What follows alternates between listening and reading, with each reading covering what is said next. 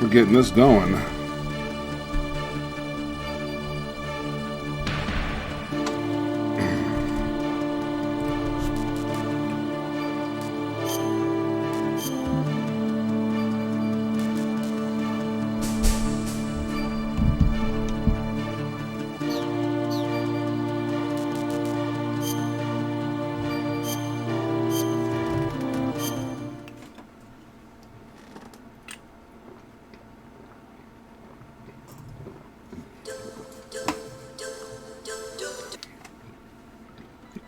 Let's see.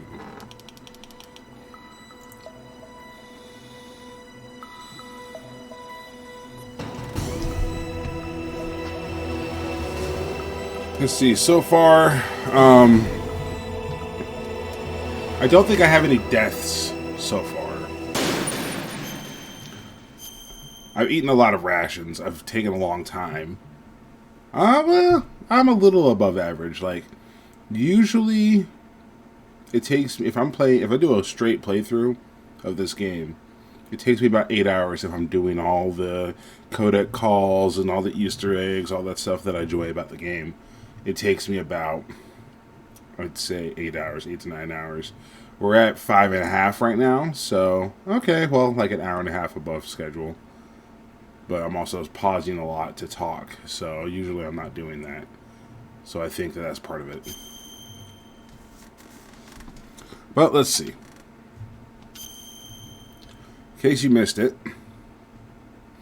to stop the launch of the new type of nuclear warhead, Snake must use the detonation code emergency override key at the underground maintenance base up north, or destroy Metal Gear itself. Snake fights Liquid's Hind D on the roof of Communications Tower Bravo and defeats it. Excuse me. Snake gets the message from Otacon that the elevator of the Communications Tower Bravo has started moving again. The entrance to the underground maintenance base is beyond the snowfield north of the Communications Tower Bravo. Snake heads for the elevator of Communications Tower Bravo to go down to the snowfield. So that's where we're at.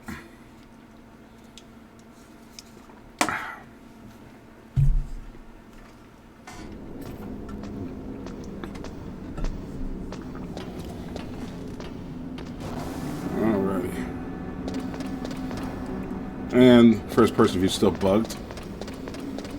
I might have to beat Sniper Wolf the traditional way. Because I can't do Nikita rockets. Usually I do that with first person view.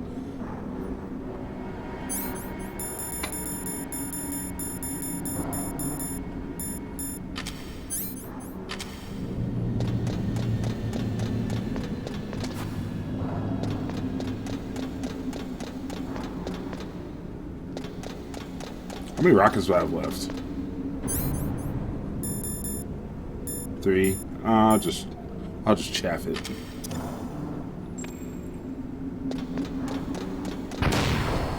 One, 2, 3.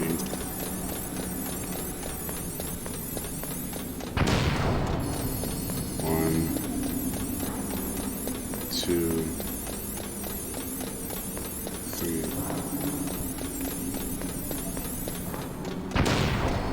Ooh, I'm cutting it close. 1, 2, 3.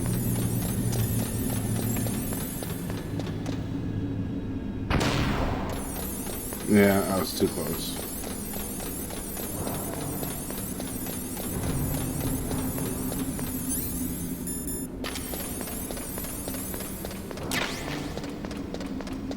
Oh.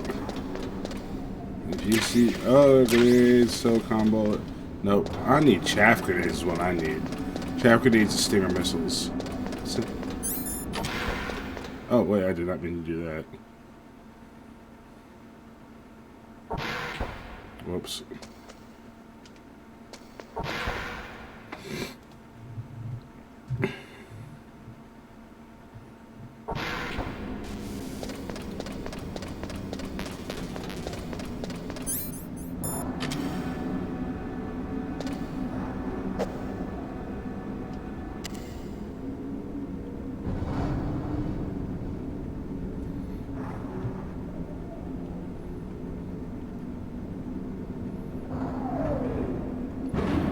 It's a strange way to hold the low ready. Like, look at his stance. He's cradling the gun under his shoulder. That could be technological limitations at the time, but ideally, you want that stock in your shoulder because he's holding it here. You know how long it's going to take for him to get that gun shouldered, get a good cheek stock weld, and get his consistent sight picture, and then open fire. Whereas if he keeps it indexed, the buttstock indexed on his shoulder, then it's a lot easier because you've already got that point of reference on the shoulder. You raise the rifle, get your cheek stock weld, you open fire. So coming from here to here, it's excess wasted motion. So look at him rocking PVS 5s. PVS 5s back then. Well, in 2005, he would not have been around. Even in 98, when this came out, the PVS 7s were out, which I've used those in Iraq. Those aren't the best night vision goggles, but they are a lot better than PVS 5s. Let's take a look. I want to say PVS 14s were out back then, but I could be wrong.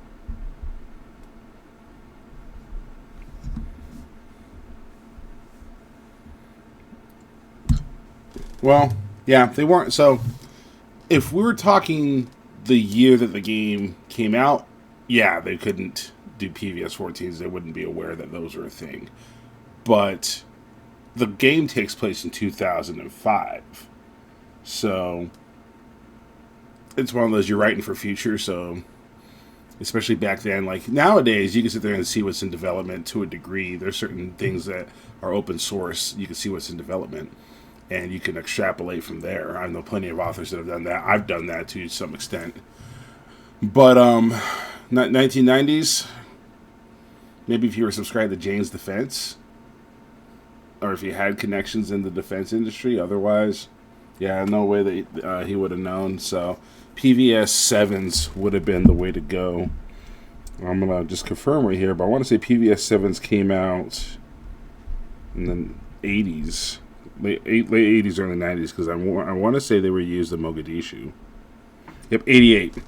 1988 was when the PVS 7s came out, so he should be rocking PVS 7s, but PVS 5s were Vietnam era night vision goggles, and clunky, super fucking clunky. They're gonna. You think that we as soldiers, we complain about, oh wow, I don't like wearing nods, I'm sitting on the prone, it strains my neck, with this and that and the other.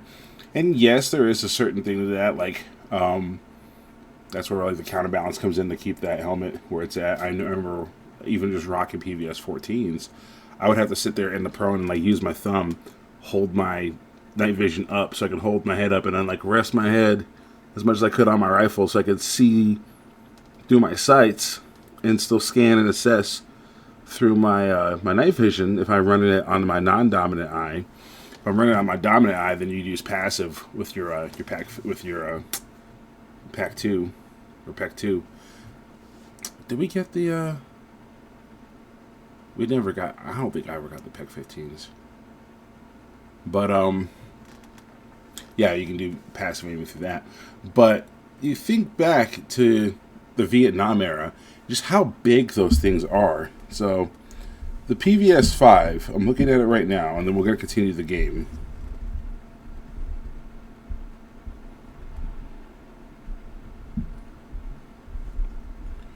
Alright, so it says the PVS 5 weighed 850 grams, which translates into just under 2 pounds.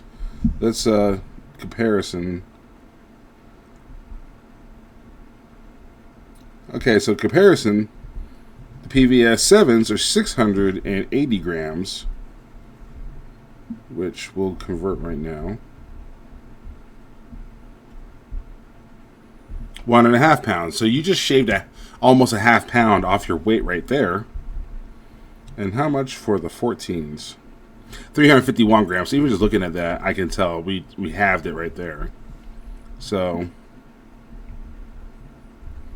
351.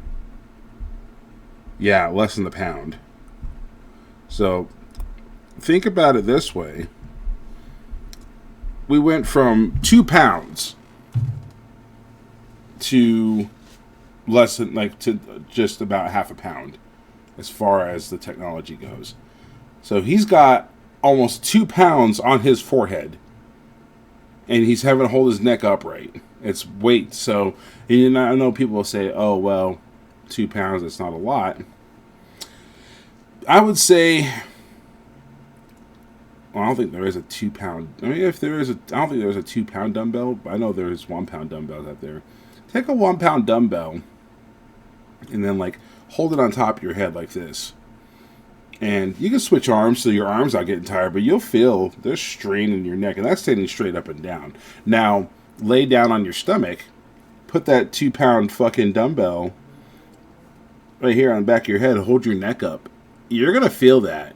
That's heavy. So, yeah, Rocket PVS 7 sucked. Lack of depth perception. They were clunky. PVS 14s, much better. Sucked using them in the prone. But I also realize how fortunate I am that, one, I had night vision to begin with, because night vision was not a standard issue thing back in the day. Like, even through the fucking 90s, like, everyone getting night vision was not a thing. Back when, it wasn't until, like, a couple years after I'd enlisted. I would say a lot of I don't think everyone had night vision when I was in Iraq. A lot of people did. But we also, since the PVS 7s are clunky, we just use binoculars and put them away. Which actually I got clowned on when I got to my National Guard unit. Because they're like, you're active duty. I'm surprised you don't know how to use Zods. And it's like, well, we had these shitty ass PVS 7s, and nobody was walking around with those on. But with the PVS 14s, everybody had PVS 14s. And that was in a National Guard unit. So if the National Guard unit has it, then the rest of active duty should have it at that point. So we were fortunate to have it, and that was our key advantage in the war on terror, was that we had night vision, the bad guys didn't. I'm sure that's flipped now, but and I was even without the disastrous Afghan drawdown, that was inevitable. Just the way of technology, that was going to proliferate eventually. But fortunate that I had night vision, and fortunate that my night vision was as light as it was. So put that into perspective. Huh?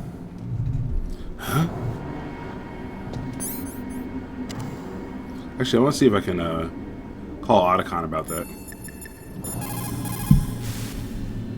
I don't know why, but the elevator just started working again. If you take it all the way to the bottom of Tower B and go outside, you'll be in the snowfield. The entrance to the underground maintenance base is in the north of the snowfield. Okay.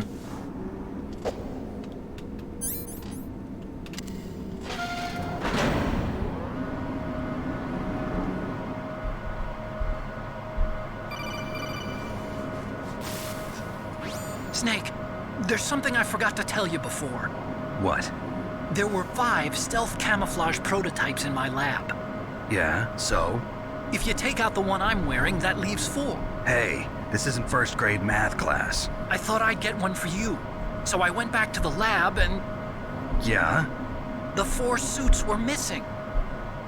Also, about the elevator that I checked out, it's really strange. It was like someone was intentionally holding it. When you were riding on it, did the weight limit warning go off? That's another thing that bothered me about it. The warning went off, and I know I couldn't be over the limit. How much do you weigh? About 135, but that elevator had a weight limit of 650 pounds. It would take at least 5 people to go over that limit. Look out, Snake! The guys who stole my stealth prototypes are in there with you! Too late, Snake! Now die!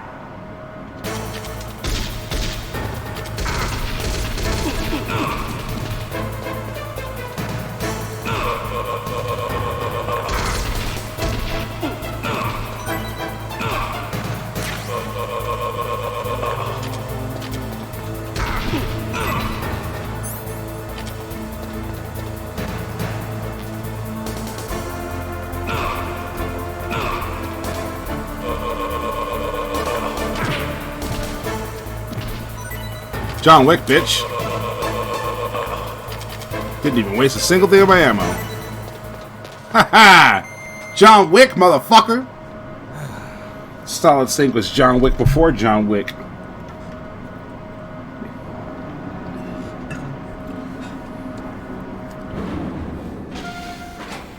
And you know, in real life,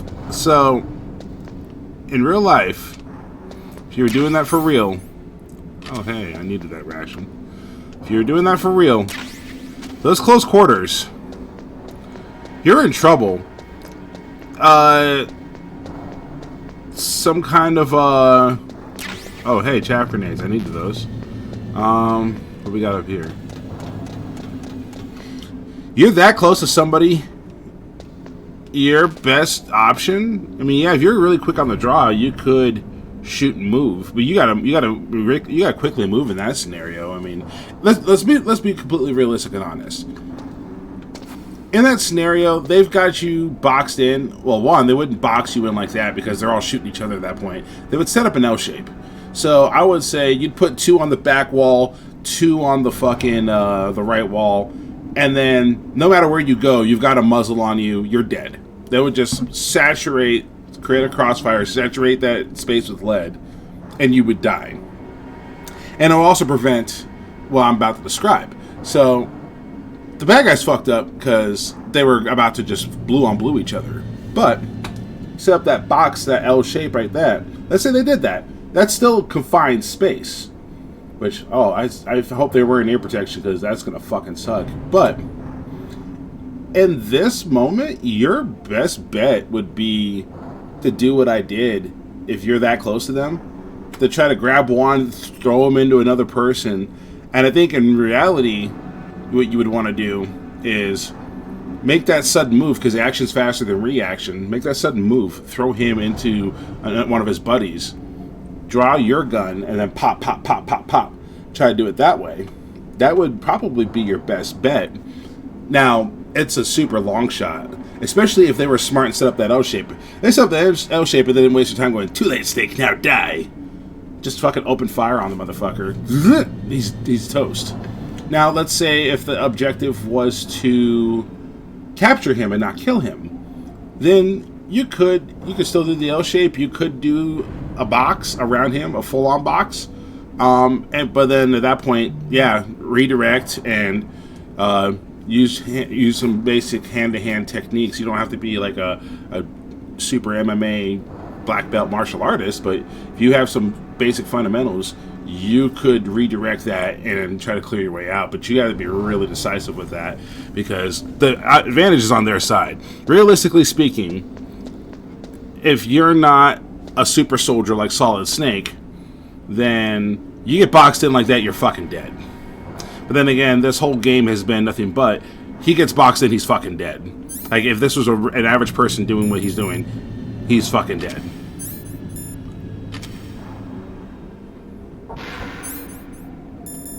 I have a camera. I hear it. It's probably right above me.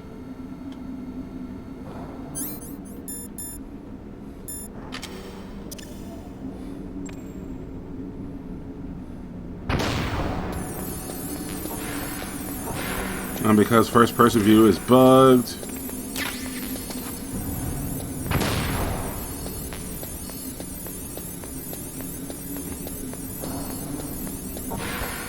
alrighty.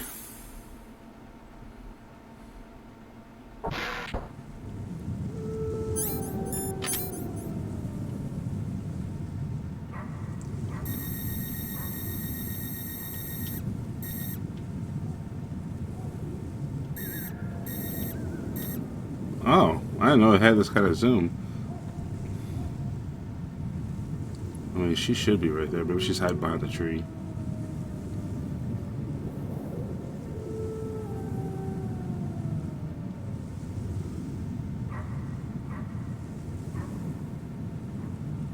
You know, I think would be cool, a little scary but cool, would be if you did this, if you had the foresight to go, cool, I'm gonna scan ahead. If you did that, then they fucking just started the boss fight right there, and then like she shoots you. I think that'd be fucking cool. That'd be prescient. But I guess they have her hiding out of sight, watching her radar. Alright. Give me the ration. Give me... There you go. Huh? Huh?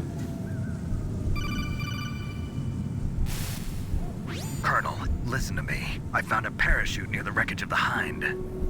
A parachute? You don't think that Liquid survived? Impossible. As soon as he jumped out of the pilot's seat, he'd be sliced up faster than an onion on an infomercial. So I what's love that that. parachute doing there then? I have no idea. A trap? Either that or a message to me. Meaning I'm not dead, I suppose. Maybe. But I think it's more like I'll string you up. Well, in any case, don't let your guard down. I won't. Naomi clearly did not appreciate that that commentary. It's more like I'll string you up. Alrighty, so this is gonna test my snipe. I mean, I'll try it with the Nikita, but if I don't get a couple hits on that, I'm gonna have to do this the old-fashioned way, which I'm not looking forward to doing because this boss fight, you saw when I looked through that camera, she has so much more real estate to work with now. With that fucking first boss fight, she just had the tower, the walkway, that little second floor, that little balcony. Not a lot of space for her to maneuver there. But in that fucking here, she's got all this real estate to track and traverse. So this is going to be a nightmare.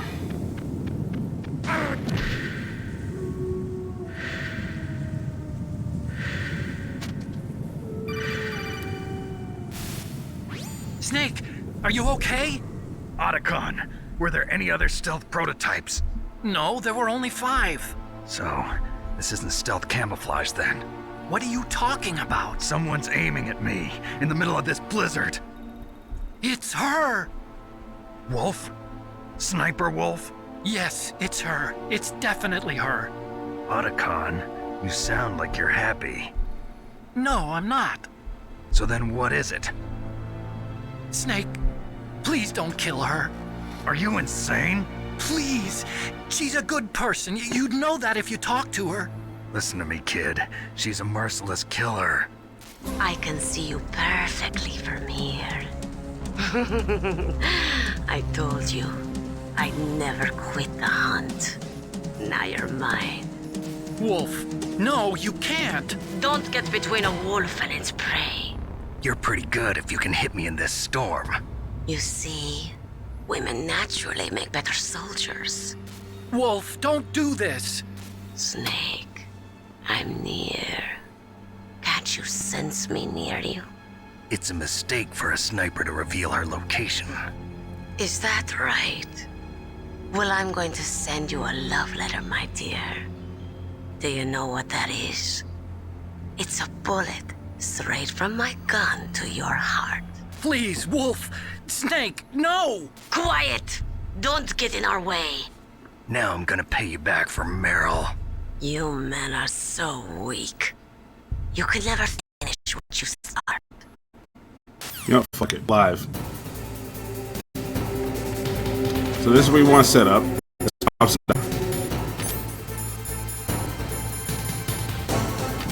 Actually, you want to help ourselves. This is not what thermal vision looks like, by the way. She's to the right, left. She's gonna shoot me.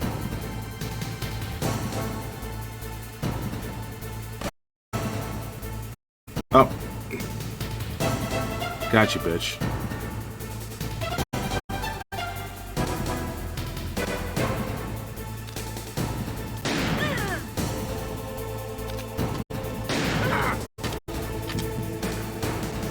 Oh, where'd she go? Oh, okay. Doing it the old-fashioned way, the way it was meant to be done. Let's pop diazepam. Check my health. We're good on health. So, real life, thermal vision is going to be actually closer to Splinter Cell's night vision. It's going to be... Now, it's not going to be as clear as the night vision was on that. But, you're looking at black hot, white hot. It's blurry like this. Like, just showing a not a lot of detail that's accurate, but it's not red. And I guess people thought it was red for the longest time because heat, but that's not how the reader works. So it'd be black hot or white hot. So,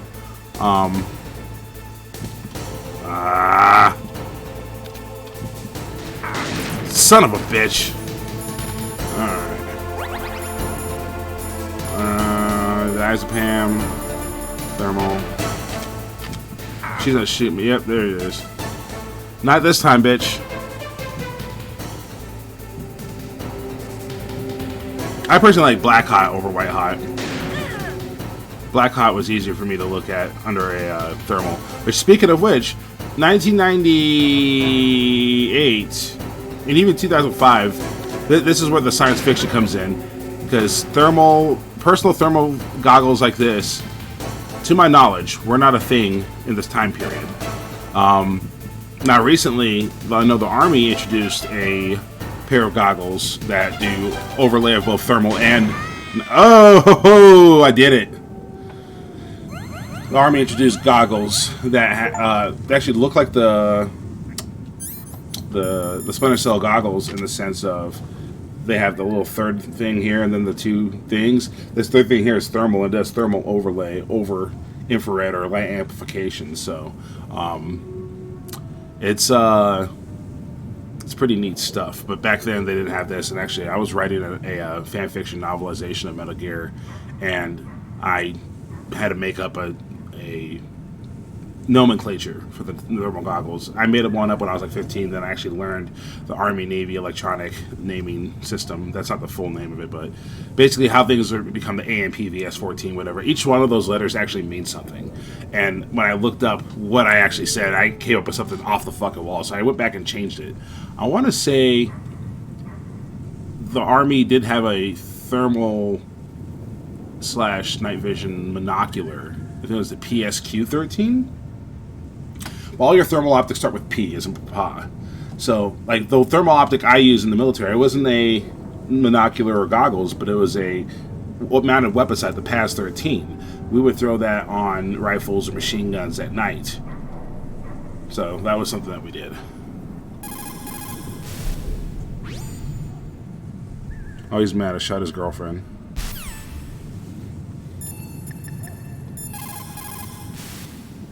It looks like Wolf is down. Now get to Metal Gear's underground base on the double. Let's see what you gotta say. If we do not drag... I'm not... It's educational, but it's like... dry. So, you beat Wolf, huh? She was a fool to use the same tactics that failed her in your first meeting. But remember, don't let down your guard until you've got a confirmed kill. And let's be honest, though. What other tactics could she have used? She's a sniper. Like, if she's going to do her sniping thing, there's really not a lot of tactics that she could use. I'll take that. And my life is full. Hell yeah. Alright, so time for... I say so many favorite cutscenes, but this is an amazing cutscene too.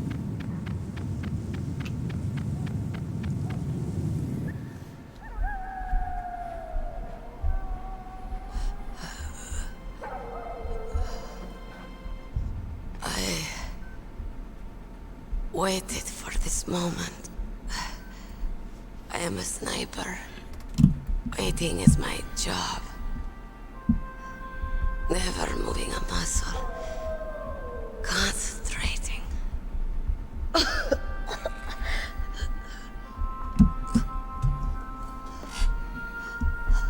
am long shot. You cannot save me. Please. Just finish me quick. I am a Kurd. I have always dreamed of a peaceful place like this. A Kurd. So that's why you're called Wolf. I was born on the battlefield. Raised on the battlefield. Gunfire, sirens, and screams. They were my lullabies. Hunted like dogs, day after day. Driven from our ragged shelters. That was my life. Each morning I'd wake up and find a few more of my family or friends dead beside me. I'd stare at the morning sun and pray to make it through the day. The governments of the world turned a blind eye to our misery. But then, he appeared. My hero. Saladin. He took me away from all that. Saladin? You mean Big Boss? I became a sniper. Hidden. Watching everything through a rifle's scope. Now I could see war. Not from inside, but from the outside. As an observer. I watched the brutality, the stupidity of mankind through the scope of my rifle. I joined this group of revolutionaries to take my revenge on the world. But I have shamed myself and my people. I am no longer the wolf I was born to be. In the name of vengeance, I sold my body and my soul. Now I am nothing more than a dog. Wolves are noble animals. They're not like dogs. In Yupik, the word for wolf is Keglanek, and the Aleuts revere them as honorable cousins. They call mercenaries like us dogs of war. It's true. We're all for sale at some price or another. But you're different. Untamed. Solitary. You're no dog. You're a wolf. Who are you? Are you Saladin? Wolf. You spared Meryl's life. She was never my real target. I don't kill for sport. Rest easy. You'll die as the proud wolf you are. I finally understand. I wasn't waiting to kill people. I was waiting for someone to kill me.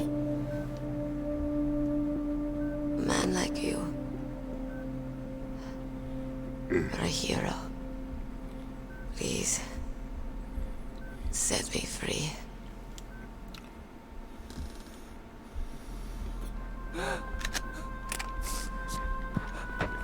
Why? Why? I loved you.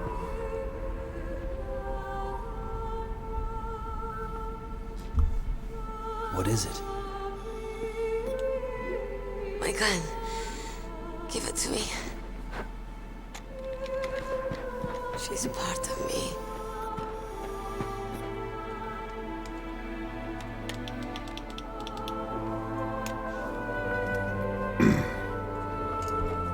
Everyone's here now.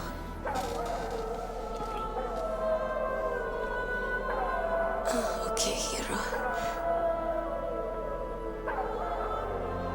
Set me free.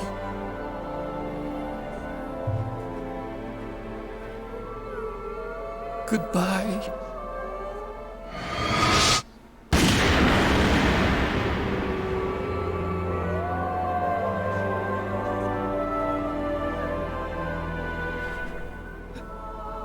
Snake, you said that love could bloom on the battlefield. But I couldn't save her. What are you doing? Returning it to its owner. I don't need a handkerchief. Why? I don't have any more tears to shed. I'm going to the underground base. We're out of time. I know. You'll have to protect yourself now. Don't trust anyone. Yeah. If I can't stop Metal Gear, this whole place will probably be bombed to hell. Yeah. We might not meet again. I'll hang on to my codec. I want to keep helping. You can leave anytime. Get a head start. A head start on your new life.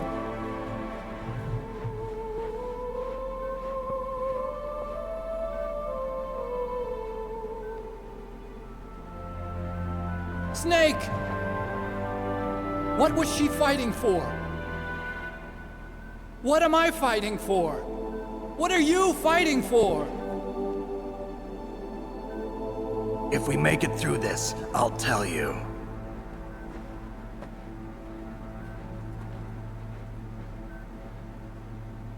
Okay.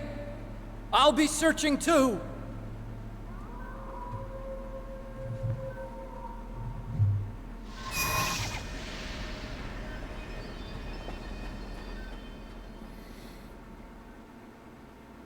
Such an amazing cutscene. I love that cutscene. Where's her body? Apparently you can see a ghost in the... if you take a photo.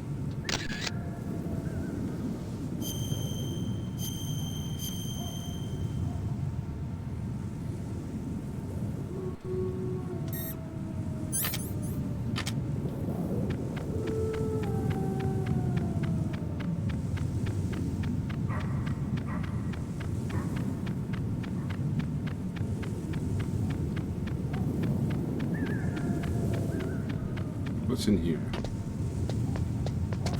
Nothing in here. Also, should be noted, much more realistic space for a truck than Metal Gear and Metal Gear 2 Solid Snake. Metal Gear 2 Solid Snake was better than Metal Gear 1. Metal Gear 1, that was a whole ass building you'd go into the trucks on. I get it, technological limitations. But I was just like, I remember I'd go into that truck and there's like 4 dudes just chilling inside the truck with plenty of space to roam. I'm like, what the fuck is this? Oh.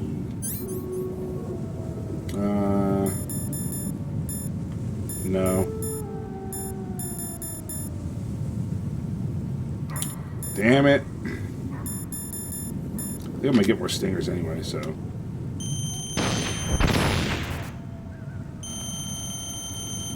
So I throw a grenade right here. I'm facing the right way now.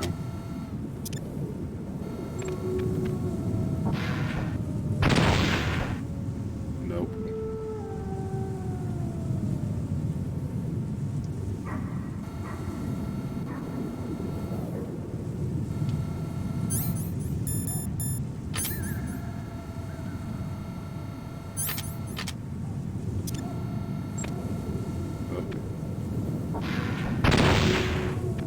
Did it work? Nope. Guess I'm wasting a chaff grenade then.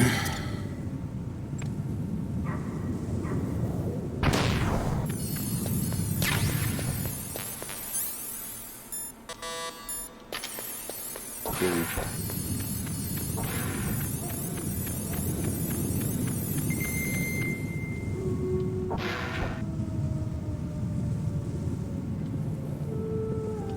See what the scope says.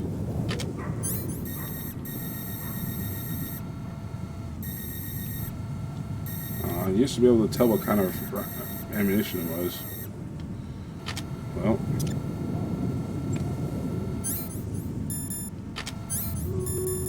Making sure there's no mines there.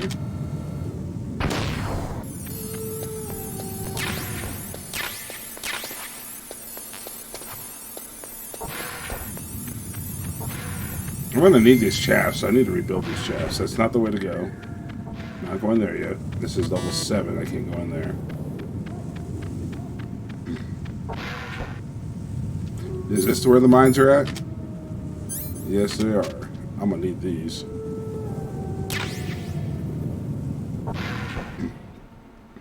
The fun fact unless you are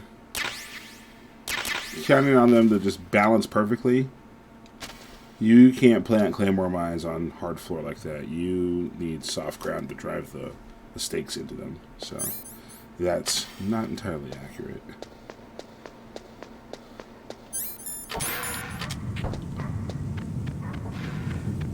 Now, it is a case of...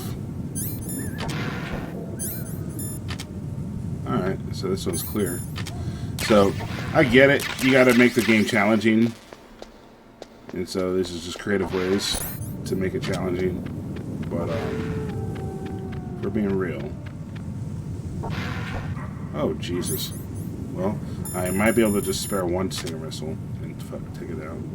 I'll place it right there. Hell yeah. Gonna need some stingers though. Chaff! Chaff! Chaff. Alright, not as much chaff as I was hoping, but nice chaff. Is there any more over here? No, we're hitting the edge. So, I think we hit everything.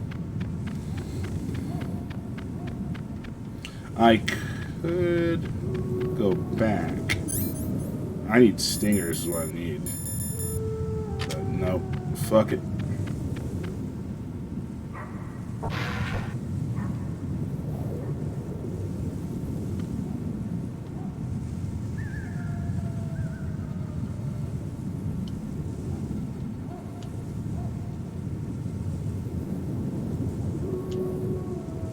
I really wish that this first-person view wasn't bugged.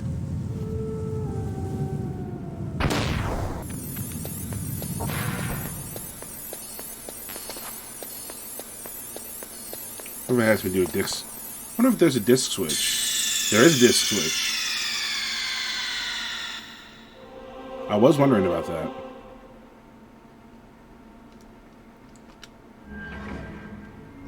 Ha!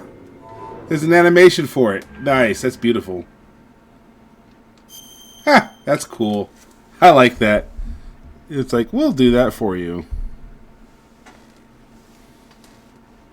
That's cool.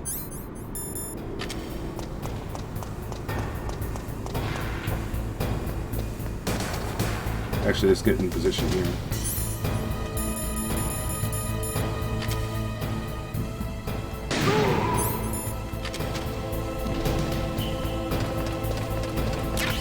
Stun grenades. Okay.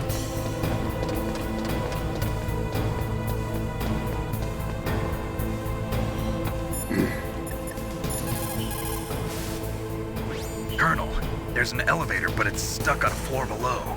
That elevator can probably only be moved from below. There must be some other way down. Look around. Dr. Emmerich knows the base well. Why don't you ask him? Let's call him.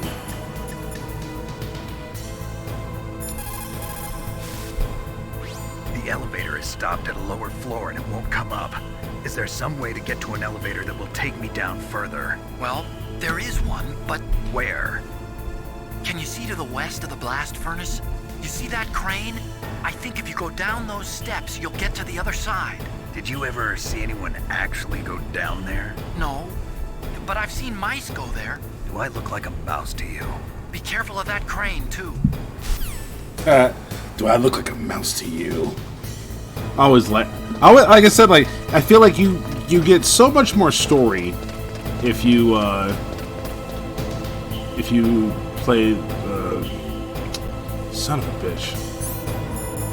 If you play the codec calls, you get so much more story than if you just play it straight through. Which is why, like, the whole Twin Snakes is better because the gameplay is like Metal Gear Solid 2 and the graphics are better. I'm like, I don't give a fuck about any of that. Like, I don't keep replaying this game for the graphics. I replay it for the story and the atmosphere and the feel. And you lose a bunch of that with fucking Twin Snakes. Alright, let's hope the D-pad holds out. Alrighty. Now, if I wasn't trying to fucking get a decent score with my alerts, I would just blow that crane away.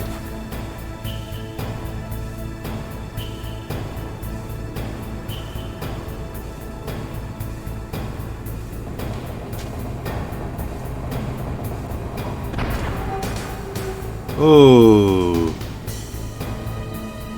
Yeah, as soon as that crane hits you, you fucking fall and die, so.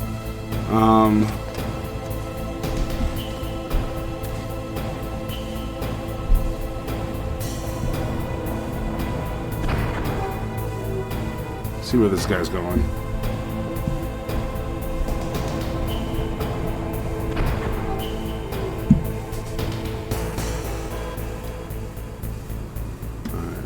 Well, let's do the scope since my first person view again is bugged. I almost never use the scope. I've used the scope more on this playthrough than like probably my last 10 playthroughs combined because of this stupid ass first person view being bugged. It's ballsy, ballsy, ballsy, ballsy. Let's go, go, go, go, go, go, go, go, go, go, go. All right. When he comes up the stairs, we'll take him.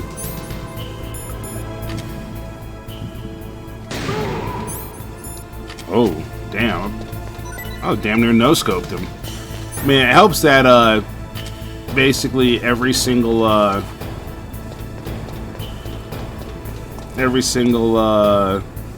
shot in this game is, a fucking, headshot automatically.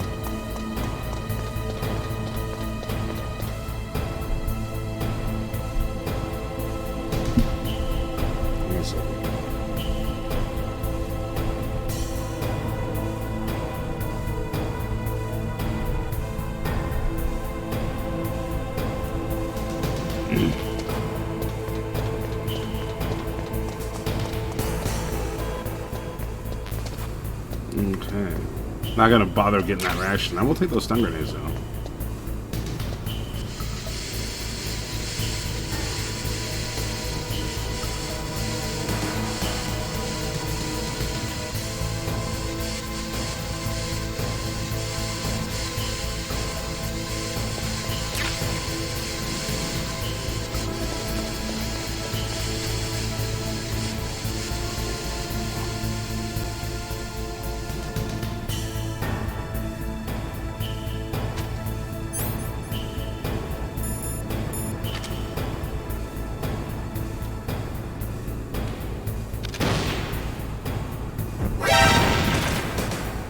Well, that didn't work. Son of a bitch. Let's go wide then. Good thing I killed the guards. Damn it!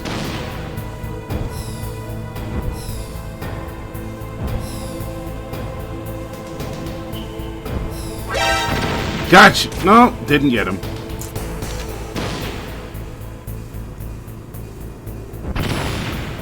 Wow, so I have to use a stinger to get it. Well.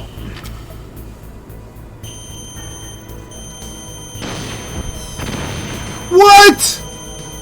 Wow! Wow! That was horseshit. You saw the lock on the fucking camera.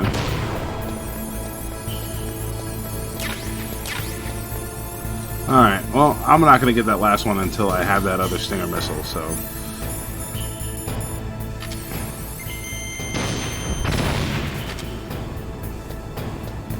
Alrighty. Now I can get that other one. There we go. Gotta be careful though, there's no railing here, so... Yeah, it's everything. I got 8 of them now, so... Better than none.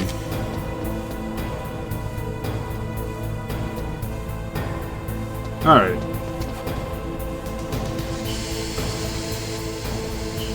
Get up. Oh, hey. Oh!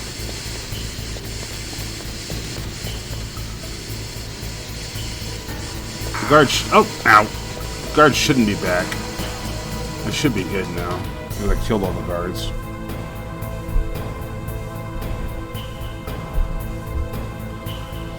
Alrighty. push forward.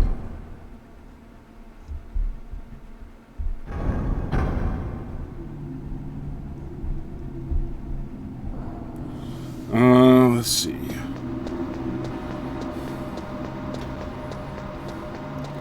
Give me that. Oh, don't give me that, I guess.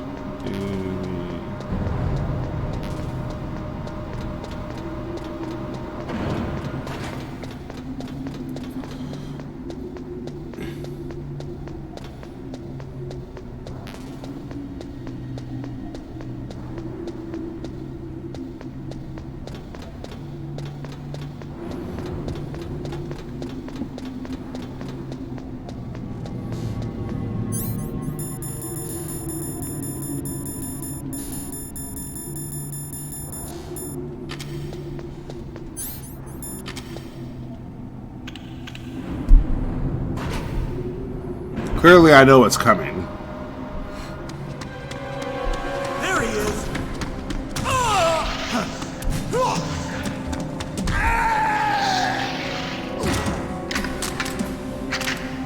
Damn.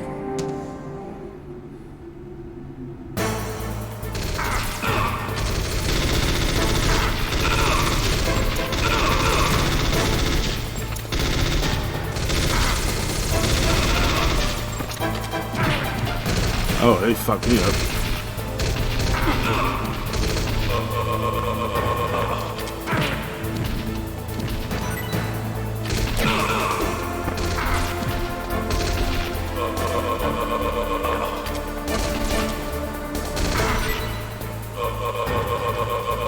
Fuck them.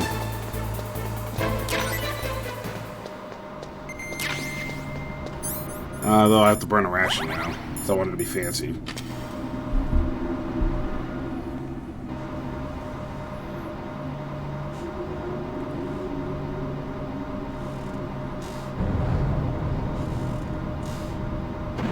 So I have to burn a Stinger missile here because there's mines in this area too. So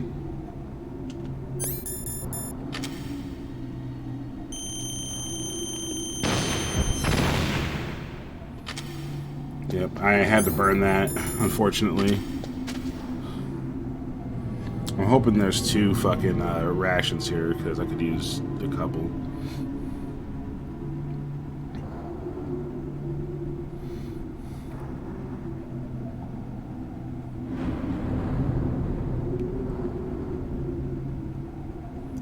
Where the hell are the mines? There we go. I knew they were here somewhere. Might not be using a lot of the Stinger. Might be trying to get Vulcan Raven with the Nikita, which I was actually thinking about this the other day. My strategy for employing the Nikita with Vulcan Raven. Oh no! Come on, you fucking. I'm full on fucking I'm full on it.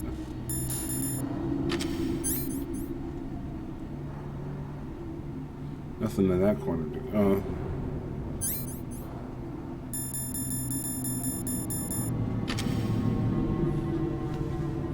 I will say that after you get used to the grouping on Metal Gear Solid 2 for the items, it is a lot easier.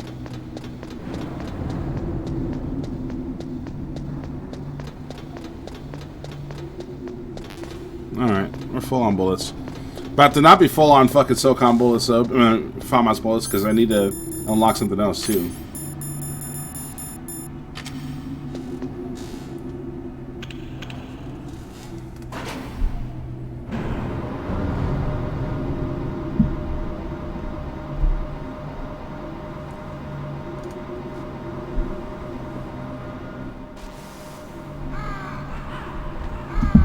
Come on, land.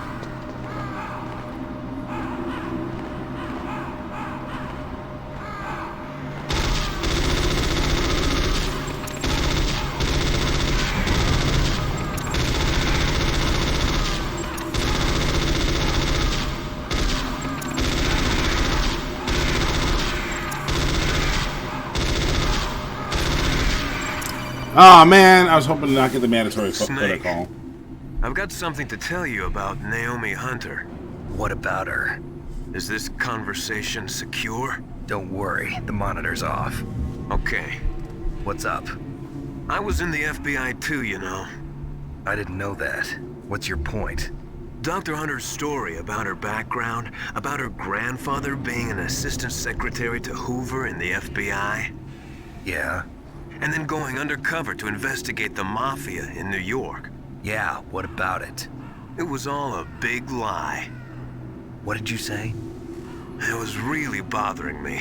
Why would she lie about it? She lied? She might be a spy.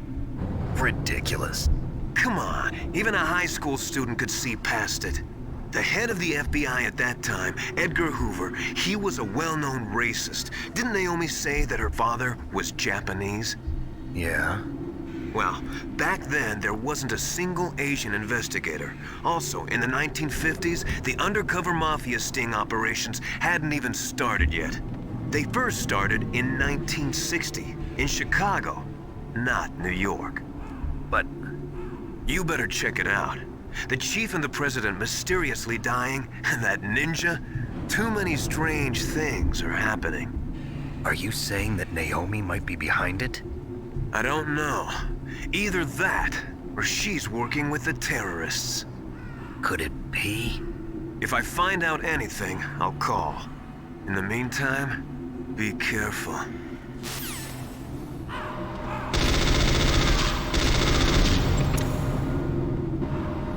Well, I might not have unlocked. I'm gonna try to unlock that that phone call, but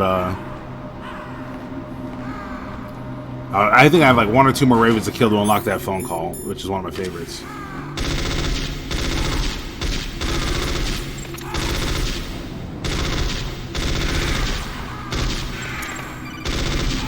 Yes. Snake, we're not paying you to be a scarecrow, you know. Oh, things. Ravens are God's creatures too, Snake. I fucking love that conversation. It only burned through 3/4 of my ammo to get to it, but it was worth it. Fucking worth it. Snake, we're not paying you to be a scarecrow, you know. Ravens are God's creatures too, Snake. Let me use that. Oh boy, that was fucking funny. Whew! I missed the one earlier where you can shoot the rats, and then you'll get 2 calls, one from Naomi and one from Colonel Campbell. When Colonel Campbell calls you, he's all like, "Snake, we don't need a rat trap. We need someone to stop that goddamn nuke from being launched." I fucking love that. And then the other one is Naomi will call you, and she'll be like, "Snake, is killing rats really that fun? Killing small animals is a sign of a twisted, warped mind, you know." I remember as a kid, I'd be shooting the rats, and then fucking Naomi be like, "Snake, is killing rats really that fun?" I'd be like, "Yeah, you should try it." Shit was funny. Alright. But now, we unlocked another Easter egg, so...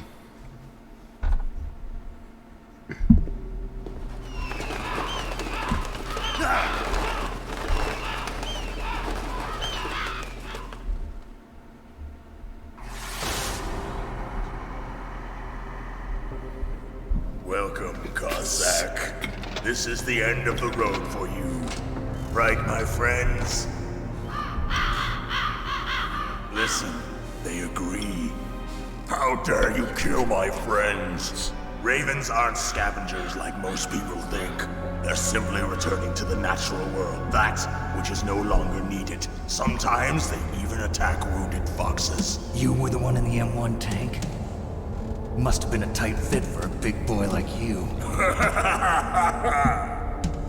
But that was no true battle.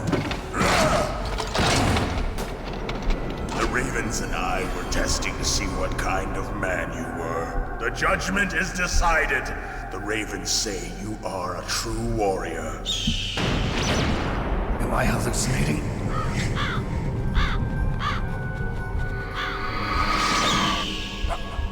I can't move. The Raven has put the mark of death upon you. Blood from the east flows within your veins. Ah, Your ancestors too were raised on the barren plains of Mongolia. Inuit and Japanese are cousins to each other. We share many ancestors, you and I. I don't have any crows in my family tree. You jest, but indeed ravens and snakes are not the best of friends. Nevertheless, you will make a worthy adversary. You live in Alaska too. You know of the World Eskimo Indian Olympics? Yeah, I know it. Must be a real threat in the muck-duck eating contest. Yes, you are right. But there is another event that I Yes, you are right. It is called the ear pull. It is an event where two opponents pull each other's ears while enduring the harsh cold. It tests spiritual as well as physical strength. You want to pull each other's ears? The form is different, but the spirit is the same. Rejoice, Snake! Ours will be a glorious battle. This isn't glorious. It's just plain killing. Violence isn't a sport. Well, we'll see if there is iron in your words.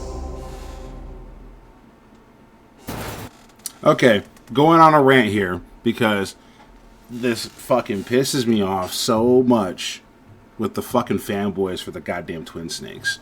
And like fucking, it's something that, like I said, I lost some respect for Hideo Kojima for getting pissy with Jeremy Blostein about this. So the scene you just watched, when he asked him about the World Eskimo Indian Olympics, which I don't, that's got to be a outdated name because the first half of that term is it's considered offensive.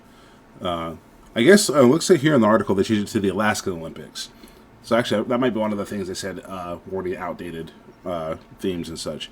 So when he asked him about the Alaskan Olympics, the original line that was the improvement for Twin Snakes and closer to the original translation was, "With that strength, you must have been training in the stick pull and four-man carry." Or you have Blostein, who read that, was like, that's garbage, threw it away, and then went with, "Yeah, I know it. You must be real threat in the muck-tuck eating contest."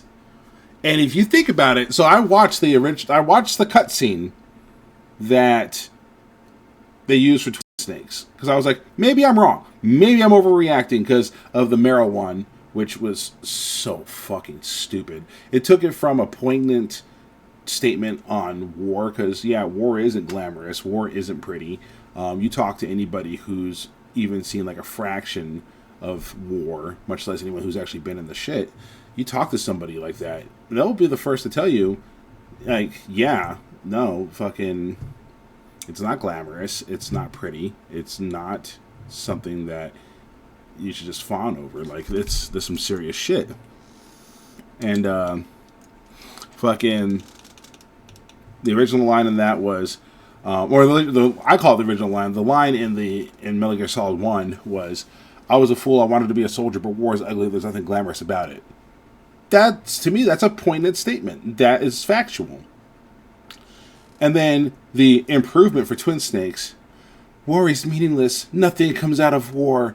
Oh, right. So I guess we should have just hugged the fucking Nazis to death back in World War II. Guess we just should have fucking hugged Al-Qaeda to fucking death. Then that will convince them to fucking join our side. I guess the Ukrainians should just hug the fucking Russians. That's all, because nothing comes out of war. Are you fucking kidding me? Are you fucking kidding me? That's fucking stupid as fuck. That's some hippie commie bullshit is what that fucking is. So, no. Fuck that shit. Fuck the goddamn Twin Snakes. But, going back here, you look at the conversation, the part about, "You were the one in the M1 tank.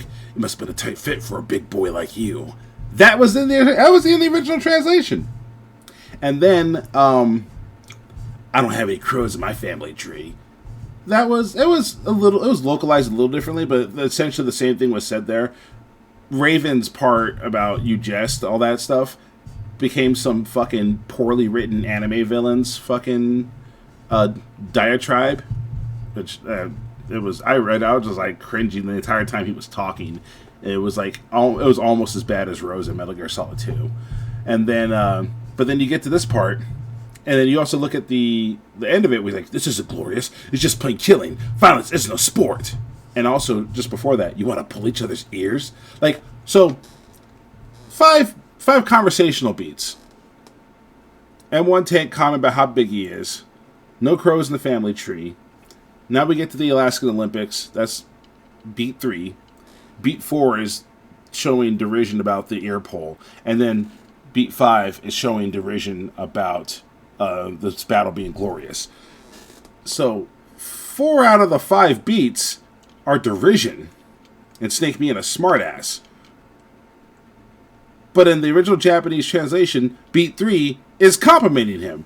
Oh, with that strength, you must have been training in the stick pull and 4-man carry. What is this? Who's this fucking MGK battling Eminem? Fucking giving him a compliment? No. That's fucking stupid. The original fucking, what Blaustein went with was the right decision. And I just realized, as I was thinking about this, how to put this in writer's terms. So,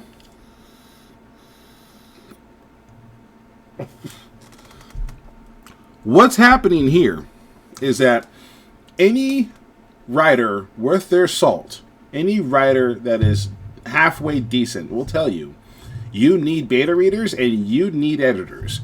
Because something that you wrote down might sound fantastic in your fucking head. And you might write it down and you might fucking think this is the fucking best thing since sliced bread. And you might be like, yeah, this is such an awesome scene. But then you get it to your editor, you get it to your beta readers, and they will tear it to fucking shreds. And they do that out of if your beta readers are people you professionally hire, to do that out of a sense and duty to professionalism, a sense of doing the job right. If these are your friends, then they're doing it because they love you. They are doing it because they want to see you succeed. They're not trying to rip you down just to rip you down. They are doing it to try to ensure you put out the best possible product. Prime example, last year I wrote a novella, and I thought it was pretty fucking good. I thought I did a pretty bang up job of it. And then I got it to my beta readers, and the overwhelming reaction to it was, this isn't your best work. Like, it wasn't bad. It wasn't like, oh, this is the most terrible thing. 'Cause I trust my beta readers, even though they're my friends. I trust them to tell me if it's complete garbage. So if I wrote something that was complete garbage, I would trust that they would tell me it was complete garbage, and then maybe ask, hey, is everything okay with you in your personal life or something? Because this is definitely far below the quality you're used to producing. So this didn't fall outside of my usual quality that far, but it fell outside of my usual quality to the point where they felt the need to comment. And that I was writing outside of my usual genre was a factor. But they gave me that honest criticism, and I shelved it, and it's not published. And maybe someday I'll circle back around and edit it and get it and try to improve it. But I got other projects I'm working on right now, so it's sitting on a shelf and indeterminately shelved. It's in development hell. But I took that criticism, and I was like, okay, no, I see what you're saying. And that criticism is the friction that creates growth for writing. And I think that Hideo Kojima, if he's got editors, they're not doing him any favors. Or maybe they're doing him favors in Japanese, where, again, I've mentioned repeatedly the cultural barriers, the different idiosyncrasies of language. The syntax is going to be different, and realizing that if you want to get global appeal, you're going to have to change up your style. And I'm even go so far as to say, after Metal Gear Solid 3, to a degree he still maintained very melodramatic flair, but after 3, the melodrama wasn't nearly as bad as it was in 2 and 3. So 4, Peace Walker, and 5, the melodrama is still present, but it's not nearly as bad as it was in 2 and 3. But I think 1 is still better than all those games as far as the level of melodrama and the dialogue, but it gets better after 3, and I feel like someone maybe finally talked to him. But regarding Metal Gear Solid 1, he needed a fucking editor, and that's what Blaustein was trying to do for him. Like, being a beta reader, being an editor, trying to, in translation, make it appeal to the audience to make sure it succeeds. He didn't radically change the story. Like, if he had said, oh, I'm just going to wholesale just slice everything out, and then I'm going to change this character, I'm going to change this character, I'm going to make this one white, I'm going to make this one fucking this demographic or that demographic, whatever, so it could sell. If he had gone through and done all of that, then absolutely, then he's way outside of his boundaries, then you can slap him in the dick for that all fucking day long. That's not what Blostein did. And to me, like, it infuriates me that Hideo Kojima shit on this man the way he did. And was just like, yeah, no, you're barred from ever working for me again, and you, going forward, all my scripts supposed to be literally translated. Like, that's a slap in the fucking face. And seeing all these fucking Twin Snake fanboys fucking just, like, gush their fucking pants over the Twin Snakes. It's an improvement. This is how Metal Gear was supposed to be. Well, if that's how Metal Gear is supposed to be, it wouldn't be the global phenomenon it is now. I'm calling it right now. It would have been a cult hit in Japan. Well, let me rephrase that. It would have been widespread popular in Japan. It would have been a cult hit in the United States and Europe. And it would not have gotten the traction that it did. It's because... that's the thing that blows my mind, too, is that Kojima was clearly going for nostalgia in the form of the 80s and 90s action heroes in Snake. He is a... Is the word pastiche? I'm going to look that up. I know a lot of big words, but then I also just see them and I don't see them used in full context. Yeah, that is the correct term. So Solid Snake is supposed to be a pastiche of 80s and early 90s action heroes. They actually based his physique off of Jean-Claude Van Damme. So this is what they were going for. You're going for that action hero thing, but the dialogue sounds nothing like it. And Blostein that additional feel to the story, and then that nostalgia connected with people that grew up watching those. They connected with that, and then the younger generation. What made those heroes in the 80s and 90s appealing to begin with, now it appeals to them through this new medium. So, if it wasn't for Blostein's take, I don't think Metal Gear would be nearly as popular. We wouldn't be talking about this right now. We wouldn't be doing a Master Collection. We wouldn't be playing this game right now. I don't think it was sold nearly as much, and it infuriates me that's the case of the shit on this guy. And it comes down to he was trying to be that editor for him, and Hideo Kojima refused to take that criticism, that constructive criticism. And so I don't really have any sympathy for people that don't take constructive criticism. Like, I'll tell you a quick story before we get back into the game. I remember taking a creative writing course when I was in college, and there was a person who wrote this story, and I offered them some constructive criticism and told them what they did well and told them where they needed some improvement. And this person clutched their pearls so vehemently and acted like their shit didn't stink and they were the best fucking writer since Bill Shakespeare. They were like, no, I'm the best writer. No, don't you criticize my work. And they did this. And so, me, being an asshole, I went out of my way every time I had to edit that person's stuff, because that was part of the grade, is that you wrote and submitted assignments, and you edited, I want to say, 2 or 3 other people's assignments. When I edited this person, I broke out my red pen, and I offered them nothing positive. I ripped their things to shreds. And my goal was, one of 2 things is going to happen. Either you're going to learn to take constructive criticism, or you're going to quit writing. And I think you should probably do the latter. If you can't take constructive criticism, then you should quit writing. Simple as that. If you can't take a bad review, if you can't take somebody not thinking that your story is the best thing since sliced bread, you're in the wrong fucking business. You're in the wrong hobby. You're in the wrong fucking sport. Get the fuck out. Go fucking, I don't know, collect coins or stamps or some shit. Because this ain't for you, bub. This ain't fucking for you. Get the fuck out. So that's something that when I see someone that's so thin-skinned when it comes to constructive criticism, and by no means, I get it. I get the urge of, hey, I'm really proud of this work as someone tears it to shreds.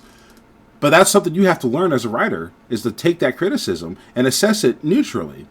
I've had people that gave me 3-star reviews, which is like barely acceptable. But then they list their reason to say, this character could have been fleshed out a little bit more. The pacing was a little off. I feel like you should have done more research on this. Those are all constructive criticisms. And when someone gives me a review like that, I thank them. I go, absolutely, thank you for a review. And I thank you for bringing this to my attention. And I'm going to try to incorporate this and learn from it and make my work better next time. And I think to this day, I have done that. But then you get like 2 or 1-star reviews where they're like, too much swearing, or you offended a whole political demographic, this and that, like bullshit little things like that. Then I just say, yeah, go fuck yourself. I don't fucking pay attention to those reviews. I don't fucking entertain. I don't engage those people. I don't respond to them, and I don't factor them in to my work. I just go, well, that person's not going to read the next book because that's not a fucking valid criticism, and they can just go fuck off. But if it's a valid criticism, which I believe all of fucking Blossing's edits were, it's a valid criticism, then take it and get better.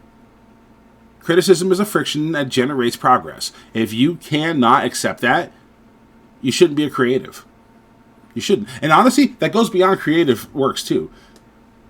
Criticism is going, whether you are talking about writing a novel or drawing a comic book, or you're talking about singing a song, or producing a rap album, or if you're talking about hitting the gym and trying to improve your physique, or you're wondering where you can do better on your diet, or if you're an accountant and you're wondering how you can best organize the numbers in spreadsheets, or if you are a salesman and you're wondering what techniques you need to in order to close more deals. Doesn't matter what the fuck you do. If you're an infantry soldier or a fucking Cav Scout, which, I mean, one of my best friends is a former Cav Scout, so I won't talk too much shit on them, but I'm an infantryman. There's a natural rivalry there. Infantryman, Cav Scout, engineer, operator, whatever, and you want to improve your job, you want to improve your job performance, you're going to need to take criticism. And that criticism is going to be the friction that gives you what you need, the energy you need, the heat that you need to develop and improve. And if you cannot take that as a person, if you cannot take criticism as a person, then you're fucked. That's really what it comes down to. You're fucked. You're not going to be improving anything. You're going to be mediocre at best. So settle into that mediocrity, because that's where you're going to live. So anyone that's been on that rant with me, thank you for listening, because seeing that scene again and remembering the Twin Snakes improvement, I had to get that off my chest, because the Twin Snakes fucking sucks. Fuck the Twin Snakes. So, now that I got that off my chest, let's get back into it.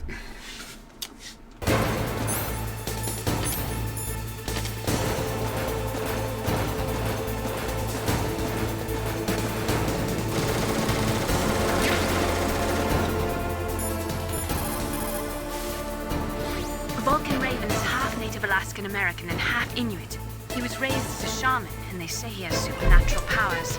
During the Cold War, he trained in Russia with the BIMPO, the Soviet Special Forces. In 1993, he was demoted by President Yeltsin following his coup d'etat, so he fled the country and became a mercenary.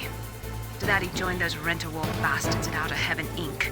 He stayed there until he joined us in Foxhound, thanks to a strong recommendation from Revolver Ocelot. That cannon he's holding is a 20mm Vulcan gun. You usually see them mounted on fighter planes. You can't take him on in a firefight. He'll make mincemeat of you. He's not just strong, Snake. He's a graduate emeritus from Alaska University, so he's a quick thinker, too. In any case, you'd better not try to attack him from the front. Normal weapons are no match for his 20mm Vulcan. Try to attack him from the sides or behind.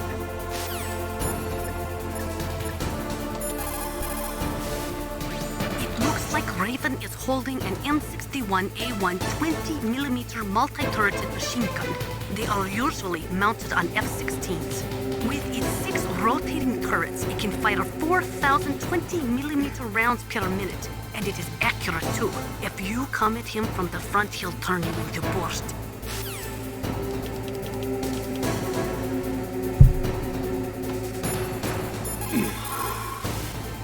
That place is right in the middle of the permafrost. Just like the name says, it never melts. I've heard over 85% of Alaska is permafrost. It's extremely cold there, Snake. If you don't hurry, your sea rations will freeze. One way to prevent your sea rations from freezing is to hold them close to your body by equipping them. Well, that's another thing, too, is that they wouldn't be using sea rations back then. MREs came out in the 80s, so you should be using MREs, but I think those can freeze as well. That room is still under construction because their main priority was to finish Metal Gear's underground base.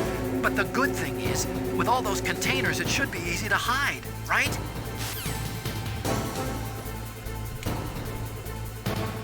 So to give you guys an idea of how big those bullets are they're talking about. Like 50 caliber is like the A tall, roughly. So if you 50 caliber using Imperial, you're using Imperial or American Standard measurements, and you convert that to metric, rough equivalent is going to be a 12.7 millimeter. So it's a 12.7 millimeter. So almost double the size. Like, so almost two of these, just short of two of these. So probably like this big, I imagine. I'm just eyeballing it here. 20 millimeter. One, like a 50 caliber round. Now, I'm not going to say I know the science 100% behind it, but I've heard if it comes near grazing you, you'll lose the arm. Like, just the energy that it carries when it's passing past you will do damage. If you actually connect with that, you're dead. You are not surviving a 20 millimeter shot head on, or even a 50 cal shot head on. So if you're not surviving that head on, you're absolutely not surviving a 20 millimeter shot head on. So, let's give you an idea.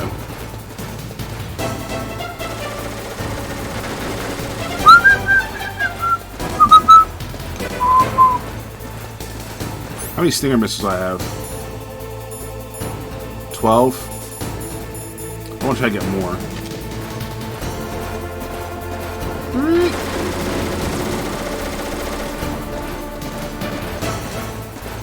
Come on out. Alright, let's try this.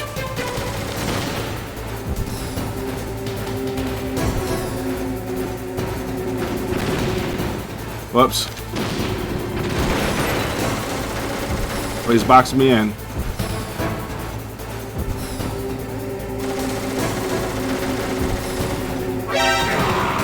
Hey, it worked. Alright.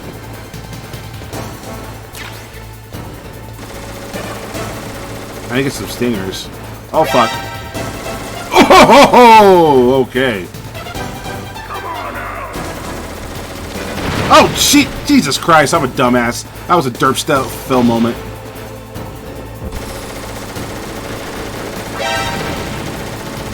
Okay, I need to hit him from behind. Actually, this might work now. Yep.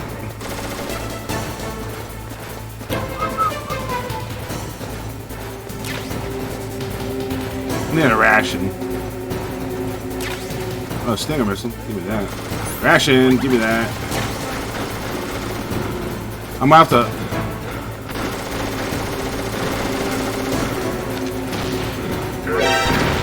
Oh, damn. Well, that didn't work out in my favor. Hopefully you come this way because...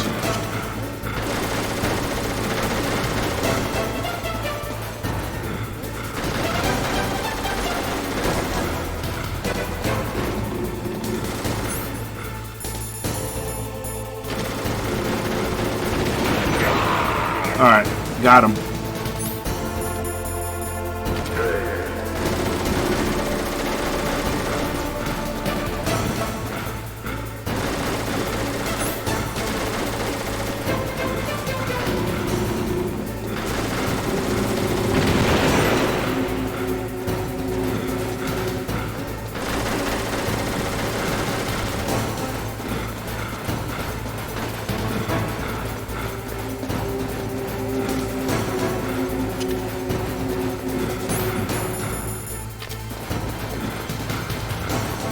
Nope. He's backtracking.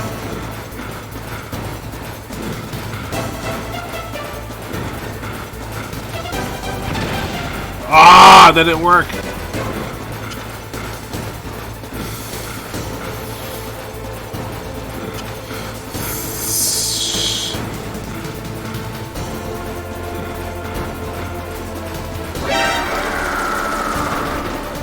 Come this way. One of them got him. Alright. Let's hold this close to our body for a little bit.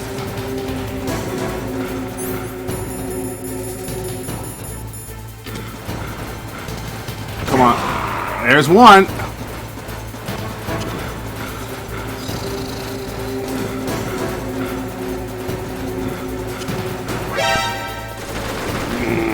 Come on, step on it. Yeah, baby. Yeah, buddy. Let me get this shit. Oh, that almost wasn't worth it.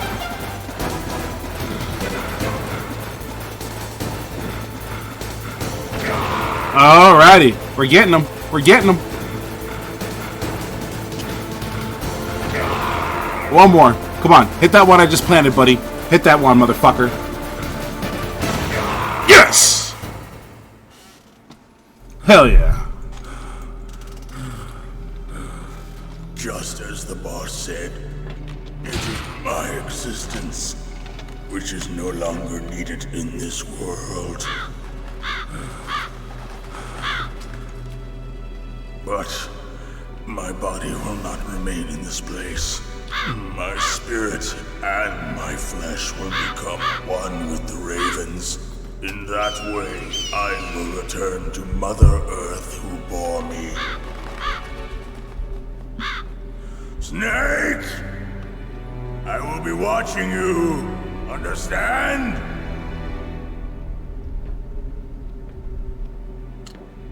Snake, take this security card. It will open that door. Why? You are a snake which was not created by nature. You and the boss. You are from another world. A world that I do not wish to know. Go and do battle with him. I will be watching from above. First, I'll give you a hint. The man who you saw die before your eyes.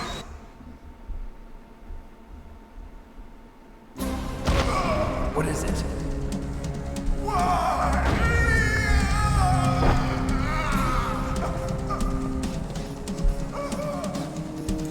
That was not the DARPA chief. It was Decoy Octopus, a member of Foxhound. He was a master of disguise. He copied his subjects down to the blood. So he drained the chief's blood and took it into himself. But he wasn't able to deceive the Angel of Death. The Angel of Death?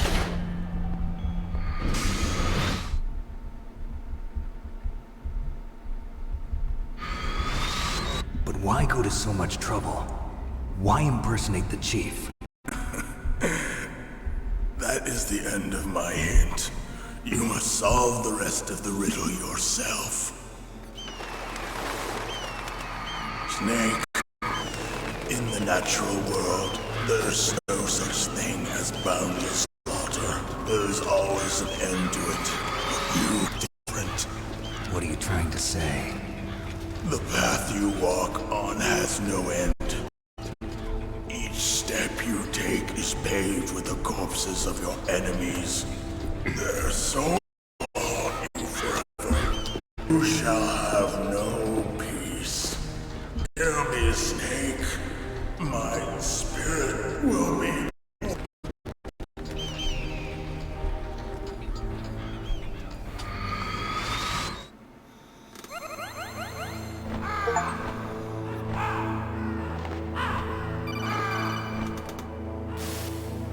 Snake, it's me.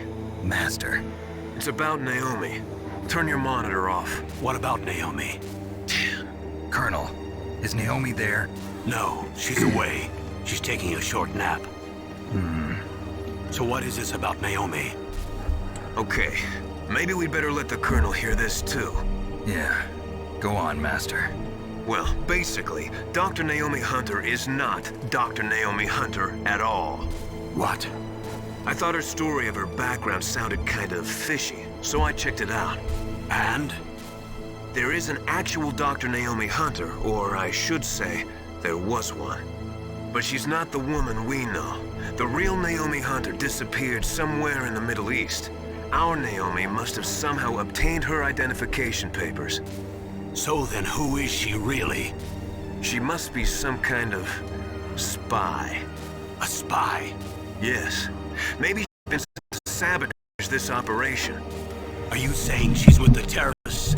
I don't want to believe it either, but she is working for Foxhound. So you think she's the uprising? Or she could be working with some different group altogether. Different group? It couldn't be... Place her under arrest. What? She's betrayed us. She needs to be arrested and interrogated to find out who she's with. If she's one of their spies, then we're in big trouble. What do you mean? Nothing. Have you let her in on some kind of vital secret or something? Does this have anything to do with the mysterious deaths of the DARPA chief and the Arms Tech president? I have no idea. Anyway, we cannot allow her to participate any further in this... Wait a minute. Without her, we can't complete this mission. I knew it. You're hiding something. Give me some time. I'll try to get it out of her. Hurry then. We've got to figure out who she is and what she's doing here. I understand. Snake, give me some time. I don't have any time left for you. Alrighty, so what I'm gonna do is take like a 15-minute break, and then we're gonna try to push and complete the rest of the game. First, let me. There's supposed to be a ghost here too, so.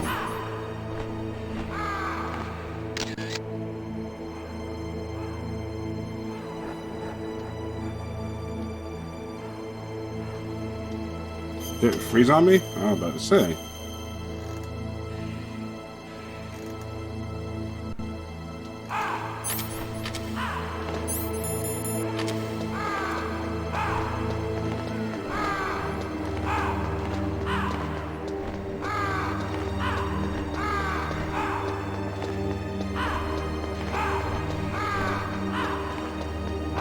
Alrighty, so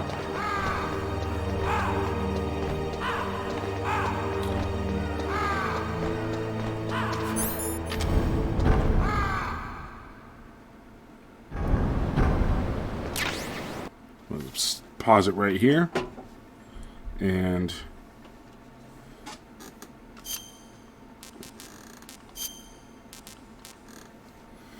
I'm going to go to intermission. I'll be back, and we will finish the game.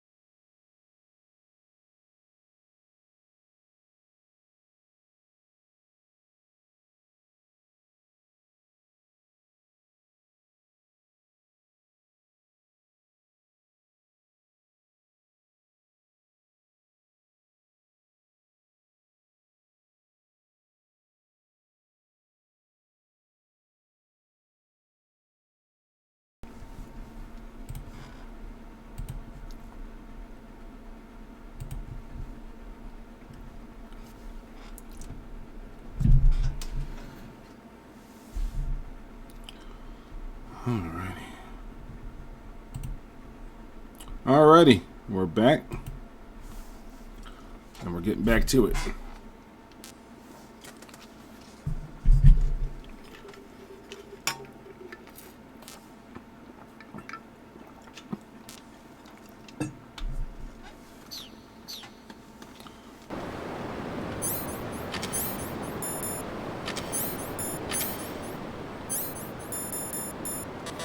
Good, I don't need that.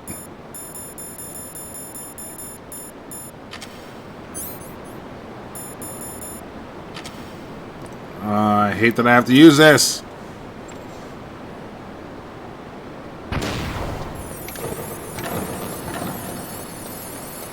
I'm going to use the second one to get up here because I think there's stinger missiles up here I could use.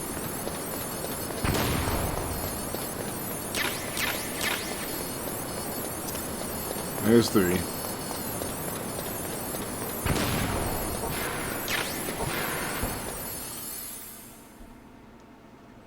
There should be some chaff grenades up there, I think.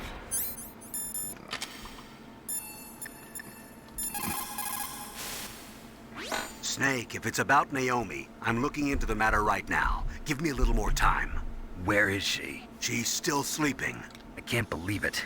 First, the DARPA chief turns out to be an imposter, and now Naomi. What the hell is going on here? I suppose you're going to tell me you don't know anything, right? I'm sorry, Snake. A madman is threatening the world with a nuclear weapon.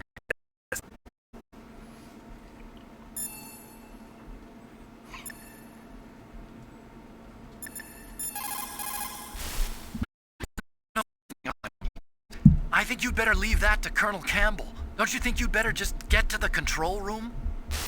See if he said anything about it being empty right now. But Snake, I think you'd better leave that to Colonel Campbell. Don't you think you'd better just get to the control room?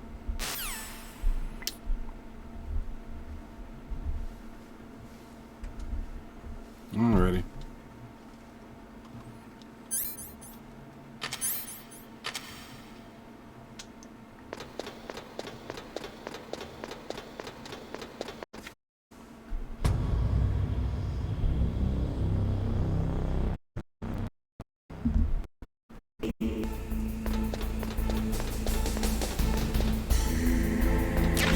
Hey, chaff grenades right there.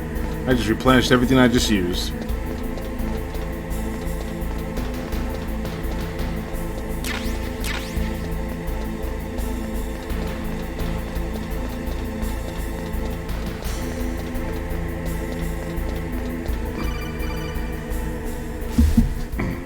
Snake, it's me.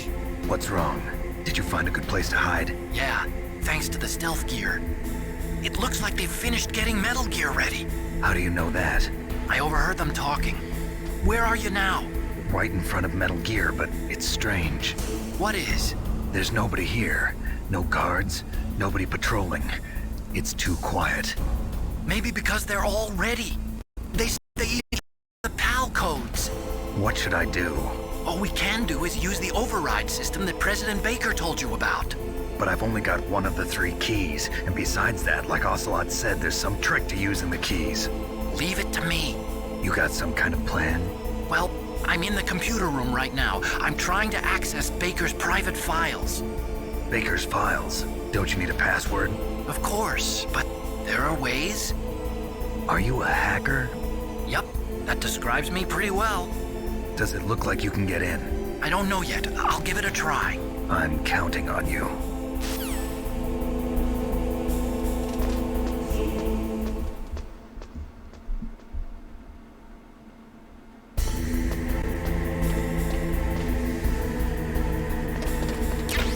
Hell yeah, more chaff grenades. Those are going to come in handy here in a few.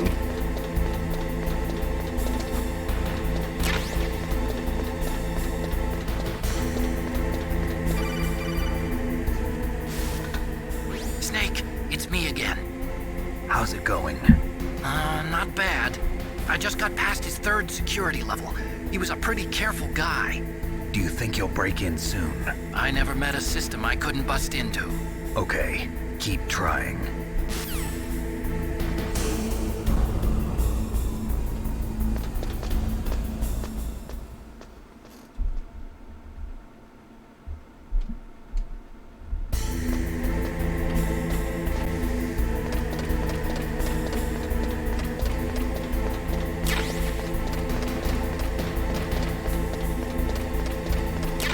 Yes, chaff.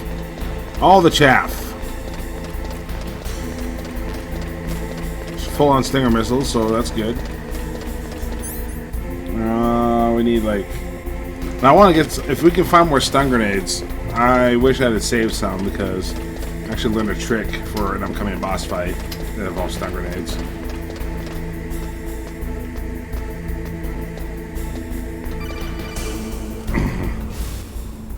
Snake, I did it. You got past security? Bingo. Great. So what do you got? I accessed the confidential Metal Gear file. So what about the PAL override system that Baker talked about? I haven't found it yet. That's what I need to know. But Snake, I found something else. What? The secret behind the new nuclear weapon. Just as I thought, the nuclear warhead is designed to be fired from the railgun like a projectile. It doesn't use fuel, so it isn't considered a missile. That way it can get around all sorts of international treaties. Pretty sneaky. Yes, but effective. And that's not even the scariest thing about this weapon. Oh, I can't wait to hear this. It's a stealth weapon. You mean it won't show up on radar? Yeah. The truth is, they've been working on a stealth missile since the late 70s. Why weren't they able to develop one until now? Because of the missile rocket propulsion system, it would be picked up by enemy satellites. Oh yeah, that makes sense. But unlike a missile, the railgun doesn't burn any propellant, so it can't be detected by any current ballistic missile detection systems. An invisible nuclear warhead. Totally impossible to intercept. And on top of that, it's got a surface-piercing warhead designed to penetrate hardened underground bases. Yeah, we learned that lesson in the Gulf War. This thing could mean the end of the world. It's the ultimate weapon. And from a political point of view, it avoids the problem of nuclear reduction and nuclear inspections. Colonel, is this true? Are you listening? I'm listening. If word of this got out, it could delay the signing of the START III treaty and cause a huge international incident. Yeah, it would be nasty. The United States would be denounced by the UN. It could even bring the president down. Did you know this, Colonel? I'm sorry. You've changed, Colonel. I won't make any excuses. Snake, listen to me. This new nuclear weapon, it's never actually been tested, only simulated. You mean they ran a computer model? Yeah, that's why they were conducting this exercise. They needed to get actual experimental data to back up the simulation. What were the results of the exercise? It looks like it went better than they hoped for, but I can't find the data anywhere on this network. You'd think the data as important as that would be carefully recorded. It was. President Baker gave me an optical disc with all of the test data. What? Do you still have it? No. Ocelot took it from me. Damn. The terrorists have replaced the dummy warhead with a real warhead. Once they input the detonation codes, they should be ready to launch. So you think they can do it? Well, the dummy warhead was designed to be identical to the real thing, so I think so. Did you find out how to override it yet? Not yet. It must be in a separate file. Right now I'm looking through all of Baker's personal files. We're counting on you.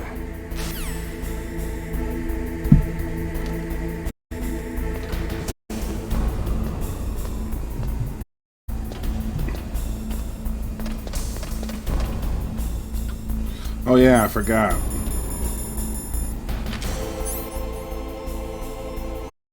Where are you at? Okay. Perfect timing. Let's get into position.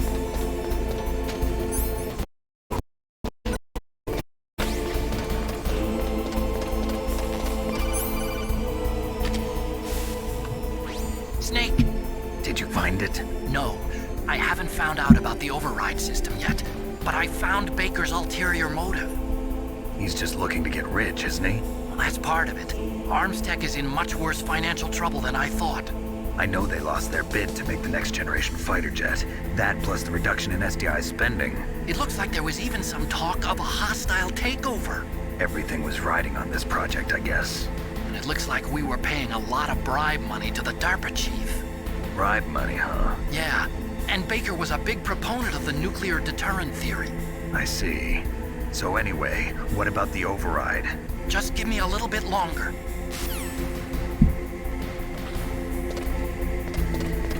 I don't need any rations, right? Oh, yeah, we're good on rations.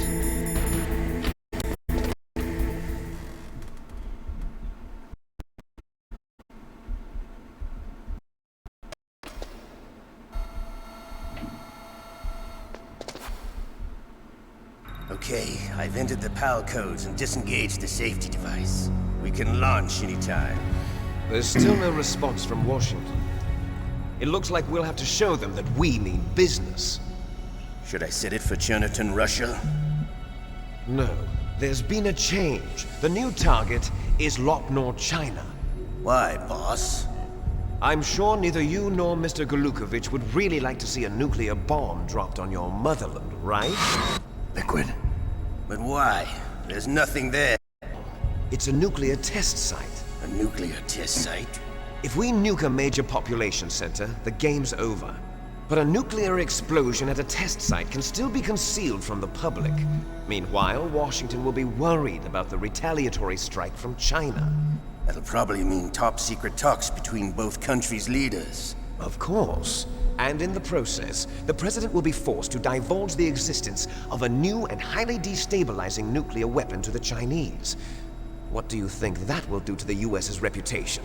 Or the President's? And with the CTBT, that means that China and India... I see. Yes.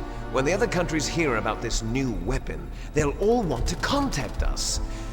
Washington won't be very happy when we start selling their own system to the highest bidders. Yes, the President will break. He will give in to our demands. Big Boss's DNA and $1 billion. $1 billion? That money will be used to cure our genome soldiers as well. I'm also including the Fox-Die vaccine in our demands. Fox-Die? It killed Octopus and the Armstech president. So it's true that it affects older people first. Mantis might not have been affected because he wore a mask. Wolf wasn't infected either. Perhaps due to those tranquilizers she always took. Something to do with the adrenaline level in the blood. Or maybe it's just because this Fox-Die was still experimental and they haven't worked out all the bugs yet. In any case, have you heard from your friend, Colonel Sergei Golukovich, at the Spetsnaz? He still has doubts about the ability of Metal Gear. He said we can talk after Metal Gear's test launch is successful. There's nothing to launch Metal Gear and a new nuclear weapon so bad he can taste it. If Russia wants to regain a superpower, the reinforced that can't be intercepted. Metal Gear will allow them to gain first strike capability over the rest of the world. Their regular army is in shambles, and they think they can restore their country's military power with nuclear weapons? Golukovich, he's no firepower. He's got over 1,000 soldiers under his command. If we join forces, we could put up quite a resistance here. Since Mantis died, the genome soldiers' brainwashing has started to wear off. I'm worried about the men's morale. An alliance with the Russians would boost that as well. What are you saying? We're not going anywhere. We're going to dig in here. We can still escape. We've got the most powerful weapon ever made, and we're about to ally with Golukovich's forces. Are you going to fight the whole world? And what's wrong with that? We can launch a nuclear warhead at any target on this planet. A nuclear warhead invisible to radar. And on top of that, this base is full of spare nuclear warheads.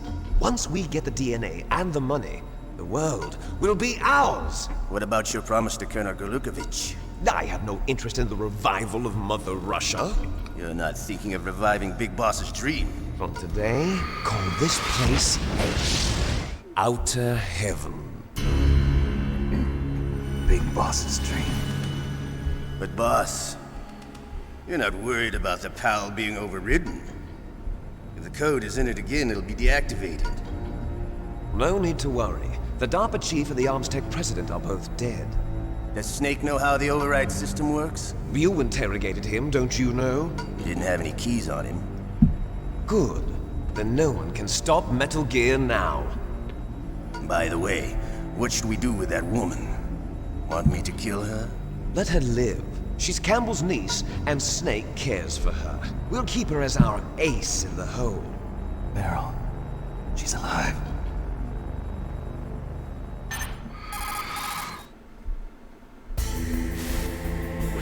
Snake, I found Baker's top-secret files. Great job. How's it going there? They've finished inputting the PAL codes. So how do we deactivate them? Okay, you see the override system that the President was talking about? It can also be used to input the detonation codes. You see, if you insert the keys when the warhead is active, you deactivate it. And if you insert them when it's inactive, it becomes activated. And you can only use the keys once. Only once, huh? Yeah, you better get started. We don't have much time. But it takes 3 keys, right? I've only got one of them. Hold on a minute. You see, that's the trick. You already have all 3 keys. What are you talking about? The card key is made of a shape memory alloy. Shape memory alloy? Just like Metal Gear 1. Or Metal Gear 2. It's a material that changes shape at different temperatures. The key is made out of it. This card key? Yeah. The card key changes shape at different temperatures. So this key is actually 3 keys in one. Clever. Can you see the input terminals in the center of the control room? I see them. Those 3 laptop terminals are for the emergency input. There should be a symbol on each screen. Each symbol corresponds to a different key. Input the keys in order from left to right. The left one's for the room temperature key. See the symbol?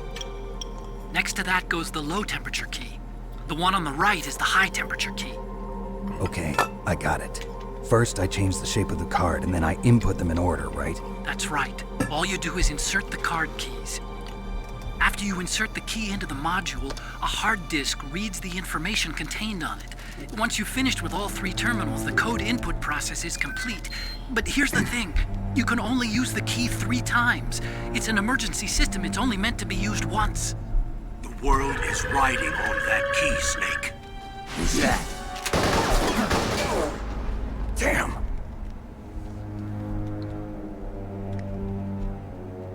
The key fell in the drainage ditch. Snake, this is bulletproof glass. There's no way in. I'll enjoy watching you die.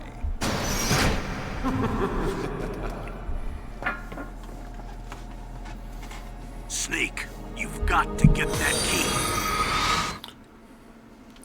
So the problem, apparently someone did the science on it, and the whole premise of why this Metal Gear is so, so good. Oh, what the?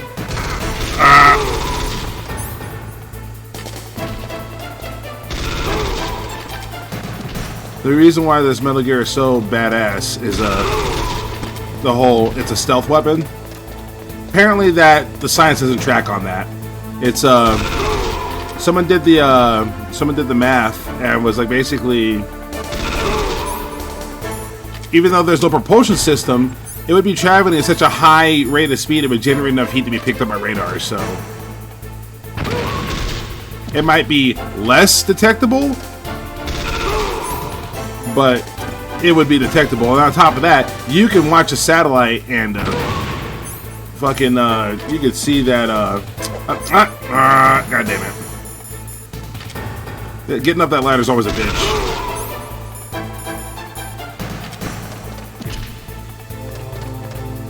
I like doing this because they just keep running into it.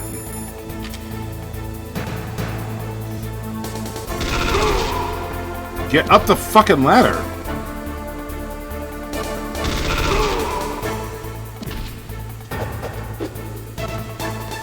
Oh, fucking Jesus Christ. And fuck this guy. Got him. I love doing this.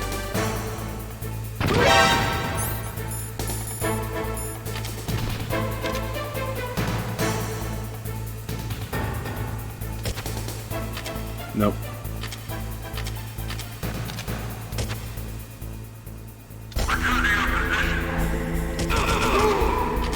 Fuck you. Oh, you dropped something. Let's go get it.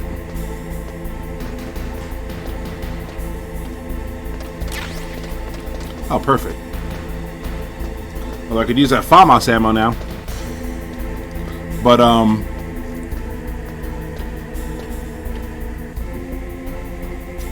I guess we're gonna have to run because I forgot. So, The Metal Gear Master Collection, I've said it multiple times during the stream, the fucking first-person view is bugged.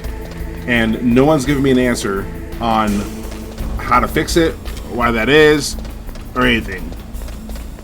The scope and the PSG-1 work fine, but when you try to do first-person view normally or through the Nikita missile, then you end up getting this boogie fucking thing, and it doesn't work. So it's made it a bit of a challenging playthrough.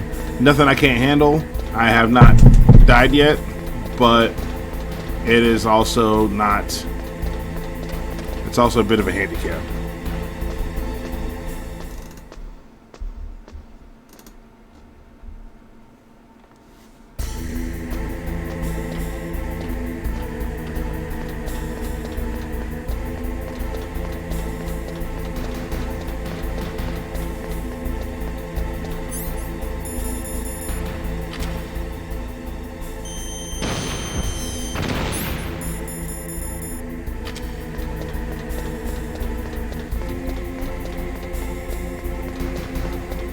Up over here.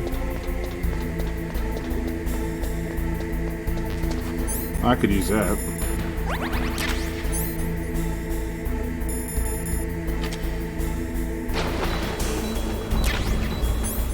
Just random put a bomb in there. Hoping I'll find it.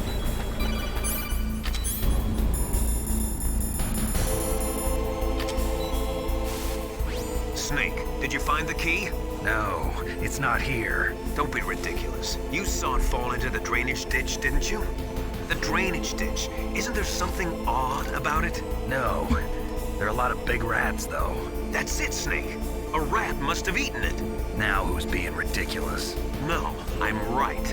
There's no other possibility. Rats eat all sorts of things. There's nothing unusual about that. What's up, Hooker? Let's see. I'm gonna keep searching here real quick.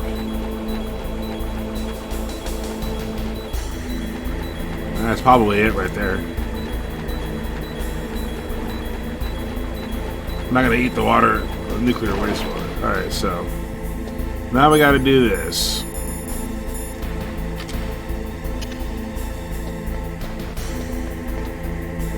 So here's my question with this.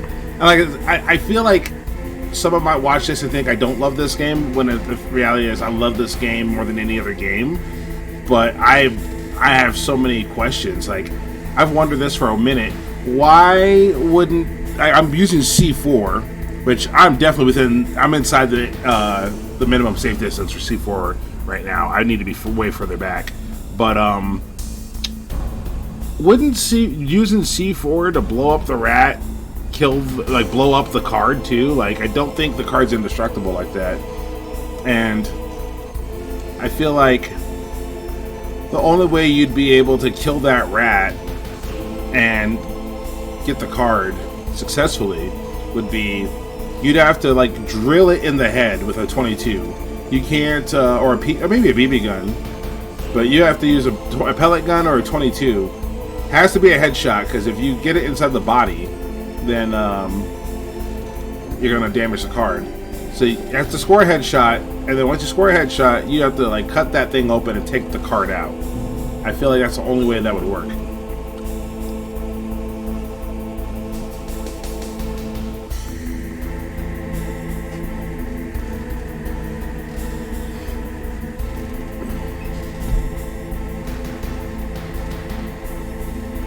You don't think the C4 would obliterate it like that close? Because like I'm literally it's in the rat's stomach.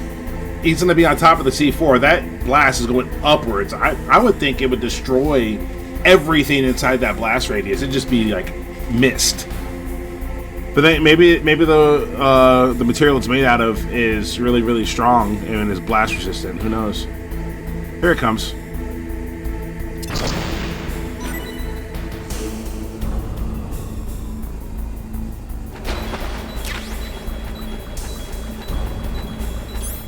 Fuck it. I am adventurous. I am Solid Snake's son, or I am Big Boss's son. I am gonna eat the nuclear fucking ration.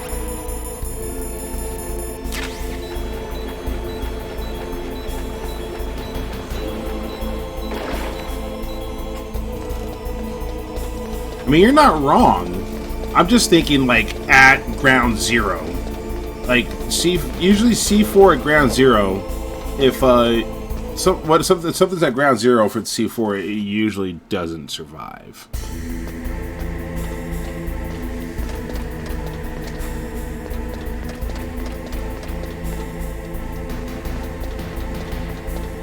Oh, none of this will be back yet. I'll have to wait until I, beat the key.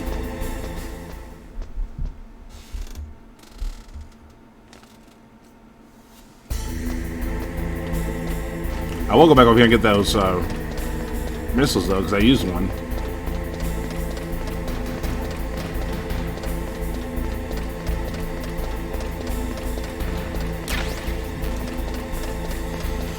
Hell yeah! I'm really hoping when I come back the fucking chaff grenades are replenished, because I have 22. I gotta burn through 3 more. Because the cameras in the room will see me. Actually, let's look that up, because I've always assumed the cameras in the control room will see me, but I'd never see the cone. So, I'll do something. Control room.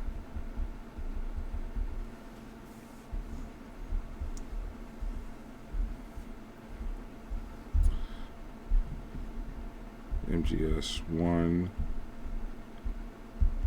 walk through PAL entry.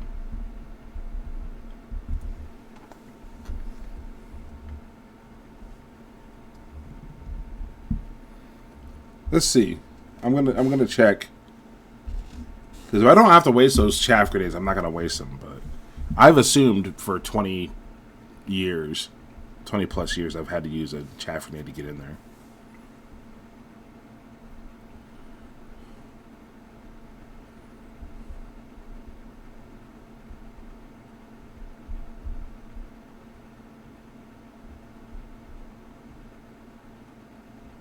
Actually, you know what? We're just going to find out blind. I'm going to save the game as soon as I get to the control room. And then I'll, if I die, then I'll fucking back out and reload the game.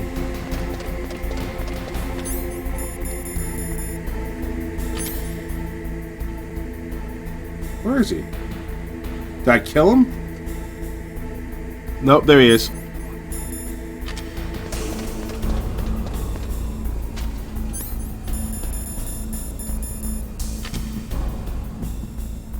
Come on. Come on.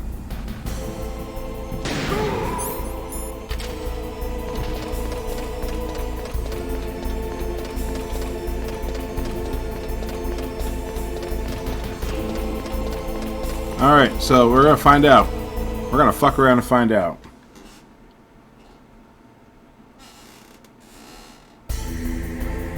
Okay, no, the cameras are up. So, I think this is gonna be a disaster, but we're gonna save it and find out. You caught Snake?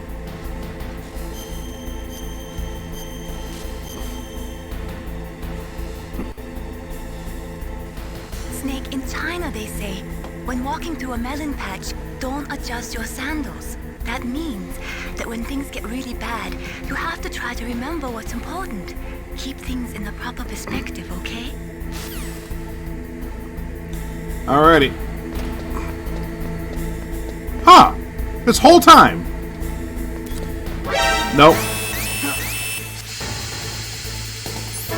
Okay, so it does do that. It's called Otacon. Nope, I'm dead. Well, actually, I can just, good thing I saved it. So I do have to burn those chaff grenades. All these years, 20 plus years playing this game, I've never had that happen. So I just wanted to see what would happen. Because I seem to remember there not being cones on the surveillance cameras. So I was like, what happens if you get caught in that room? So that's why I saved it. I knew what I was doing. I wanted to see what would happen. So I'm not Darkside Phil, not trying to fucking be derp stealth, like, fucking Kojima. I got lots of criticism for Kojima, but not for the game design reason. Game design, he's a fucking genius.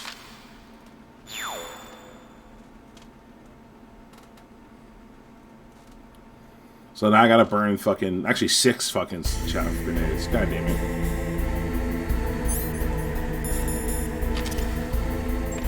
I gotta burn 6 of them.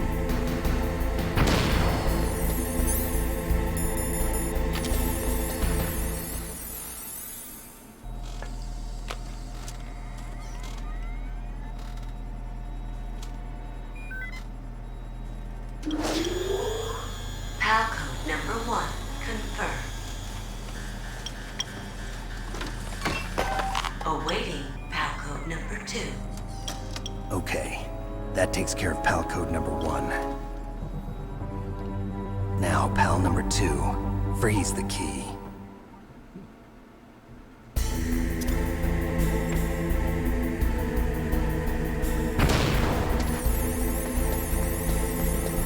It's a ration in here.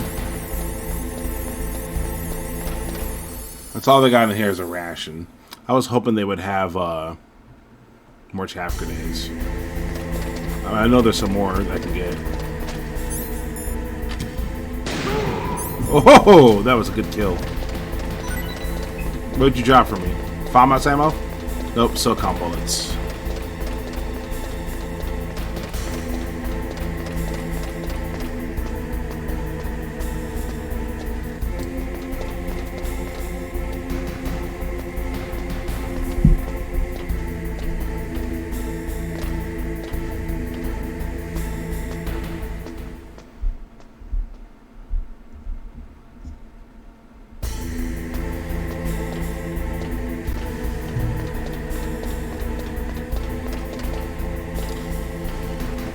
I will say, because anyone that's been watching these the series so far knows I've got a lot of complaints about the Twin Snakes and everything they did wrong with that game and why it's an abomination to God and mankind.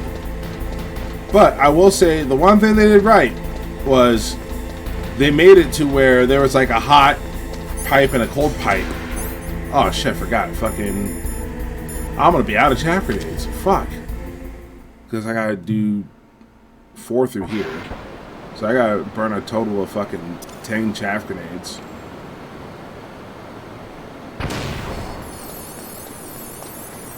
Oh, god damn it.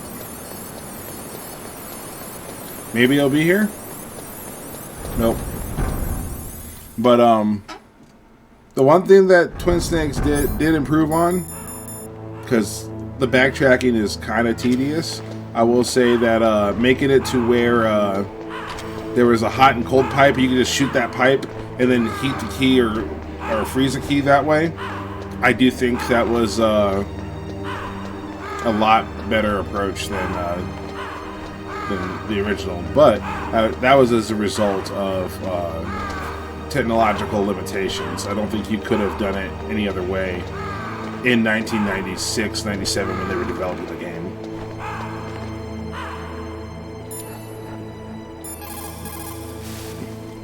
You've got to lower that card key's temperature. Find someplace cold.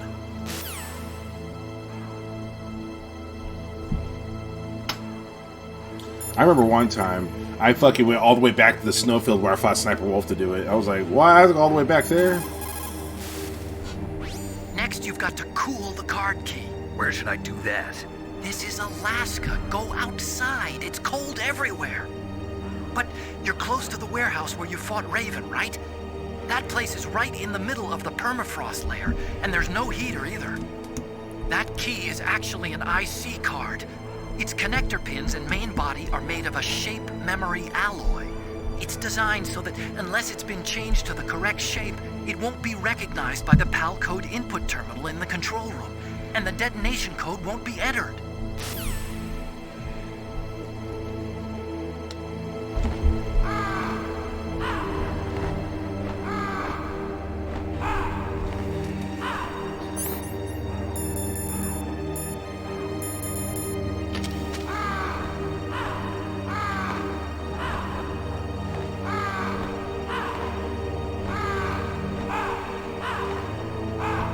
Oh, and then I'm not gonna have shit for fucking chapter days left over when it's all said and done.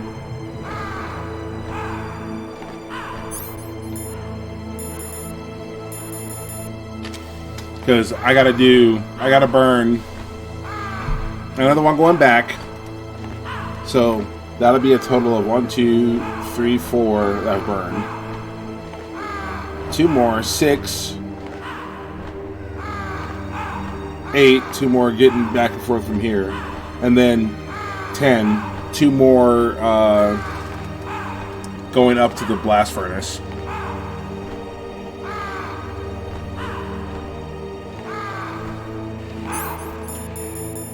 Alright, we're good. I wonder how long you have to get back and forth.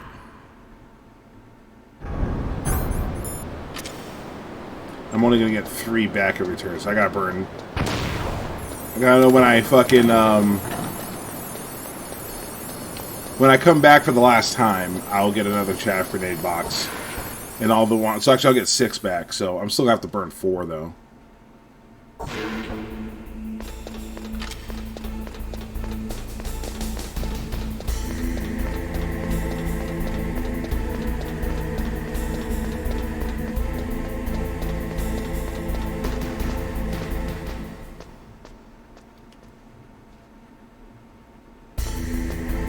Just check on a whim. Nope, they're not back yet.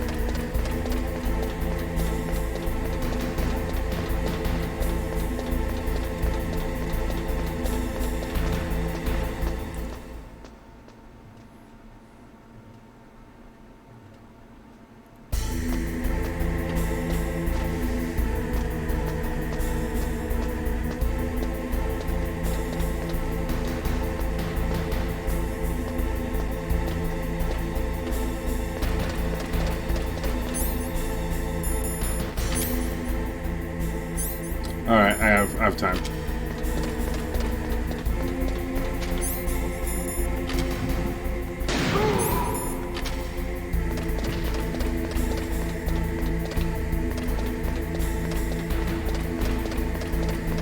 They keep us replacing the guard. Like, there's no way they got to that guard shift that quick. Yeah, you're on shift now. What happened? Oh, Bob got killed 5 minutes later. Hey, Jimmy got killed 5 minutes later. Oh, Walter got killed.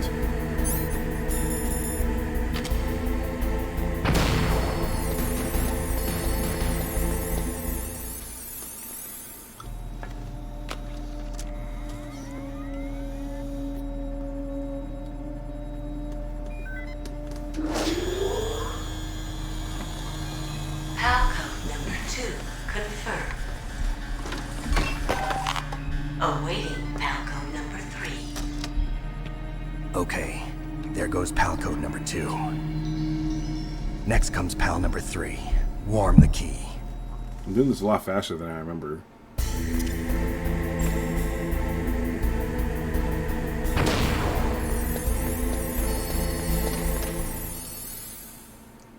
You know, I'm gonna kill this guy real quick and check something.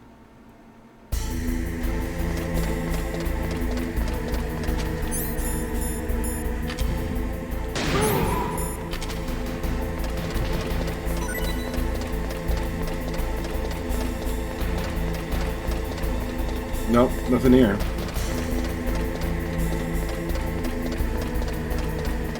No! God damn it! I did not say fucking do that. Go back down. I'm gonna kill this guy again. Cool.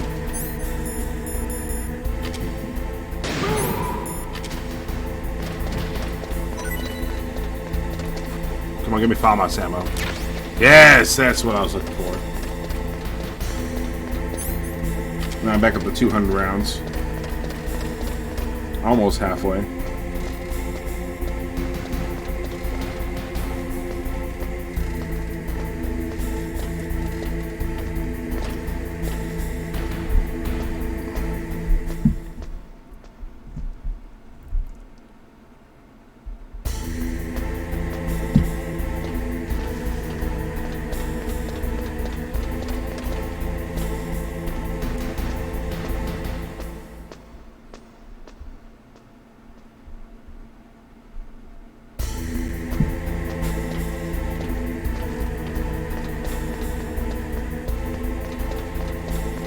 be nice if they replace the chaff grenade when I get back there.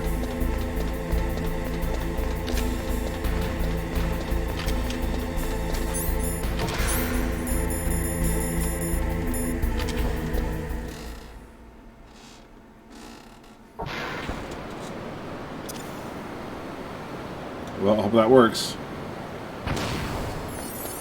I meant to throw it on the platform, not throw it all the way the fuck down there. Nope. Nope.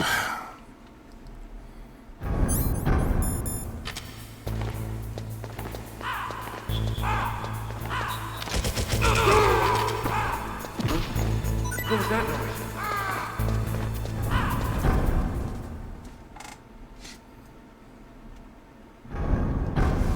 What was that noise? My buddy's dead. Okay.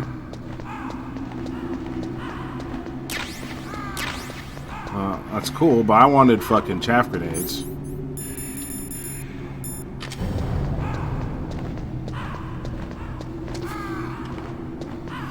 Hooker, you missed it. I killed the ravens before I went into the I got into the Vulcan Raven fight and got that codec call. Snake, we're not paying you to be a scarecrow, you know. Poor things. Ravens are ghost creatures too, Snake. Shit was cracking me up. Cornered Fox is in the house.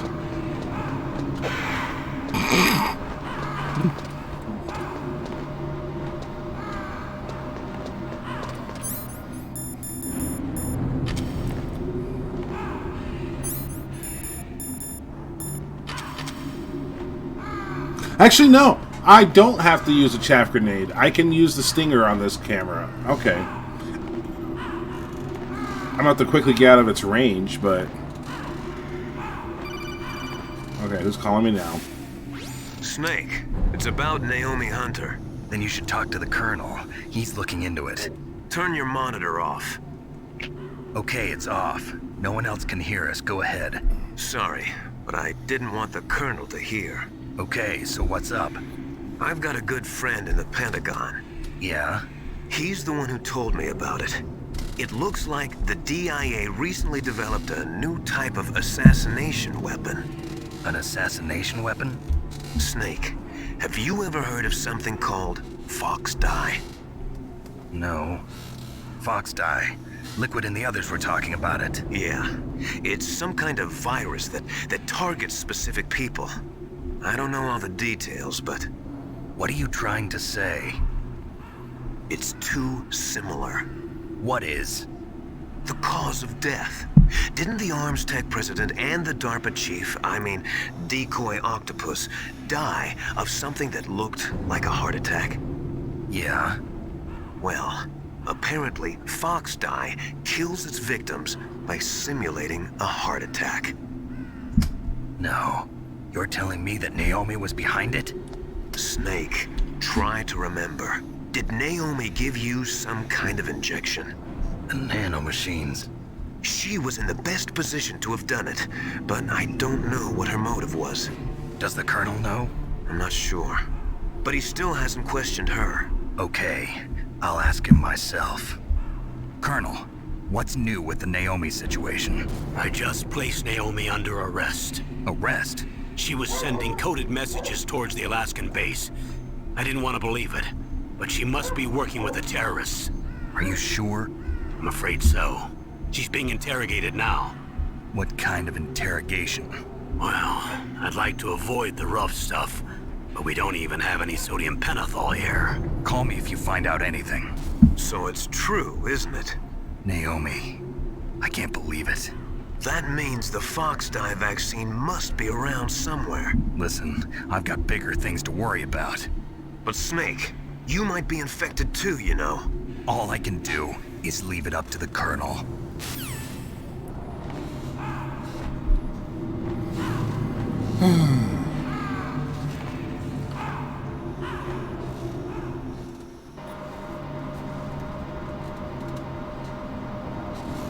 And I'm gonna get shot at.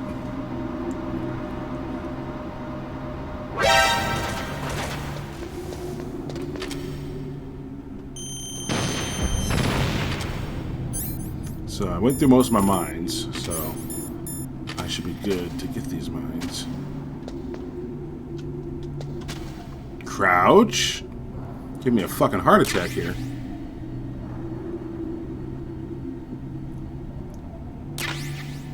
Getting these mines now because I will not be getting them on the way back.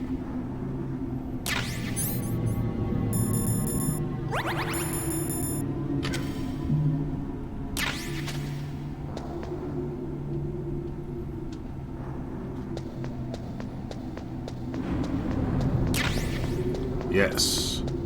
Not that I'm gonna need these now, but...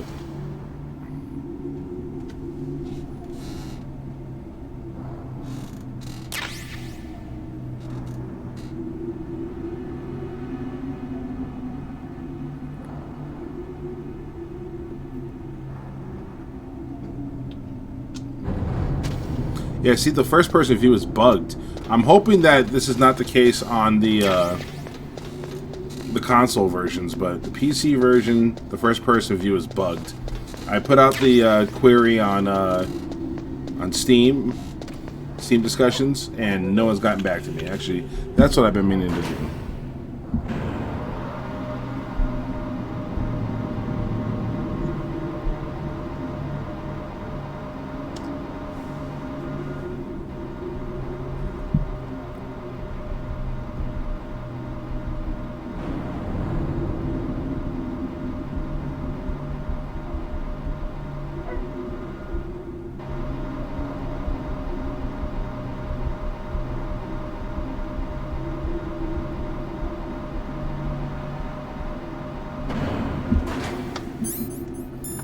Let's see.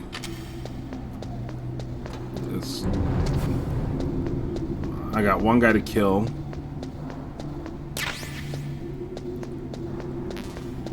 Silicon bullets.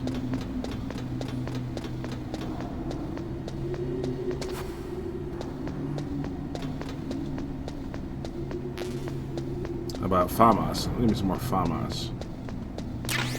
Yes. Oh, I have 3/4 of my ammo back, just about.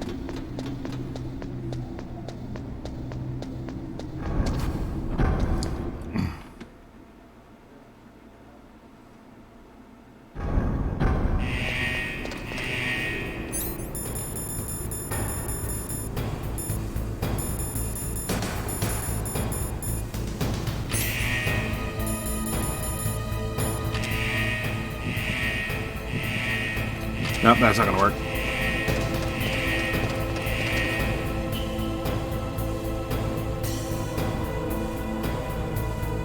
He should come down the stairs.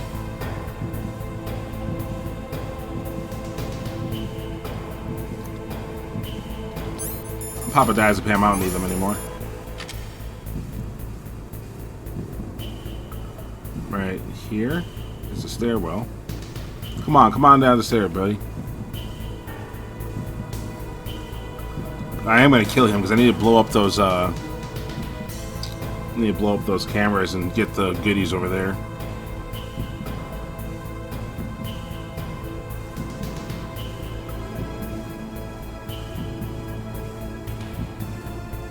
By the time it's all done, the fucking key's probably gonna change shape, but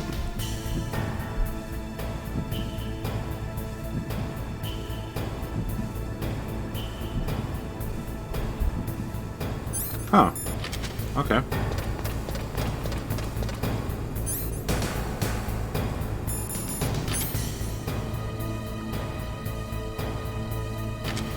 Well, he's going up the stairs. Oh! Jesus Christ, that was close. Alright, I'll set up here.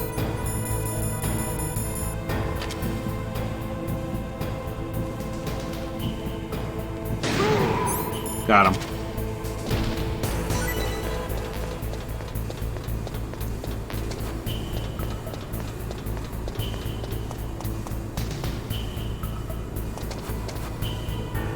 I don't think there's anything. Oh, there's a barrier there. I'm safe. Okay.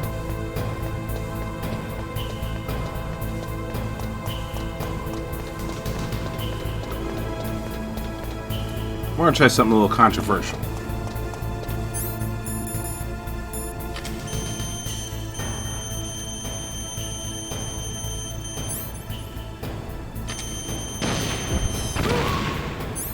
Alrighty. Can I hit the cameras from here? I hit one of them.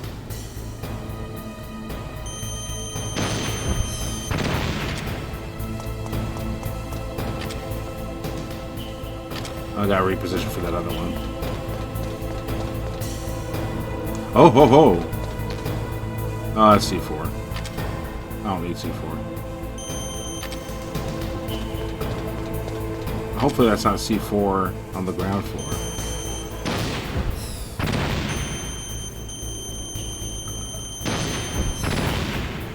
Alrighty. And I'll get more stingers upstairs, so it'll be worth it. What I need is... Oh, stun grenades! I do need stun grenades. Because of a trick I learned recently.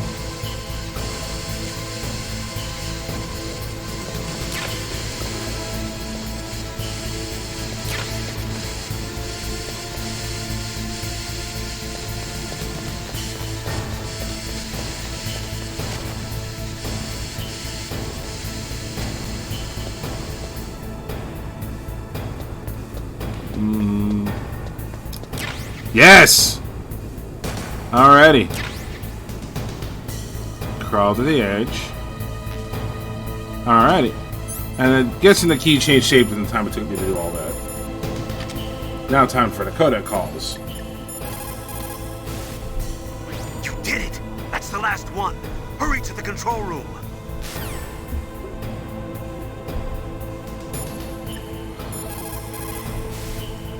You have a good view, though your movement is limited. It might be a good place to take out your enemy with your PSG-1.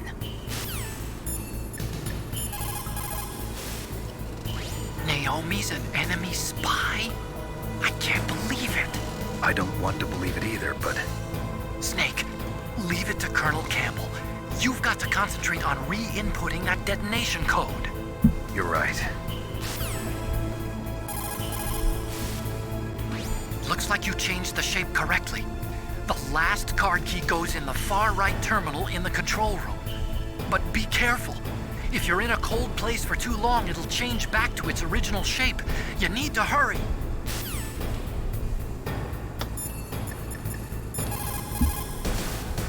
So Naomi's a spy, just like I thought. Campbell is hiding something too. But that's okay. Fox dye is a virus, a biological weapon. There must be a vaccine. We can worry about getting that later, Snake. But right now, you've got to focus on re-inputting those detonation codes, okay? The key changed shape. Hurry to the control room. That's the last key. Master, I've never heard you so excited.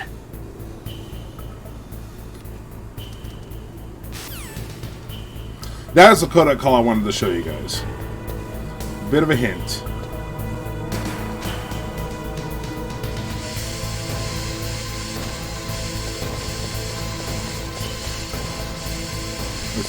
Anything in here?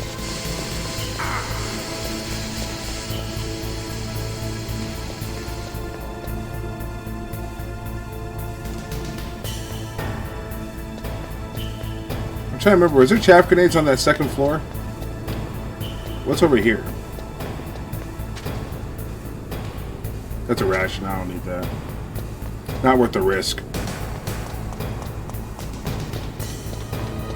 I'm still in the room, so it should be fine. C4. Oh yeah, that was one.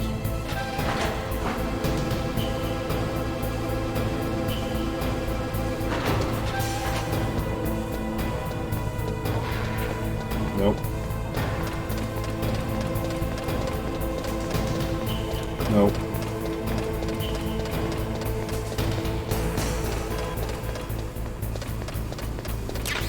Stun grenades? Okay. It's not a loss. I do need stun grenades. I need chaff grenades a little bit more, but I will take stun grenades as well. So I mean, I got 16 and 18, and then I'm gonna burn 2 more. So 16, but I'll get at least back 6 more.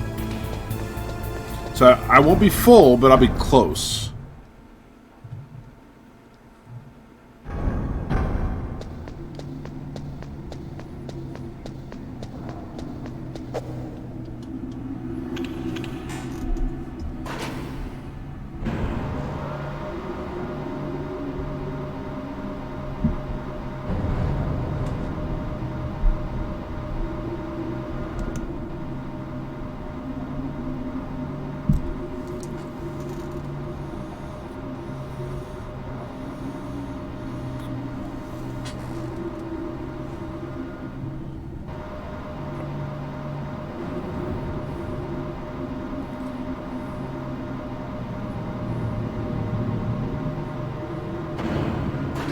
Alrighty, go to the corner.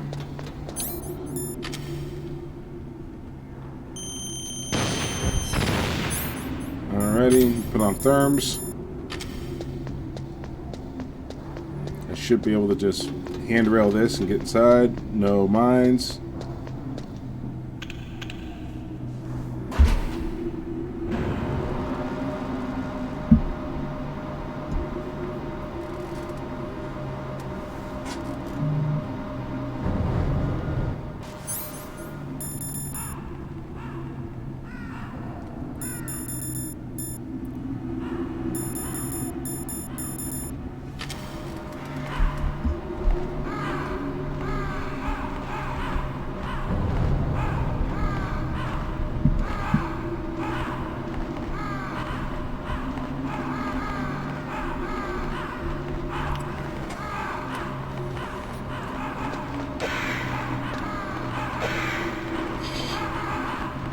Fuck these birds.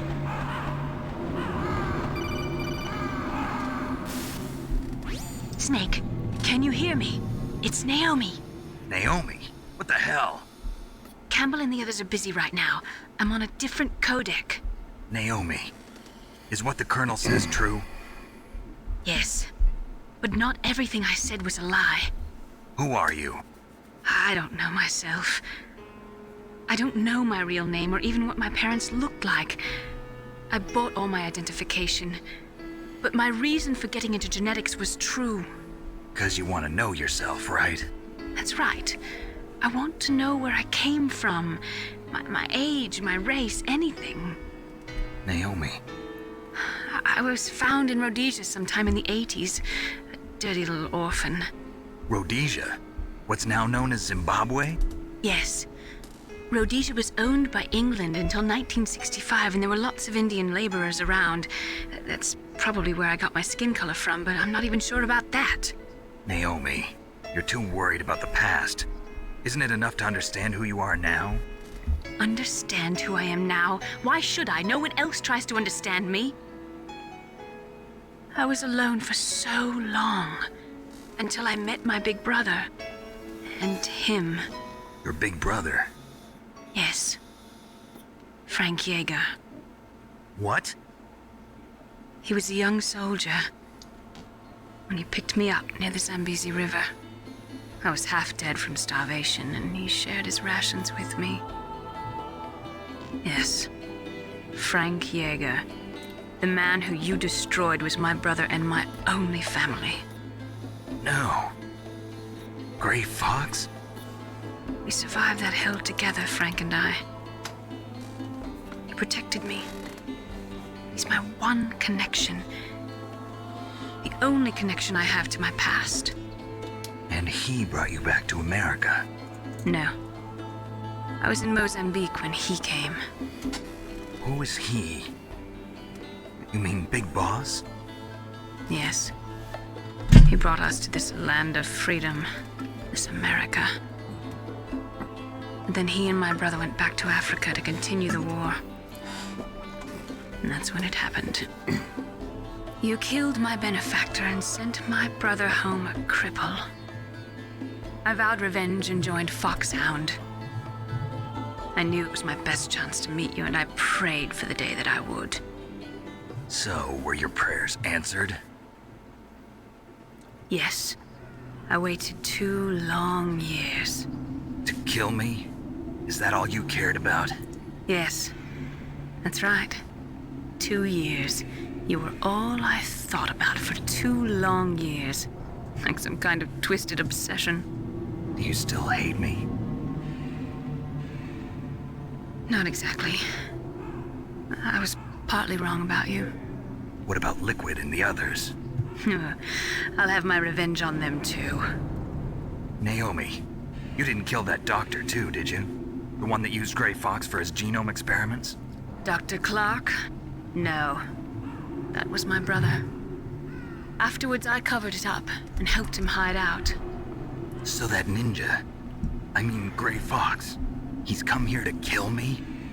I don't think so. So my I think question... he just came here to fight you. I wasn't sure before, but now I think Am I missing something? Why does she want revenge on Final Liquid? battle with you. That's all he lives for. I'm sure of it. Fox, no. Naomi, tell me something. About Fox Die? I'm trying to think, why does she want revenge on Liquid? Fox Die is a type of retrovirus that targets and kills only specific people. First, it infects the macrophages in the victim's body. Fox Die contains smart enzymes created through protein engineering. They're programmed to respond to specific genetic patterns in the cells. Those enzymes recognize the target's DNA? Right. They respond by becoming active and using the macrophages. They begin creating TNF-epsilon. Huh? It's a type of cytokine, a peptide which causes cells to die. The TNF-epsilon is carried along the bloodstream to the heart, where they attach to the TNF receptors in the heart cells. And then they cause a heart attack? The heart cells suffer a shock and undergo an extreme apoptosis. Then, the victim dies. Apoptosis? You mean the heart cells commit suicide? Naomi. What? You must have programmed that thing to kill me too, right? Do I still have time? Naomi, I don't blame you for wanting me dead, but I can't go yet. I still have a job to do. Listen, Snake. I'm not the one who made the decision to use Fox Die. Huh? You weren't? No. You were injected with Fox Die as a part of this operation. I just wanted to let you know that. No, that's not the whole truth. Huh? The real thing I wanted to tell you was... Snake, Hey, what are you doing? Snake! Naomi! Snake, I can't allow Naomi to make any more unauthorized transmissions. What? Naomi's been removed from this operation. What happened to Naomi? What did she mean when she said that Fox Die was a part of this operation? Colonel, let me talk to her. I won't. She's under arrest. Colonel, you double-crossed me. Snake, there's no time for that. Right now, your job is to stop Metal Gear. Okay, Snake?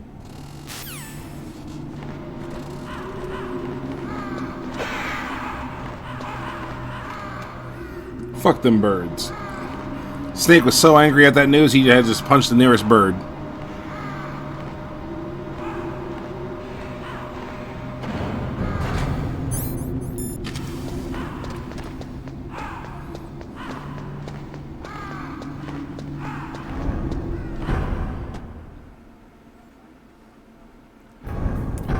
I definitely appreciate the card key system a lot more in Metal Gear Solid. I haven't played Metal Gear and Metal Gear 2 Solid Snake.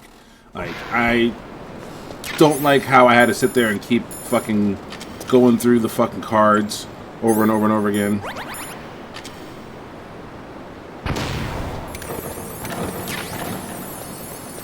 That shit was annoying as hell.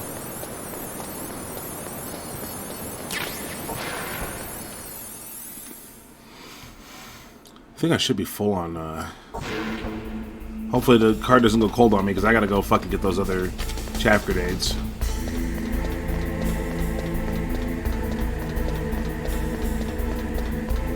Ah, fuck it. Going up this way. So I know there's chaff grenades up here. should have broken left immediately.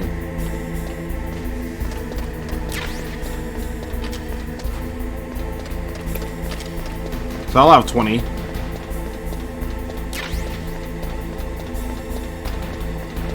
I could have had fucking 23, but 20 should suffice. I'm hoping there's some stun grenades over here, because those are the ones that you need. You need both of them, but you really...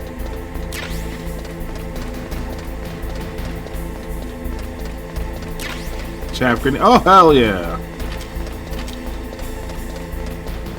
I have 24. Alright.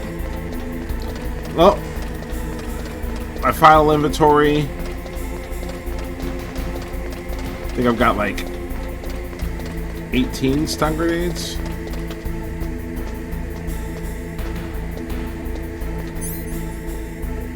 $16. Oh well. Could have had more.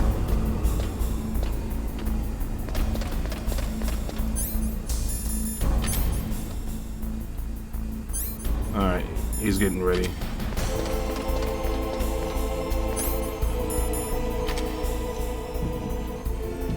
Where is he? Where is he? Come on.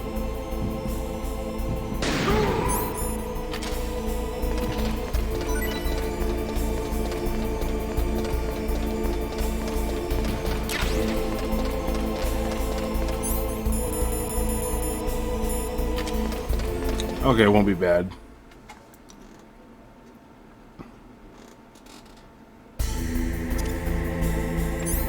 I have 25 chaff grenades.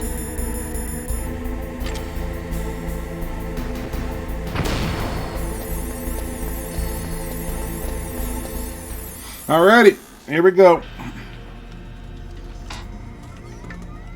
I think there's stun grenades in the room too, where I fight Rex. PAL code entry complete. Detonation code activated. No, why?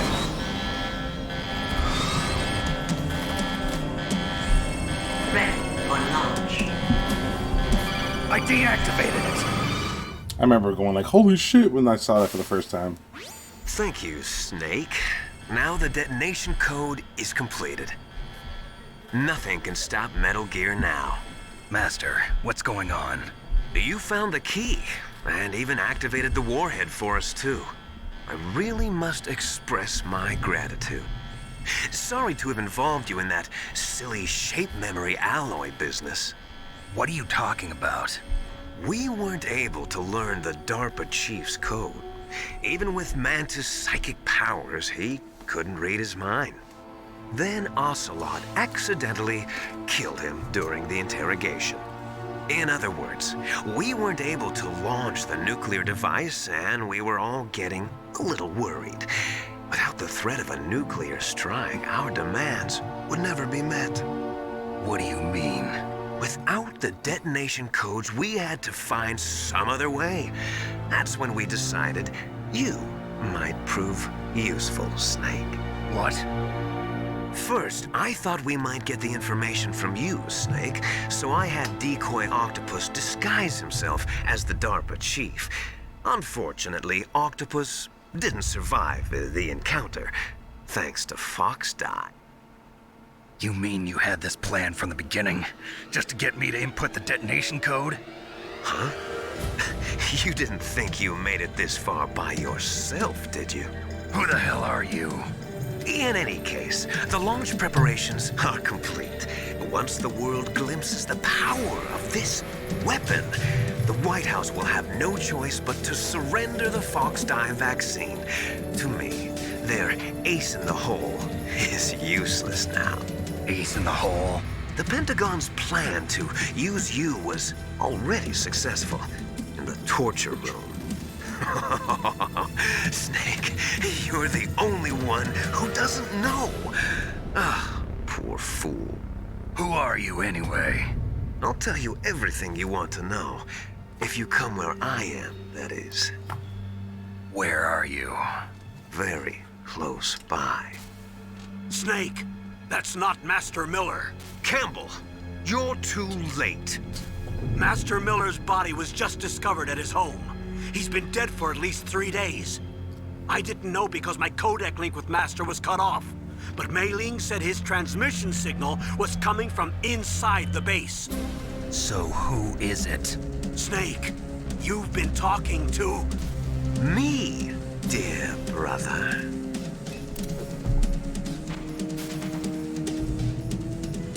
Liquid, how the... You've served your purpose. You may die now.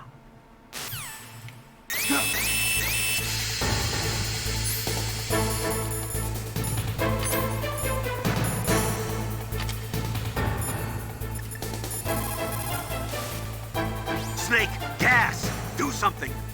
Snake, call Emmerich. He should be able to break through security. I like just having everyone just tell me, call Emmerich!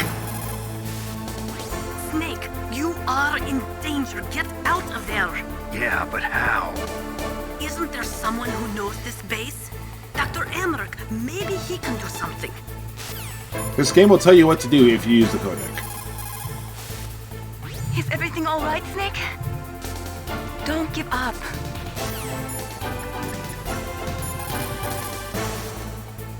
Snake, that's bulletproof glass. You can't break it with an ordinary weapon. Can't you open the security lock here? I'll try. Just hold on for a minute. I like to run around in a circle real quick. And then call him back. Come on, hurry up already. Hang on. Run around in a circle. I'm out of time. Just hold on a little longer. Otacon. Almost there. Hold on.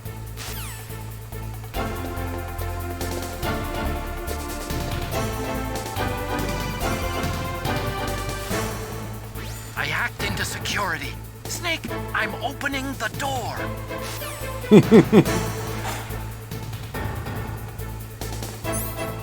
I like to do this right here. 1, 2, 3. Alright, you have a good one. I'm gonna call everyone else again. Like, hey, I just saw Liquid. What do I do? Snake, what are you doing? Go after Liquid! Snake, what are you doing? Go after Liquid.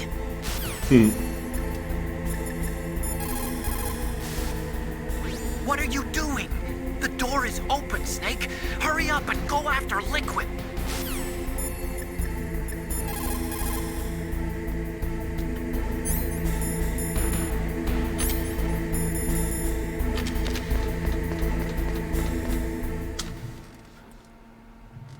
Liquid!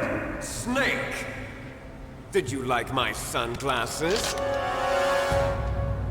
You'd point a weapon at your own brother? Why did you disguise yourself as Master? So I could manipulate you more easily. And you performed quite well, I must say. Although the boys at the Pentagon are probably saying the same thing. What the hell are you talking about? Following orders blindly with no questions asked, you've lost your warrior's pride and become nothing more than a pawn, Snake. What? Stopping the nuclear launch, rescuing the hostages, it was all just a diversion. A diversion? The Pentagon only needed for you to come into contact with us. That's what killed the Arms Tech president and decoy Octopus. You don't mean... That's right. You were sent here to kill us so they could retrieve Metal Gear undamaged, along with the bodies of the Genome soldiers. From the beginning, the Pentagon was just using you as a vector to spread Fox dye. Fox dye? It can't be. Are you telling me Naomi was working with the Pentagon? They thought she was, but it seems that Dr. Naomi Hunter couldn't be controlled so easily. What? We've got a spy working in the Pentagon. He reported that Dr. Hunter altered Fox Dye's program just before the operation, but no one knows how or why. I wonder... Maybe they arrested her so they could find out the answer to that. No doubt. But I had no idea she was motivated by such petty revenge. We still don't know what changes she made to Fox Dye's program. Oh well, it doesn't matter. I've already added the Fox Die vaccine to my list of White House demands. There's a vaccine? There must be, but that woman is the only one who really knows.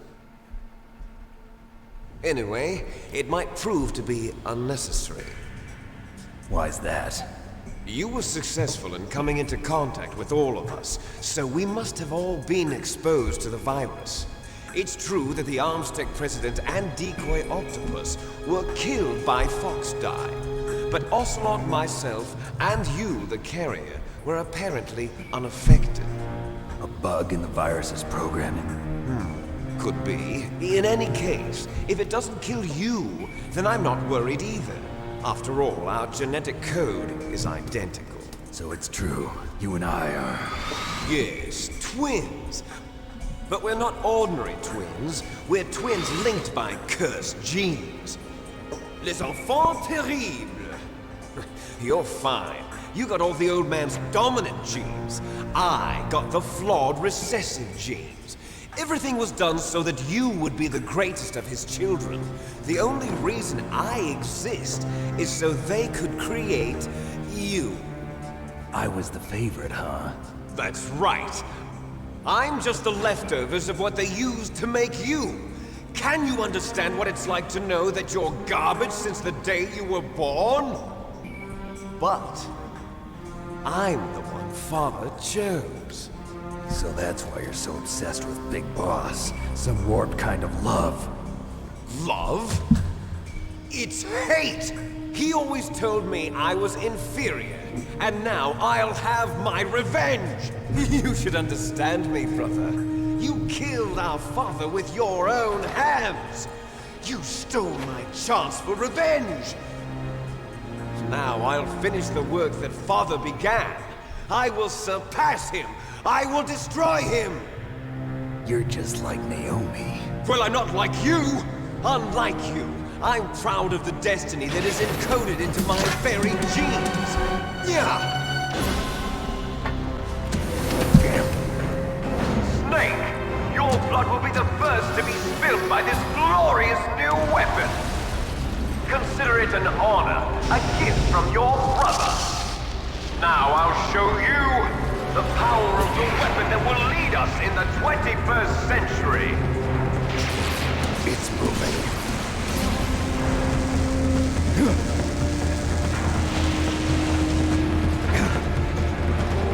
You figure they'd have a more efficient system for those walkways and stuff, because that's an ocean.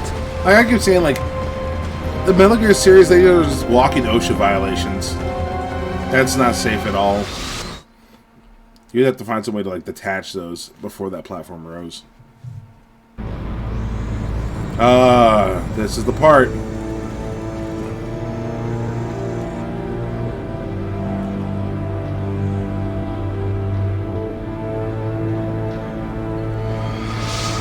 First time you're using rockets against a Metal Gear, because in Metal Gear and Metal Gear 2 Solid Snake, I want to say it's grenade. I know Metal Gear 2 Solid Snake for a fact it's grenades. I want to say Metal Gear 1, it's either grenades or it's fucking C4. God help us. Metal Gear is moving. Snake, it's all riding on you now.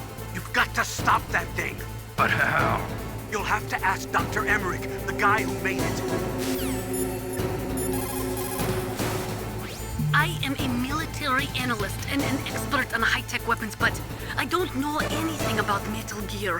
Why don't you ask Dr. Emmerich?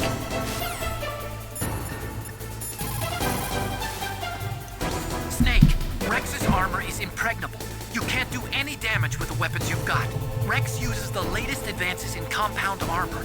The only way you can pierce it is with a high-performance heat round. So what do I do? Rex's pilot seat operates exactly like a VR system. It's got multiple sensors connected to a high-tech interface used for the controls. It's completely self-enclosed and shut off from the outside environment. He's not using his naked eyes? That's right. So if you could somehow destroy the sensors... Do you see that round plate on Rex's left arm? Yeah, that thing that looks like a shield. That's a radome. If If you can destroy that thing, it won't be able to use its electronic equipment. So he'll be blinded. Yeah, try to hit that ray dome with a Stinger missile. So that will stop it? No. Rex was designed so it can be controlled manually, too. Oh, great. The part that looks like a beak is where the pilot seat is. In an emergency, it'll open up. Rex's armor is perfect. You can't destroy it. You told me that already. But the interior is a different story. I get it. First I destroy the ray dome. That will force him to open up the pilot's seat. Right. If you can shoot a Stinger missile into the cockpit, you'll destroy the computer control system. You intentionally designed it with a weak point? It's not a weak point. I like to think of it as a character flaw. People just aren't complete without some type of character flaw, don't you think? I guess so. I owe you one, Otacon. It probably uses some kind of electronic targeting equipment similar to a tank. If you use chaff, you should be able to confuse it for a little while. And then... Destroy Metal Gear! We're out of time! If you can't do it, I'll have to resort to my last option. Last option? We have a submarine prepared to deliver a full nuclear strike on the base. What the hell? Here we go.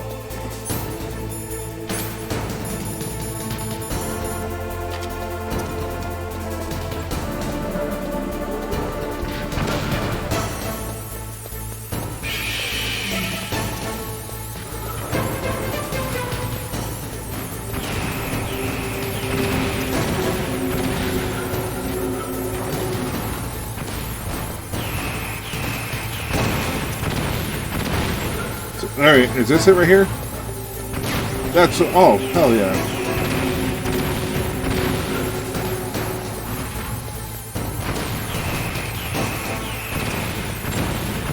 Go back here? That's what I'm looking for. Did I get it? Yep. Okay, I got everything I need.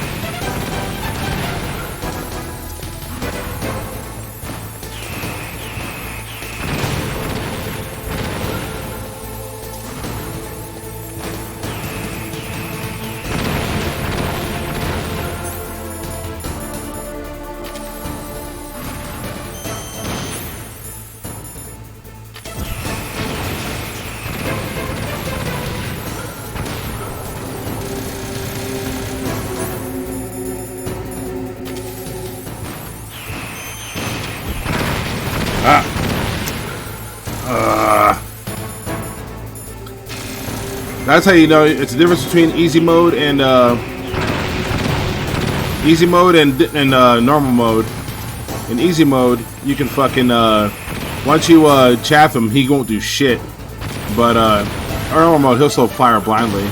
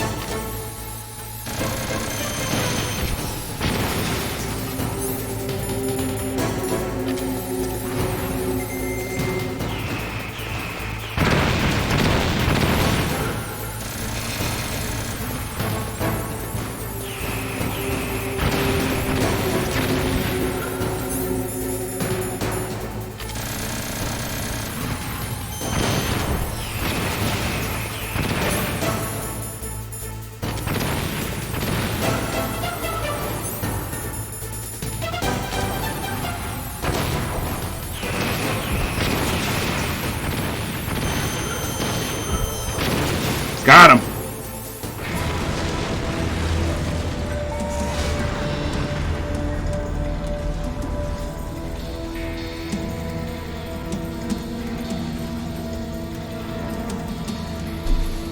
Did that do it?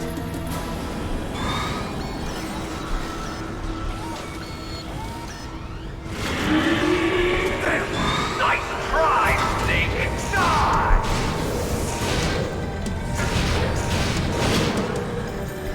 Hurry! Get away! Grey Fox. A name from long ago. It sounds better than Deep Throat. So it is you. You look terrible, Snake.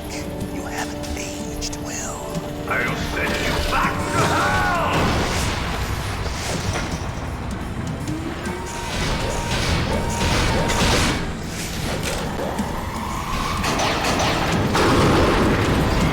One of the best cutscenes of the game.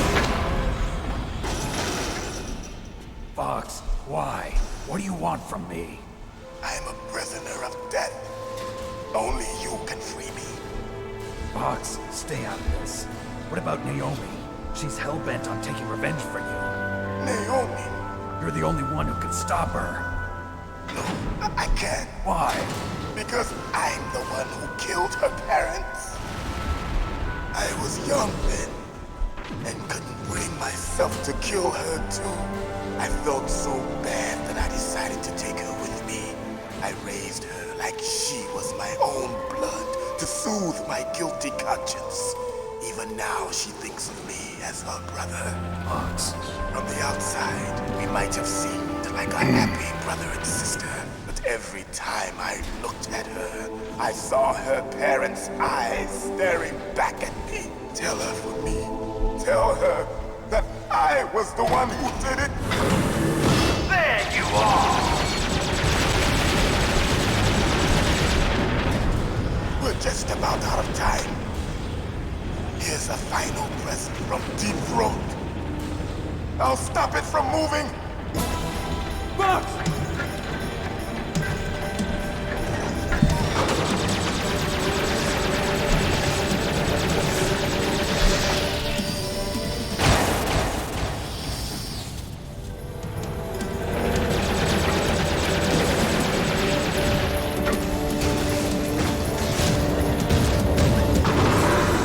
In the Middle East, we don't hunt foxes, we hunt jackals. Instead of foxhounds, we use royal harriers.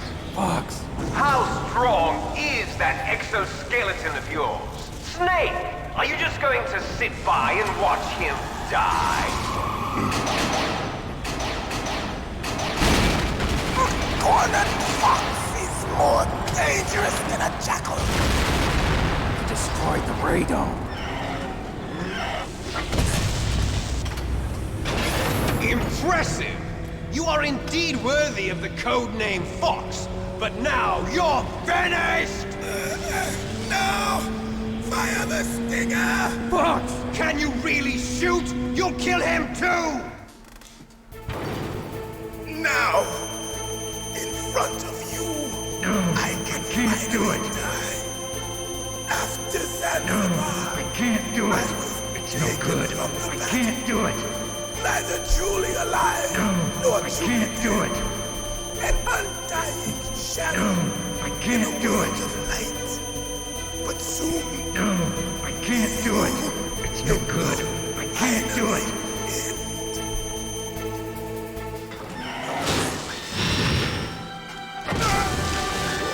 Die! Snake, we're not tools of the government or anyone else. Fighting was the only thing I was good at. But at least I always fought for what I believed in. Snake, farewell. One of my favorite quotes right there.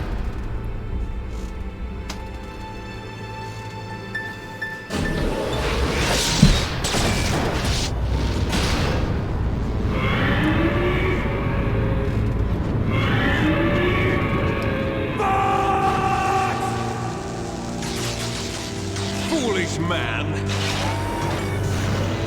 He prayed for death, and it found him. You see, you can't protect anyone, not even yourself. Die!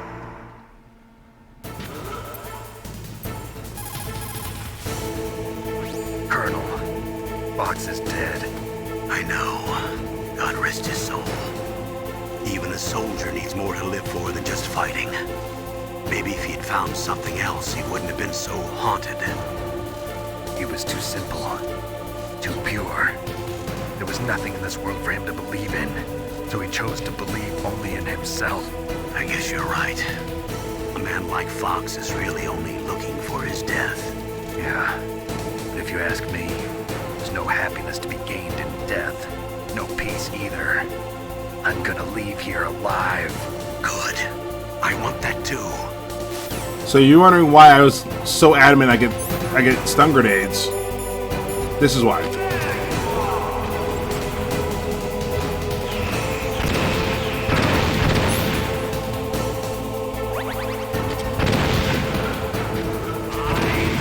God damn it, get up!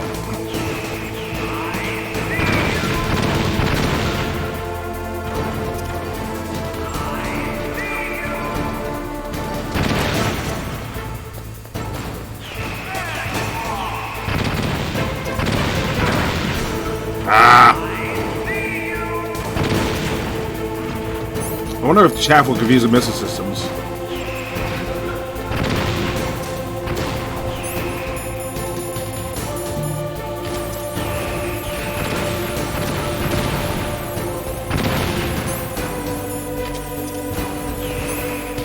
Yeah, it does. Okay.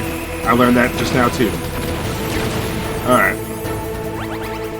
Now we're good.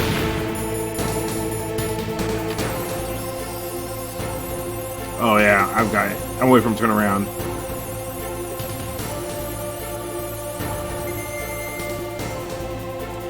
Haha.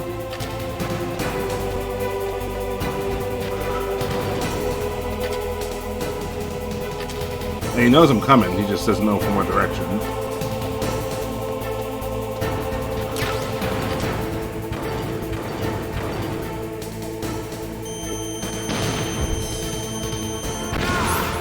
Got him.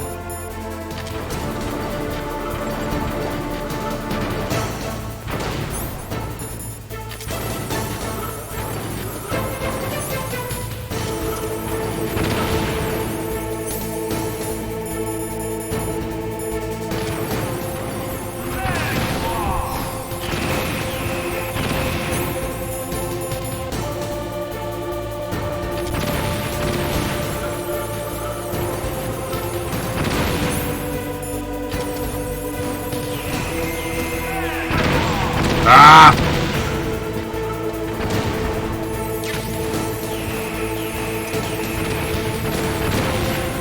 So I need to keep the stun grenades up, the chaff grenades up.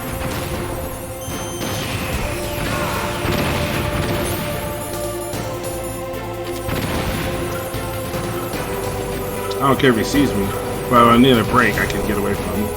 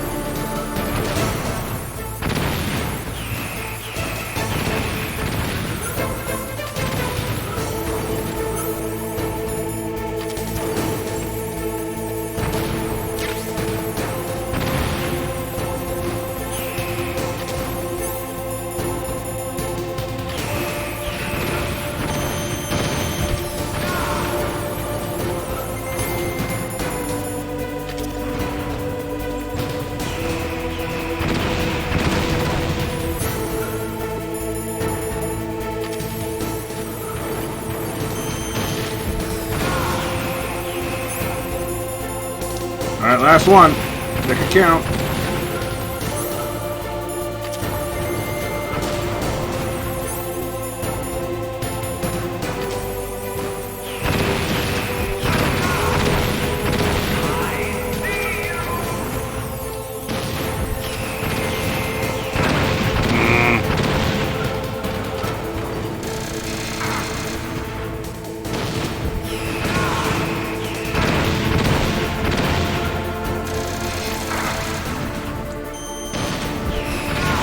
Got him.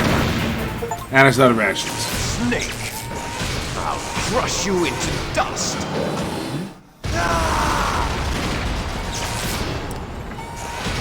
Alright, so while this cutscene plays, I'm gonna refill my vape juice and, how's my water? I'll refill my water too.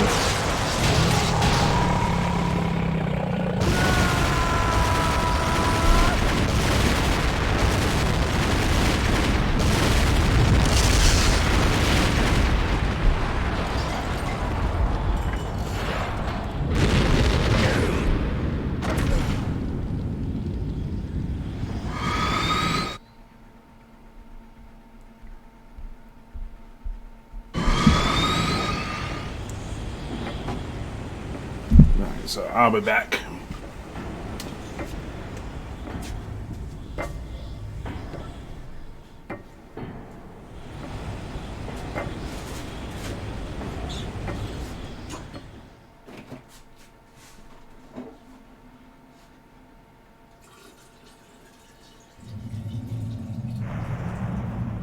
Sleeping late as usual. A snake. Liquid, you're still alive. I won't die as long as you still live. Too bad. It looks like your revolution was a failure. Just because you've destroyed Metal Gear doesn't mean I am done fighting. Fighting? What are you really after? A world where warriors like us are honored as we once were. As we should be. That was Big Boss's fantasy. It was his dying wish. When he was young, during the Cold War, the world needed men like us. We were valued then. We were desired. But things, are different now. With all the liars and hypocrites running the world, war isn't what it used to be. We're losing our place in a world that no longer needs us. A world that now spurns our very existence. You should know that as well as I do. After I launch this weapon and get our $1 billion, we'll be able to bring chaos and honor back to this world gone soft. Conflict will breed conflict. New hatreds will arise. Then, we'll steadily expand our sphere of influence. But as long as there are people, there will always be war. But the problem is balance. Father knew what type of a balance was best. Is that the only reason? Isn't it reason enough for warriors such as us? I don't want that kind of world. Ha! You lie! So why are you here then? Why do you continue to follow your orders while your superiors betray you? Why did you come here? Well, I'll tell you then. You enjoy killing. That's why. What? Are you denying it? Haven't you already killed most of my comrades? That was... Alrighty. I watched your face when you did it. It was filled with the joy of battle. You're wrong. There's a killer inside you. You don't have to deny it. We were created to be that way. Created?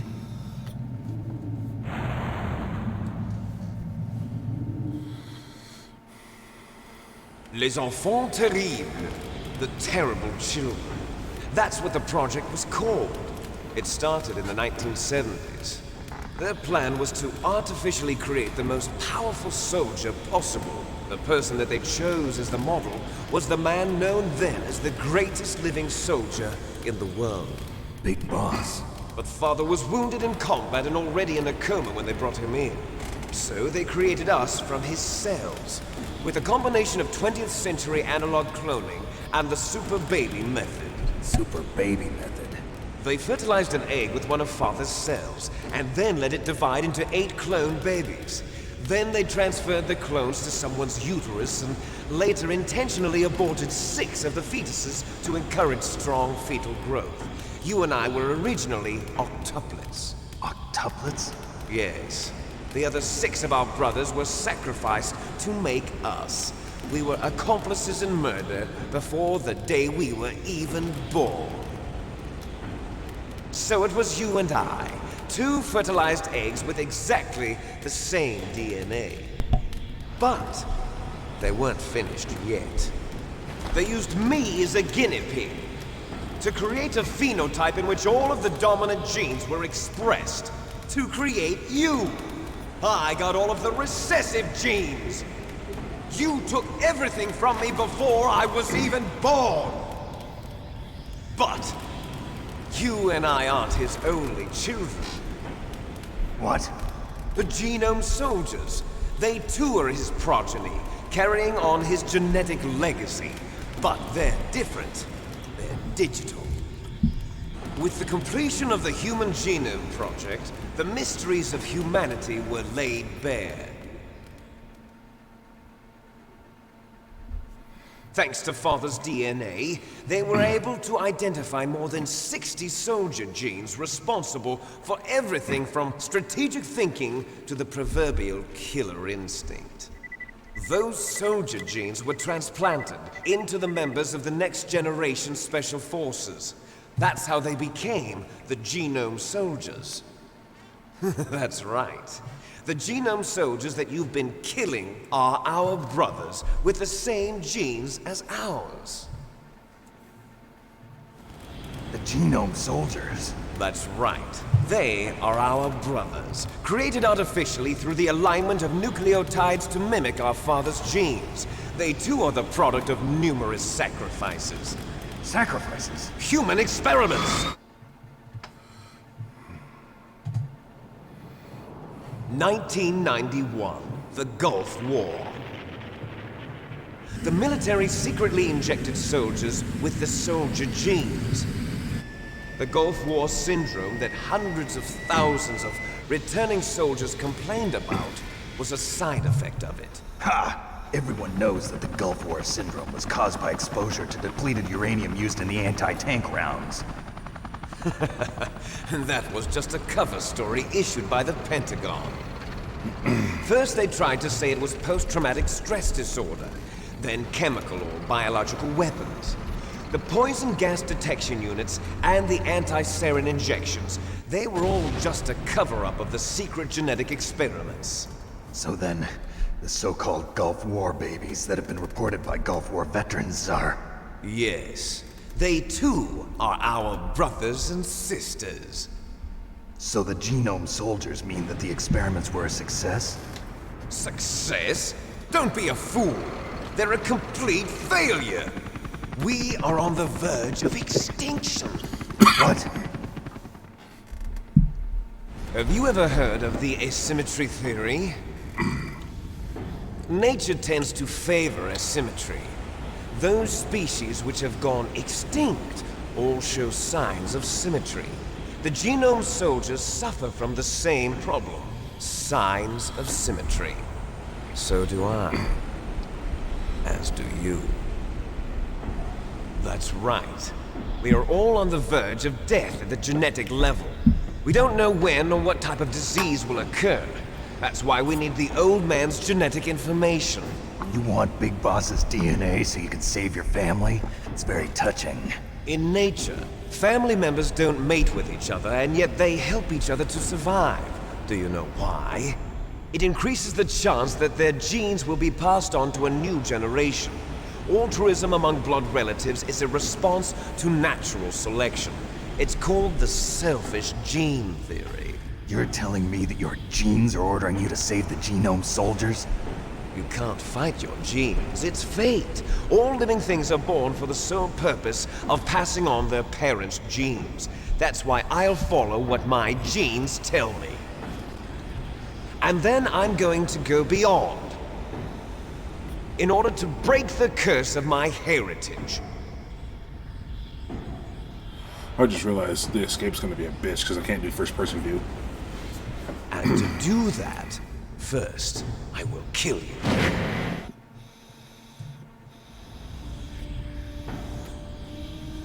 Look behind you!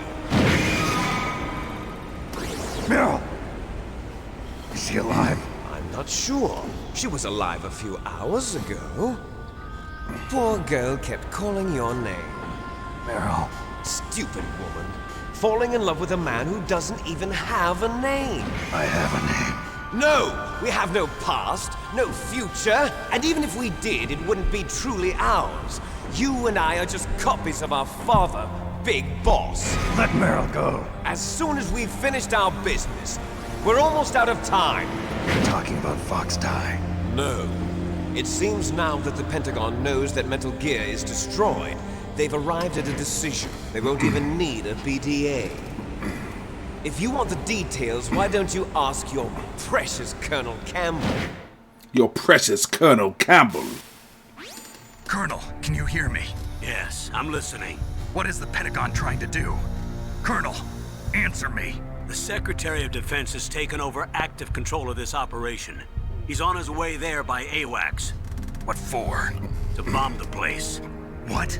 Not only that, B-2 bombers just lifted off from Galena Air Force Base. They're carrying B-6113 surface-piercing tactical nuclear bombs. What? Metal Gear is destroyed. Tell the Secretary of Defense. The Secretary of Defense heard that Naomi double-crossed us, and he's worried about Foxdie. Now that there's no more danger of a nuclear strike from Metal Gear, he's going to do whatever's necessary to cover up the truth of what really happened here. He's going to drop a nuclear bomb to vaporize all the evidence along with anyone who knows anything. Don't worry, Snake. I'll stop the nuclear strike. How? I may only be a figurehead here, but I'm still officially in command of this mission. If I issue an order to delay the strike, it'll confuse the chain of command and at least buy you some time. It'll give you a chance to escape. But, Colonel, if you do that... It's okay, Snake. The truth is, Foxhound was already the subject of an undercover investigation. Merrill was transferred to this base just before the terrorist attack as a way of manipulating me. Those bastards. I'm sorry. They forced me to cooperate in exchange for her life. You better get out of there, Snake. Are you sure? It'll be bad for you. Don't worry. It's the least I can do for you, after all the lies. Colonel. I'm ordering them to cancel the bombing run. After that, there's no turning back. What? What are you doing? What? Snake! Mei Ling, what happened to the Colonel? I don't believe it. What happened? Snake, the Colonel! Roy Campbell has been relieved of duty. This is the Secretary of Defense, Jim Houseman. Put the Colonel back on. He's been placed under arrest for leaking top-secret information and for the crime of high treason. Ridiculous.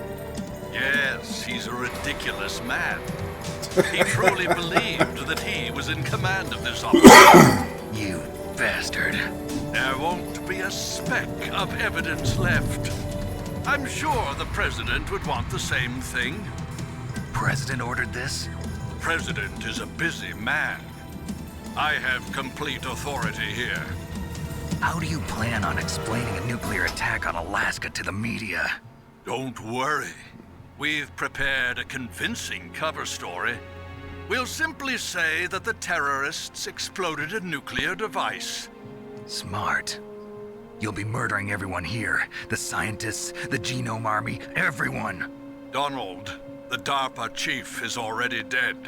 So, you didn't mean to kill the DARPA chief after all? He was my friend. And you could care less about what happens to everybody else, huh? Well, if you give me the optic disc, I might consider saving them. What are you talking about? Metal Gear's test data. Donald was supposed to bring it back. I don't have it. I see. Oh well, that's okay. You two are an embarrassment from the 1970s. Our country's dirty little secret. You can't be allowed to live. Well, the bombs will be dropping soon, and you two have a lot of catching up to do. Farewell. Roy Campbell has been relieved of duty. There's no way out for us. Let's finish this before the airstrike. I love how he was like, what do you say? He's a ridiculous man. You stole everything from me. Only your death can satisfy me. Only your death can return to me what is rightly mine. She'll make a beautiful sacrifice for our final battle. If I'm gonna die, it's gonna be here. See this? It will be the time limit for our final battle. This nuclear module is set to detonate at the precise moment of her death.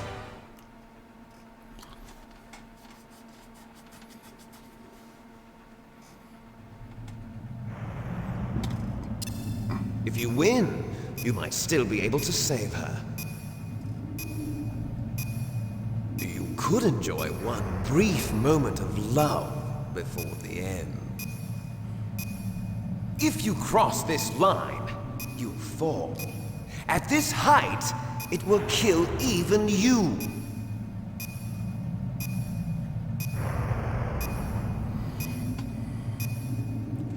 Have at you, Snake.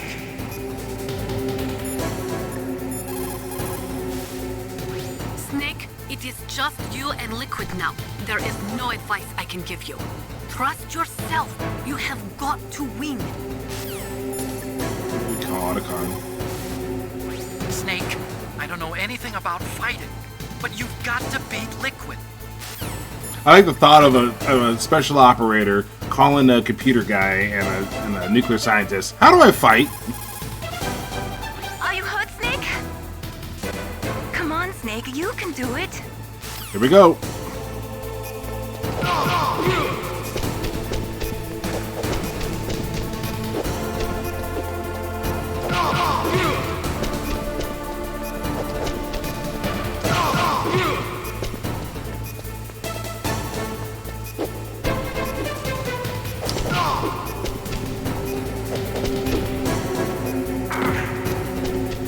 Get up, get up, get up, get up!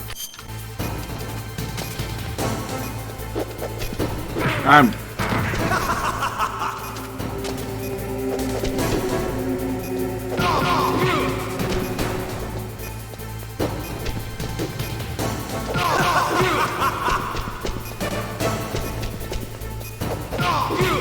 What's wrong, Snake?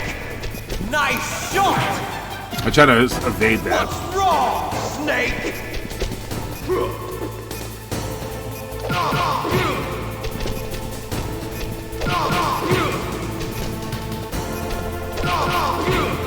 You gotta land that kick, otherwise he's gonna get you.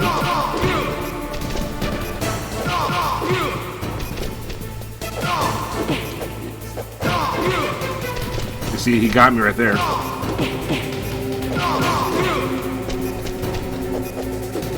What's wrong, Snake? Oh, I didn't get out the way in time. I'm probably gonna die.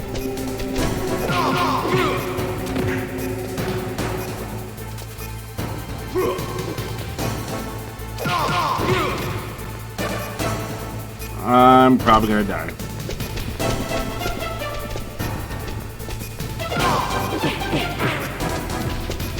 You're out of time!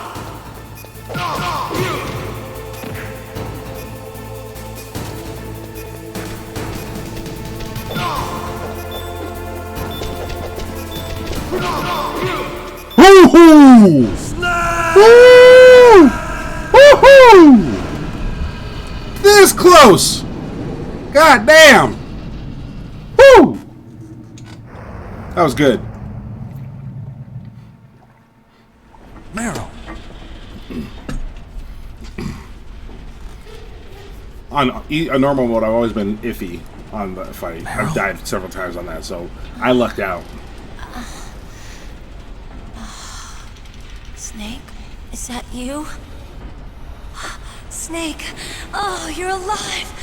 Thank God. Meryl. Meryl, are you okay? Are you okay? Is that all you? Meryl, it must have been terrible. Oh, it wasn't that bad. I didn't give in to the torture. Torture? And things even worse than that. I was fighting too. Just like you. You're a strong woman. Fighting them made me feel closer to you. I felt like you were there with me. It gave me the strength to go on. But I was scared. I'm sorry. Don't say that. But it made me realize something. During all the pain and shame, there was one thing I was sure of. A single hope that I held on to. And that hope kept me alive. Snake, I wanted to see you again. Meryl. That's my codec.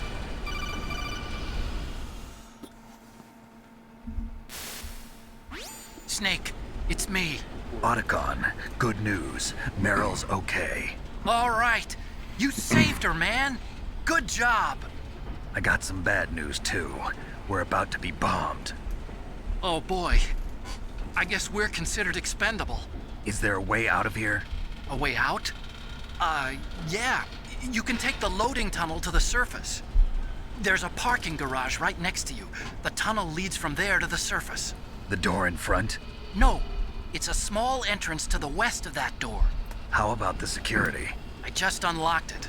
Who do you think you're talking to? I'll take care of security along your escape route, too. What are you going to do? Me? I'll stay here. Are you crazy? I need a little more time to take care of your escape route. But... unlocking the safety doors is difficult work. Only I can do it. Otacon. Don't worry. I'm staying here. It's my own decision. Otacon, this is a hardened shelter, but they're going to use a surface-piercing nuclear bomb. It won't hold. I'm through regretting the past. Life isn't all about loss, you know. Snake, I'm a complete person now. I've found a reason to live. Good. Don't die on me. Same to you. Take care of Meryl, okay? I will. Okay, I gotta go. I promise I'll do something about your escape route. Thanks. Thanks? Well, that sounds nice. I believe in you. Thanks, Snake. Let's get the hell out of here. What about him? Where's Otacon? He's fighting right now. With his old self. To be the man he wants to be. He's fighting for us too? Yeah. And I don't want it to be in vain. Me too.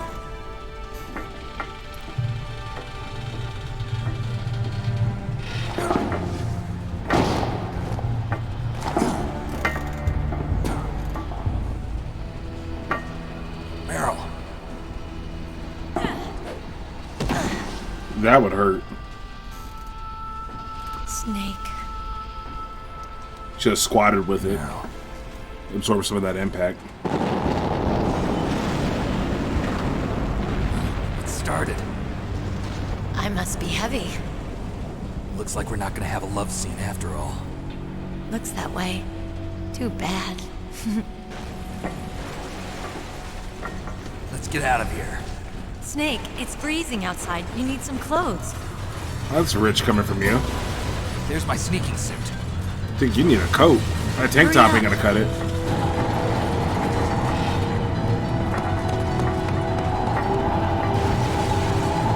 Hurry! Your arms are gonna be cold as shit. Looking good, Snake.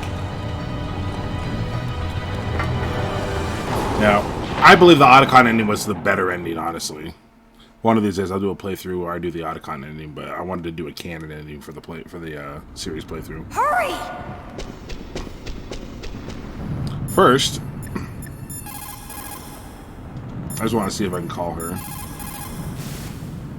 Snake, they've placed the Kano under arrest. I don't know what I should do. This will probably be your last save. I'm going to miss those proverbs of yours. Snake. Mei Ling, I have a favor to ask you. Make a hard copy of all the codec conversation data up to this point. I want some insurance. Okay, Snake, leave it to me. Snake, please. Be safe for me. Okay. So I know there's a ration here. No rations here. Ration here. I'll drive. Damn! Surveillance camera. My question is, where did this guard come from? Damn, no keys. All right, keys.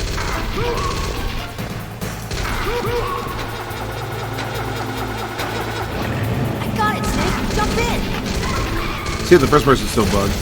Yep, it's still bugged. Fire that machine gun with your weapon bag. Snake, hold on. Yep, the first person's still bugged, so this is gonna be tight. We doing all third person.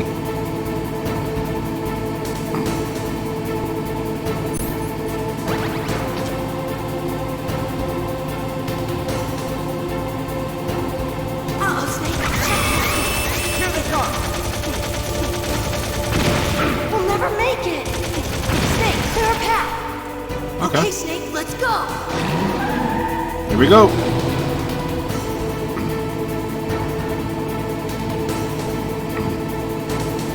We're not out of the woods yet. Here they come! We'll never make it. Snake, clear a path.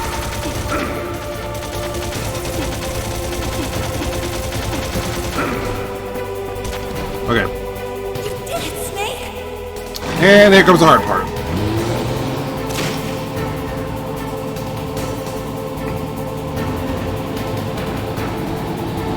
Not yet, Snake! It's not over yet! Liquid!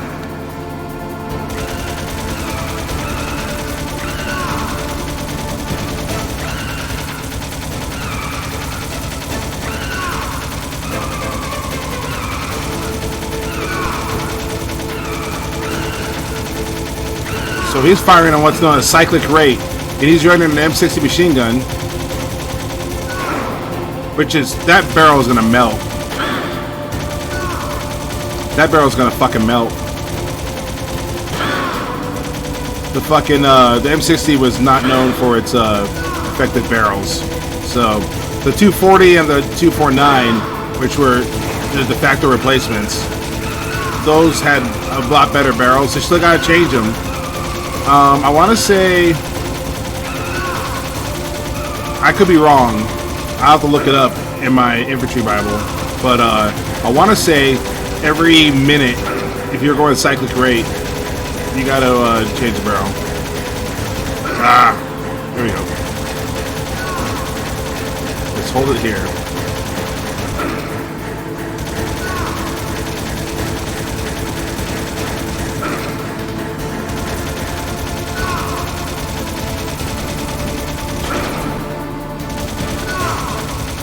That was a headshot. How are you still alive?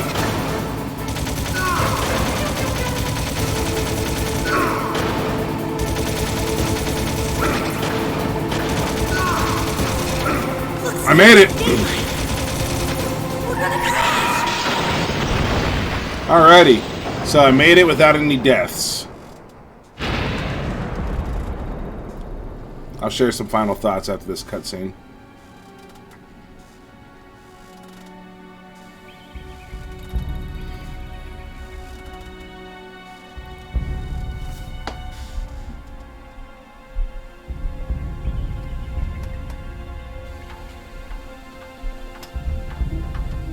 Meryl. Are you okay? Yeah, just a little shook up. Meryl, can you move? It's no good. I can't move. What happened to Liquid? I can't see him either. Liquid's dead. Uh-oh. Snake!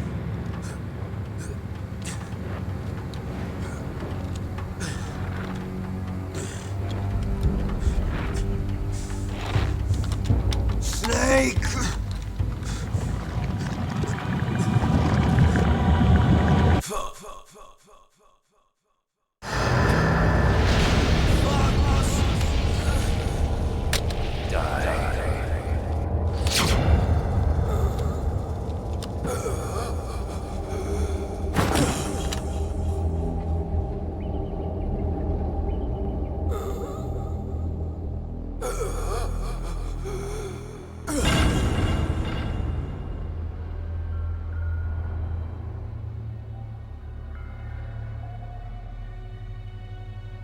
If he's dead, that means...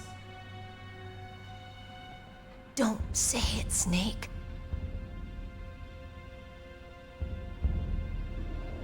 What happened to the air raid? No stealth bombers in sight. Snake, can you hear me? Colonel. Are you okay?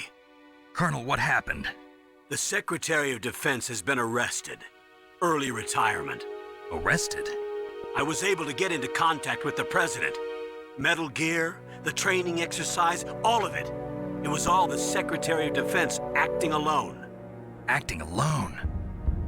What happened to the air raid and the nuclear strike? The orders were rescinded. The F-117s and the B-2 Spirits have returned to the base. Once again, I have complete authority over this operation. I see. Washington isn't stupid enough to use nukes to cover up a few secrets. I wonder about that. In any case, the danger's over. Thanks, Snake. Colonel, you can rest easy. Meryl's fine. Really? Thanks. Thank you, Snake. Snake, I'm sorry. I kept a lot of things from you.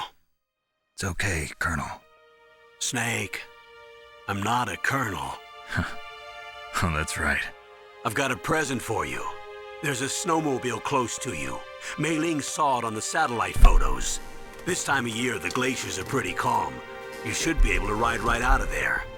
I'll bet the boys at the DIA and the NSA never expected you to come home alive. Me neither.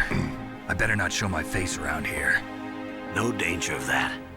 You two officially died after your Jeep sank into the ocean. That's not too far from the truth. Also, there's a helicopter waiting for you on Fox Island. Dr. Hal Emmerich should be somewhere on the base. I want someone to bring him in. I understand. Leave it to me. Okay, Roy. Are you gonna be okay? Don't worry. I've got an insurance policy. A hard copy of all Mei Ling's data. As long as I've got that, you, me, and Mei Ling will be fine. The battery on these nanomachines will run out soon. They won't be able to follow us. I guess we won't meet again. Don't worry. I'll pay you a visit sometime. Really? I look forward to that. Roy, just tell me one thing. What? About Fox Die. Meryl will be fine. She wasn't included in its programming. What about me? It killed Liquid. Naomi said that she wants to talk to you face to face about that. How is she? Don't worry. Mei Ling is with her right now. I'm switching over to Naomi. Snake, it's me. Naomi. I heard about my brother. I'm sorry. But he had one last message he wanted to say to you. He told me to tell you to forget about him and to go on with your own life. Frankie said that? Yeah. He also said he'll always love you. Naomi, your brother just saved you, me, and the whole world. He fought with every ounce of strength in his body. Maybe. Maybe now he's finally found some peace. He wasn't really my brother anymore. Ever since he fought with you in Zanzibar, he's been like a ghost. A ghost looking for a place to die.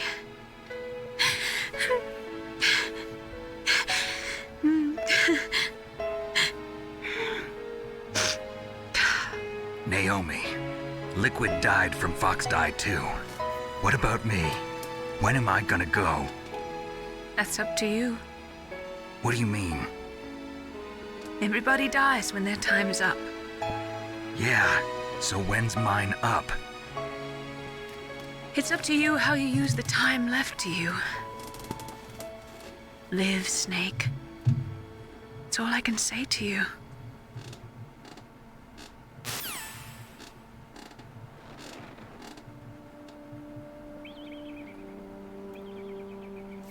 Each person is born with their fate written into their own genetic code.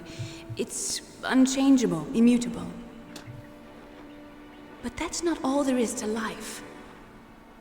I finally realized that.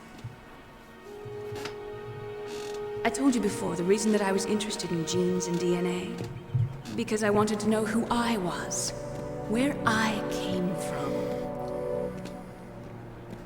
I thought that if I analyzed my DNA, I could find out who I was, who my parents were. And I thought that if I knew that, then I'd know what path I should take in life. But I was wrong. I didn't find anything. I didn't learn anything. Just like with the genome soldiers, you can input all the genetic information, but that doesn't make them into the strongest soldiers. The most we can say about DNA is that it governs a person's potential strengths, potential destiny. mustn't allow yourself to be chained to fate, to be ruled by your genes. Humans can choose the type of life they want to live. Snake, whether or not you're in the Fox-Die program isn't important. The important thing is that you choose life. And then live. Don't you think, Snake? Don't worry. I'm going to choose life too. Until today, I've always looked for a reason to live. But from here on, I'm going to just live. That's a steep hill.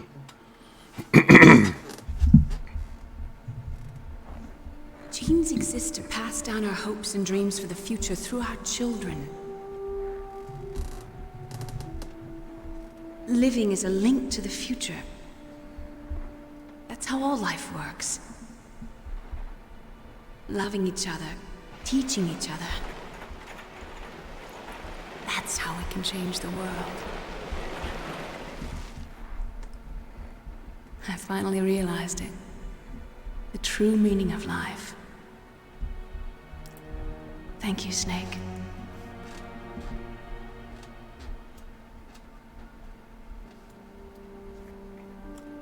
Look, I found this. Let's keep it as a reminder. Of what? A reminder of a successful mission? Or the first time we met? A reminder of how to live. Huh? Until today, I've lived only for myself. Survival has been the only thing I cared about in my life. That's not just you.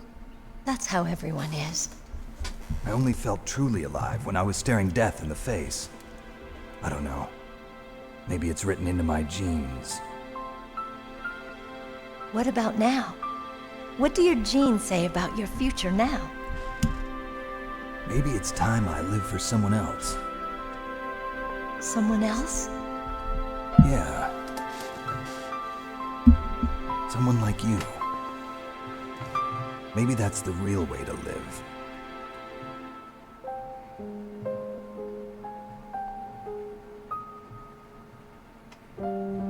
So, where to, Snake?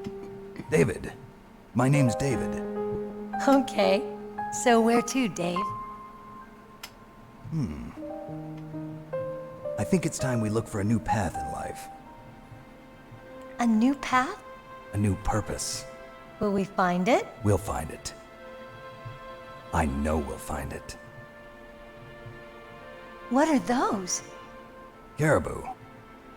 To the Aleutians, the caribou is a symbol of life. It'll be spring here soon.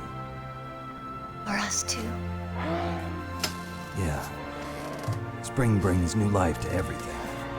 It's a time for hope. I've lived here a long time, but Alaska has never looked more beautiful. The sky, the sea, the caribou, and most of all, you. Look at Snake with the Riz. I think I'm gonna like this new life. W Riz game right there. Let's enjoy life. And most of all, you.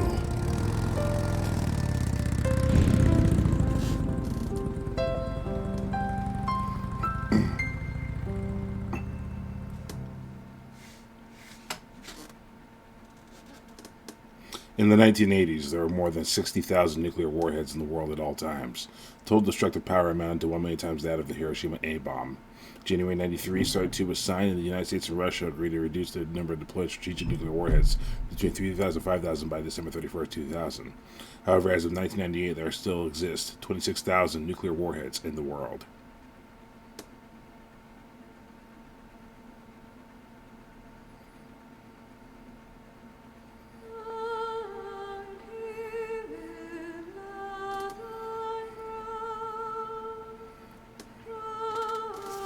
So, the other thing I wanted to point out, but there was a lot of cutscenes and a lot of action. Liquid going on about his recessive genes. I remember reading this and I found what I was talking about with it. They got that wrong. So, recessive versus dominant gene doesn't have to do with your performance as a person. It doesn't mean if you are born with a bunch of recessive genes, it doesn't necessarily mean you're going to be some weakling or whatever.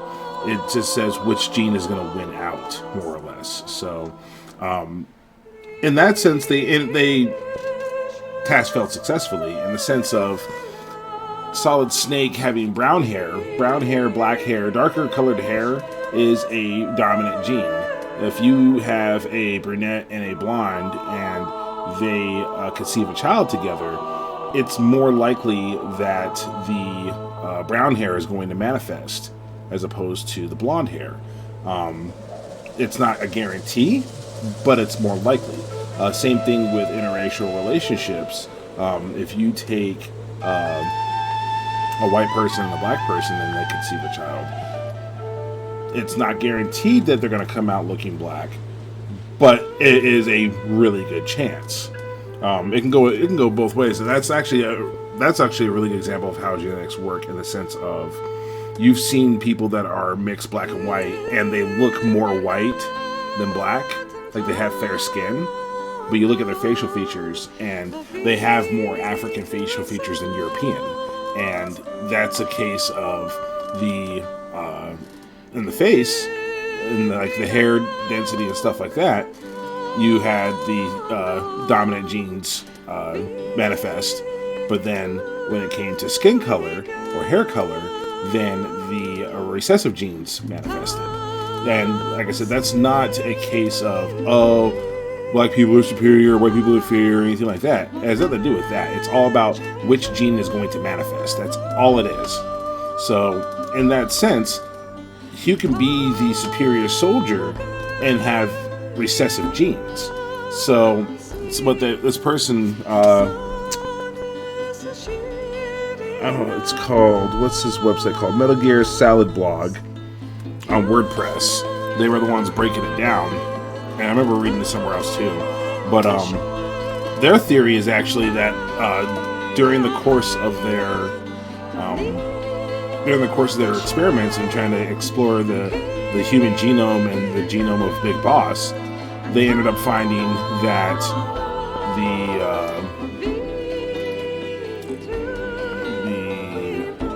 the recessive genes are the ones that are responsible for the superior soldiering. So that was where that was one theory that they concocted. Or the recessive genes are the ones responsible for the superior soldiering. So as you'll find out here in a few minutes after the final credits roll, you'll find out Liquid was actually the superior soldier. He had the superior soldier genetics, but he also had the recessive genes. So the theory was that those recessive genes were responsible for the shout out to Jeremy Blostein, but those recessive genes were responsible for superior soldiering, and so he was the superior clone of Big Boss. That is the theory that is being put out there, and with that, you see it in the boss fight. You saw how my punches, Snake's punches, did some damage, but you see Liquid's punches were doing much more damage to the point where I almost died because I kept fucking up. So it's they theorize that maybe because of all the bad treatment that he endured growing up, maybe Liquid didn't have an understanding of how the genetics work, and then he found out they assigned all the recessive genes to him. And he took that as, I'm inferior, and he thought Venom Snake from Metal Gear Solid 5 was his father, and they did shit on him, so he was like, I got the recessive genes, I hate Solid Snake, I hate Big Boss, I hate all of them. Again, shout out Jeremy Blostein. But yeah, I think that is probably the theory that makes the most sense. But I do remember reading somewhere, like not just from a blog, but I remember reading somewhere that the way that they try to explain genetics in this game, they don't exactly hit the nail on the head. They mess up how that works. But that theory kind of ties it all together.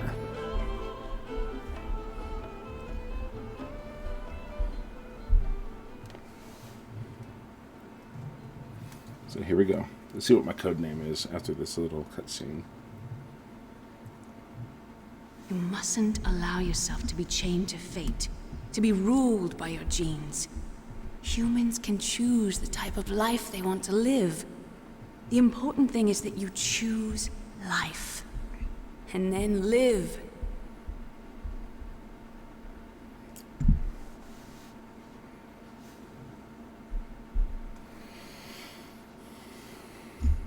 Yes, sir. The entire unit was wiped out. Those two are still alive. The Vector? Yes, sir. Fox dive should become activated soon. Right on schedule. Yes, sir. I recovered all of Rex's dummy warhead data. No, sir. My cover is intact. Nobody knows who I really am. Yes, the DARPA chief knew my identity, but he's been disposed of. Yes, the inferior one was the winner after all. That's right. Until the very end, Liquid thought he was the inferior one. Yes, sir, I agree completely. It takes a well-balanced individual such as yourself to rule the world. No, sir.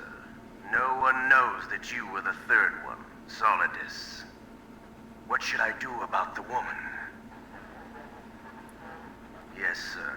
I'll keep her under surveillance. Yes. Thank you. Goodbye, Mr. President.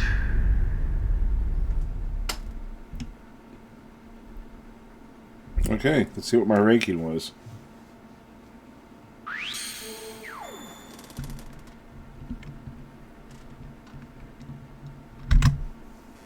So, I got Leopard. That's usually what I get. So, I didn't die at all. Saved 6 times. Found 4 times. I think that is the standard. I think there's 4 events where you have to get caught.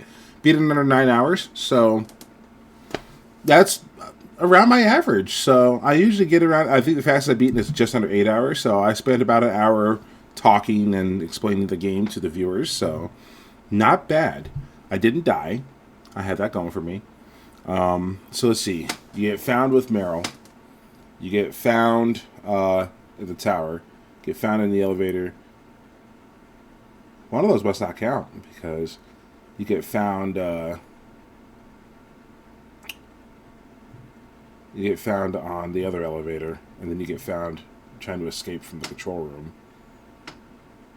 One of those must not count, but. Yeah, I didn't get found outside of that, so Leopard. Leopard's badass. Leopard is a badass animal, so I will take it. Maybe I'll incorporate that into a story sometime. So.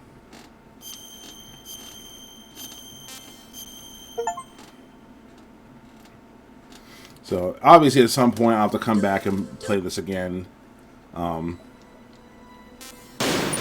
just play it here. Actually, you know what? I will actually quit to the main menu. So, that's Metal Gear Solid. That is my favorite game of all time.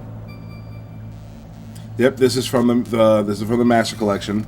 For those that I brought this up throughout the playthrough, but for those I didn't go with Integral. I wanted to go with the original. I might go through Integral again. For those who don't know, the Master Collection has Metal Gear Solid OG for North America. Has Metal Gear Solid 2, not Metal Gear, it has a Metal Gear Solid 2, but Metal Gear Solid original for North America, Metal Gear Solid VR Missions, Metal Gear Solid, I forgot what the European one was called. It's basically VR Missions for Europe, and then Metal Gear Integral, which is the Japanese version of Metal Gear Solid, with VR missions and a bunch of extra stuff, and a very easy mode where you run around with an MP5. So, I'm actually curious if that, I got a little bit of time. Let's hop in real quick onto, let's hop into Integral and see if that first-person view issue is persistent there. Because, so, Special Missions is what it was called for Europe. Okay. Let's try Integral. And Blackstone, what is up? You just missed the ending of Metal Gear Solid. I do remember there being a first person mode on Integral as well. I'm trying to remember. Does it force you to have the Japanese subtitles? Let me check.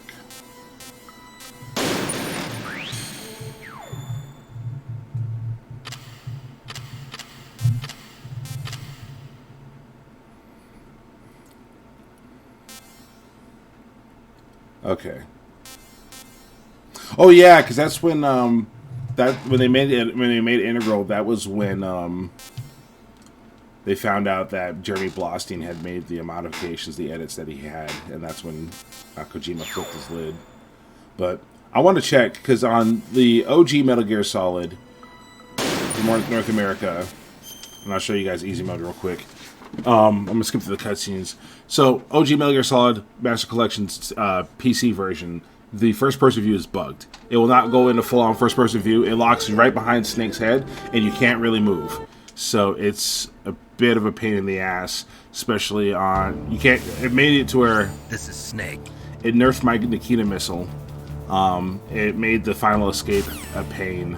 It made a lot of things a pain. So, I'm going to check. I played Integral, the PC version that you can get on Good Old Games. Yep, it's doing the same thing. It's bugged. So, this is what I'm talking about. Let me move away from here. Yeah, see? There's something wrong with the game. I'll have to maybe check the integrity of the game files. Maybe that's what will fix it. But it's been doing this to me, and I don't think it did it to me when I first downloaded the game. But it's been doing this the entire time. I can't use the first-person view. I put out a question on the Steam discussion page asking if anybody else had experienced it. That's just holding it. So double tap, nothing. Just does that. Hold on to it, nothing. So I think something... I'm going to check the integrity of the game files. But you start off with an MP5 suppressed. So now I'm going to play it like Derp Stealth Phil.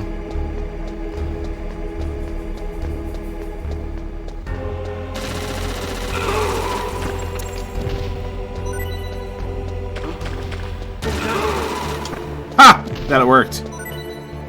I just came through and murdered everybody.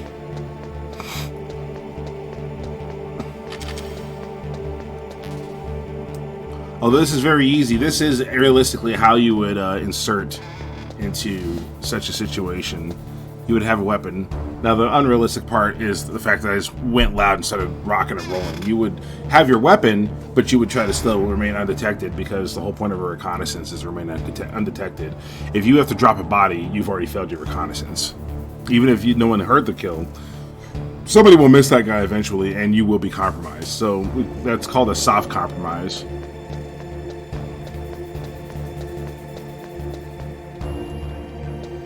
I will take this opportunity to let's see. Actually, let me see. Settings and special modes. Okay, so I can go back and try that. Are you smoking? I just like this part. So what? Didn't you know that cigarettes contain benzopyrene, a chemical that leads to lung cancer? We now know that when benzopyrene enters the body, it changes to benzopyrene diolipoxide, BPDE, and attaches to the receptors on the p53 gene, the gene which causes lung cancer.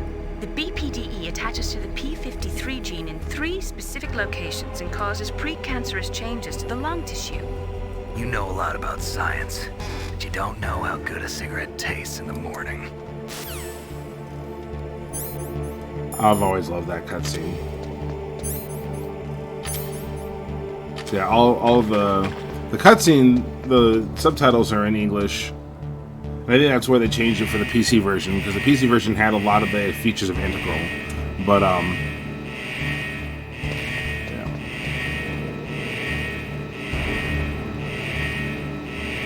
I wonder what happens if I flick that on. Will it bug out on me? Ah.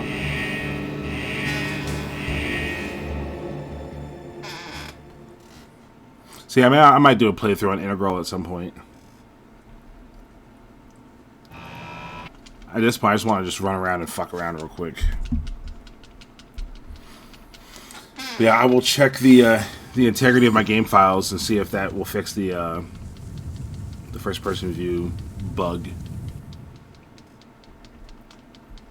Which I'm surprised I didn't think of that before, but...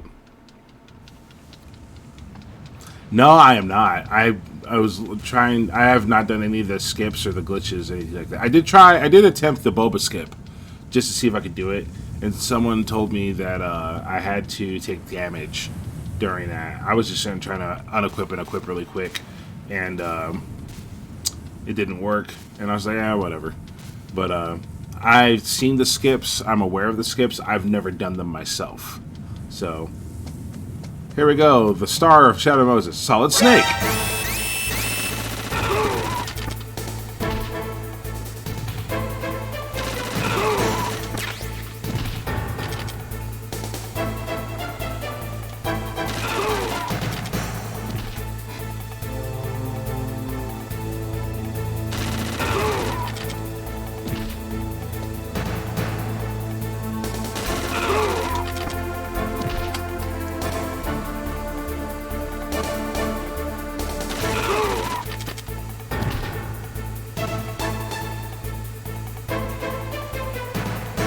Oh, I've killed all the bad guys. Okay.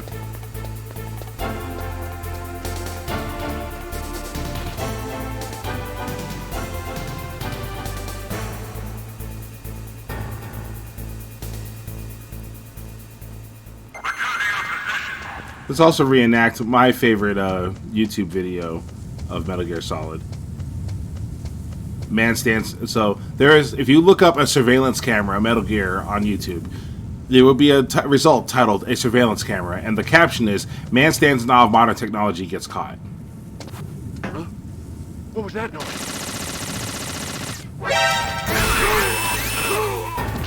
Whoops. Whoops. I fucked that up.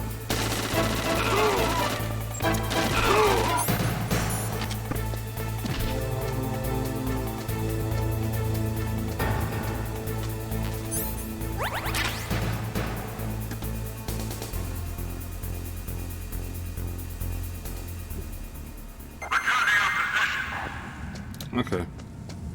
I'm going to get that goddamn fucking SOCOM.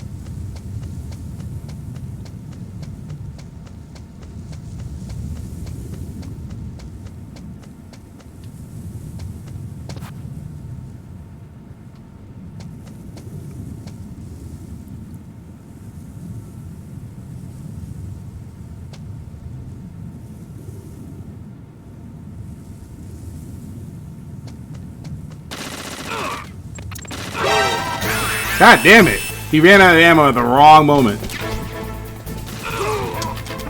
Yes, he does. The MP5 has unlimited ammo. Reet! Alrighty. Yeah, that's where on very easy mode, you get the MP5, it has unlimited ammo. So, the video I was talking about, the man stands in awe of modern technology, gets caught. You get here, he goes. A surveillance camera?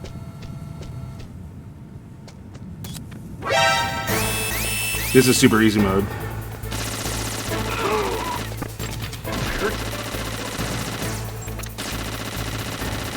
Where'd he go?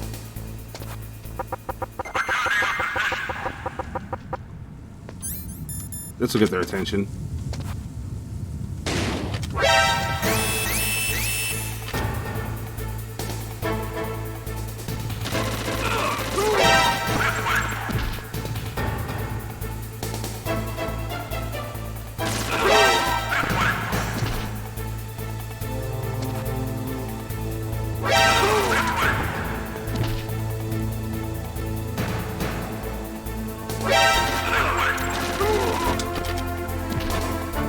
I see he's holding it in that British style, holding the magwell.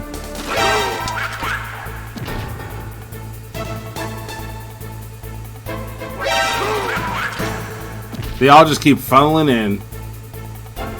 See, that's the key to Metal Gear Solid is you gotta fuck... If you want to get into a firefight, you have to get to a hard point.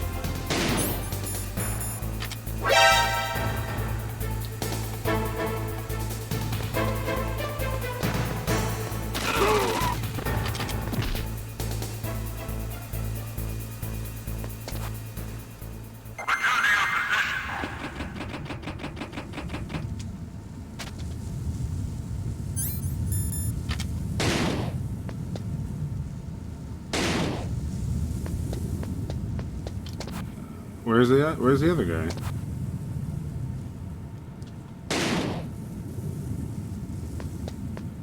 Well, there's always this guaranteed way to get caught. Hello.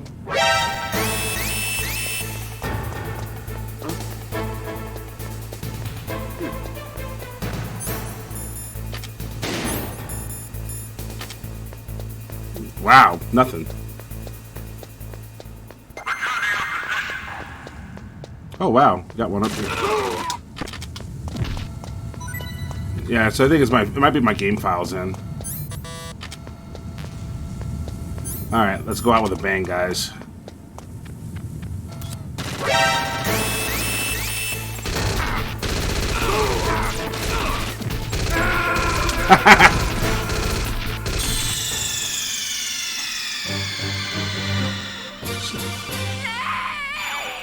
I never get the good game over. For me, the good game over is when he goes, Snake, what happened? Snake! Snake! That's the OG, the original. Yeah, I have to play it on normal first. Alright. So, return game to menu. So yeah, I'll check the integrity of my files. But that was Metal Gear Solid. I might go poke around on Ready or Not for a minute. Check out this new commander mode that they were talking about. But I'm not going to get too deep into it because I'm going to want to continue my my playthrough of Metal Gear series. So, aside from the side games, we really only have 2 more left. Metal Gear Solid 2 and Metal Gear Solid 3. With this Master Collection, I've so when I play Integral, if I want to unlock that first person mode, I'm going to play it on normal and beat it on normal. Does it matter if you submit to the torture or if you resist the torture? Is that irrelevant as long as you beat the game on normal?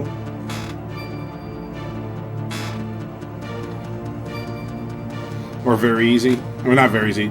So okay, so as long as you play it easy or above and beat it, that doesn't matter. Okay, cool. Good to know. I'll probably do that at some point. Maybe I'll even do a playthrough where I do it all in first person. See Shadow Moses through the eyes of Solid Snake. That'd be interesting. But yeah, this Master Collection playthrough, beat Metal Gear 2 Solid Snake for the first time. And I had those games on. I bought Metal Gear 3 Subsistence back in the day. I just couldn't figure out the controls. So I finally broke down. I consulted the strategy guide. I acknowledged I wasn't going to beat it blind. And I beat those 2 games. 2 was definitely challenging. 1, once you figured out what you were doing, the bosses themselves are pretty easy. You just had a lot of backtracking and figure things out. But, oh, thank you for following Mercon X. I hope I'm saying that right, Mercon X. But beat those 2 games. So those are the only 2 games in the mainstream canon I hadn't beaten.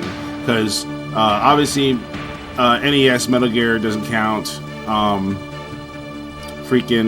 Snake's Revenge doesn't count. Acid 1 and 2 don't count. Portable Ops doesn't count. Survive, we don't talk about Survive. What else?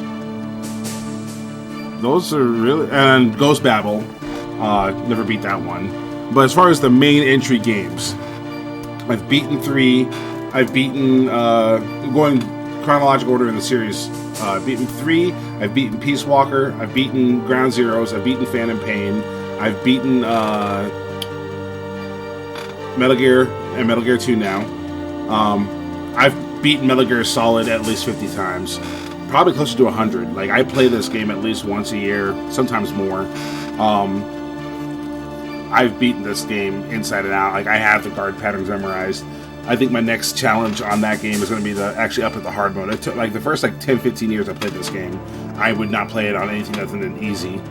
And then I started playing normal, so I've been playing normal for a few years now. And I lean on that Soliton Radar as a crutch, so that's the thing that keeps me like, oh man, I'm going to totally fuck this up. But one of these days, I'm just going to say fuck it and try to beat it on hard. And then if I beat it on hard,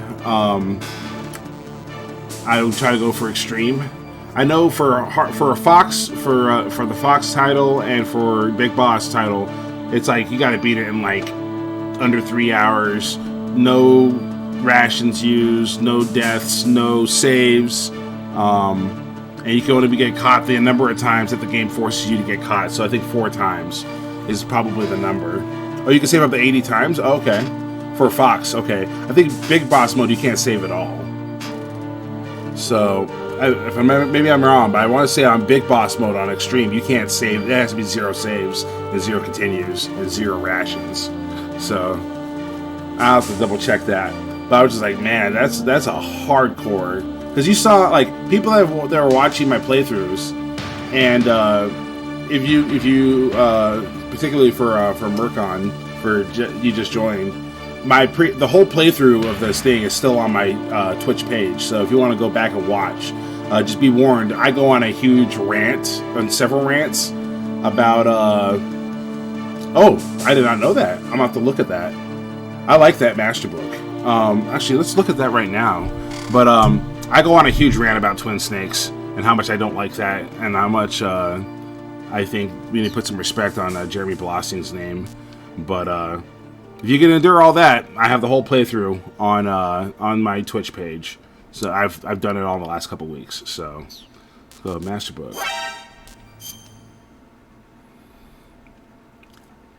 I have never played it. I have watched the cutscenes, and I don't like it. I want to see this. Confirm.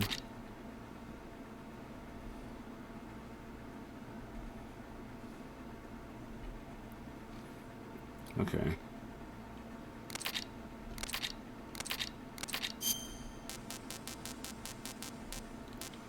Explanation. Let's see. I do want to sit down and read this at some point. Oh, let's see this. Confirm.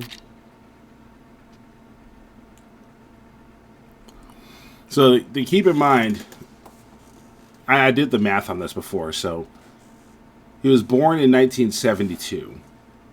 So that makes him 18 going on 19 when he is in the Gulf War as a Special Forces soldier. So back then, I want to say you couldn't get into Special... Well, no. You could get into Special Forces at 18. It's possible because Pat McNamara, who was a Delta Force operator, he came off the street as a Special Forces soldier at 18. So it is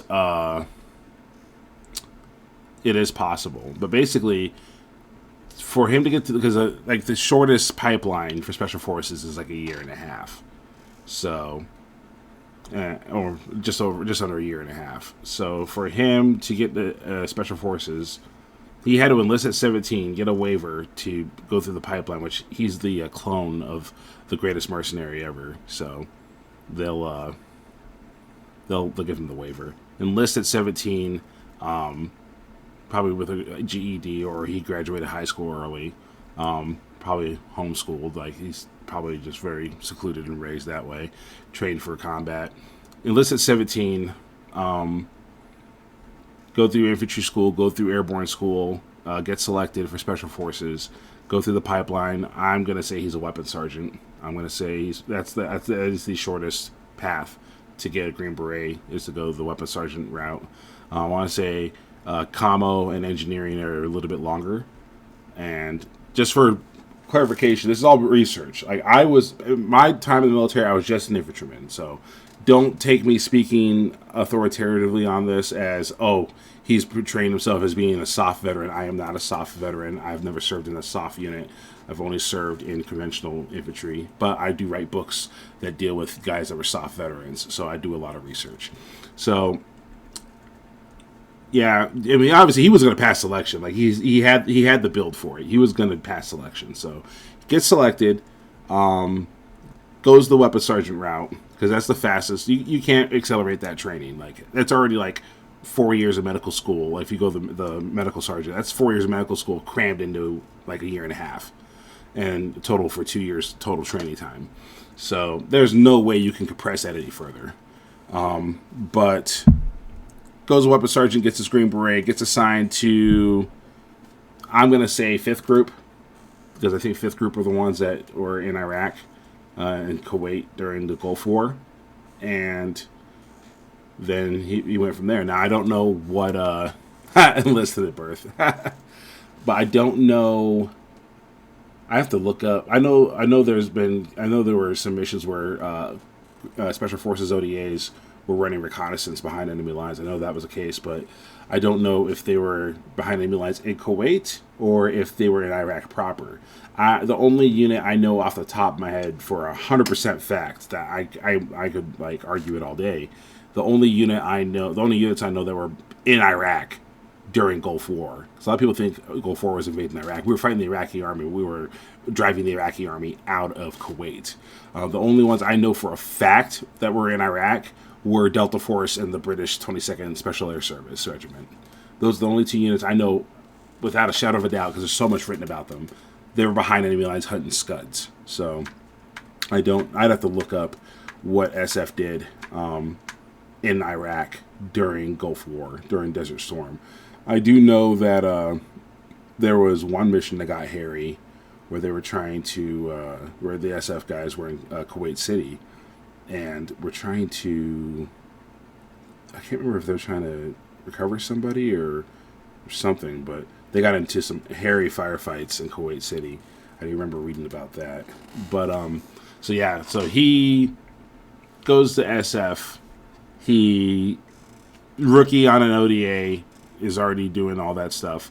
So then he's a rookie in 95 when Operation Entry 13 happens. And so you figure Foxhound selection and operator training is probably got to be similar to Delta Force in the sense of he's probably like a month-long selection process and then like a 6 to 9 month operator training course. I would imagine that would be my guess. That would be my educated guess on the Foxhound selection process. Maybe the master book has something about that, but I do know that. So if depending on when in 95 Metal Gear takes place, I would say he went to selection in 94, got picked up for Foxhound. So he served from 90 to 94 in Special Forces as a Green Beret. So at that point, he's probably a staff sergeant, maybe a sergeant first class if he's really, really high speed. I'd have to go back and check what the minimum. So I know they have the timeline for like when the events happened, but I'm trying to think of like from the veteran perspective, like how and veteran perspective and writer perspective, because I try to make my books as realistic as possible. How I would write this to where somebody would be like, "Oh, that's not realistic. There's no way that could happen." Like how to make it happen. Like it's doable. It's a sliver 1% chance. Like your average Special Forces soldier, most of your Special Forces soldiers are not going to experience what I'm describing, but it is possible. And there has been cases here and there of people coming close to being like real life Solid Snakes. So 4 years of Special Forces. Goes to Foxhound. So he only really spent 5 years in the military. I'd probably call him a staff sergeant. Maybe a sergeant first class if he was super high speed, like just crushing it and got all sorts of waivers to get promoted ahead of peers, which, I mean, he is a genetically enhanced soldier. It is possible. Left in 95, was doing contract work for the CIA, so probably under Ground Branch. He also did freelance contractor work, not for any government. If I remember correctly, reading his background. And then called out of retirement for Zanzibar in 99. And then went right back into retirement. So he's really just like a crusty E6, maybe E7. And he is...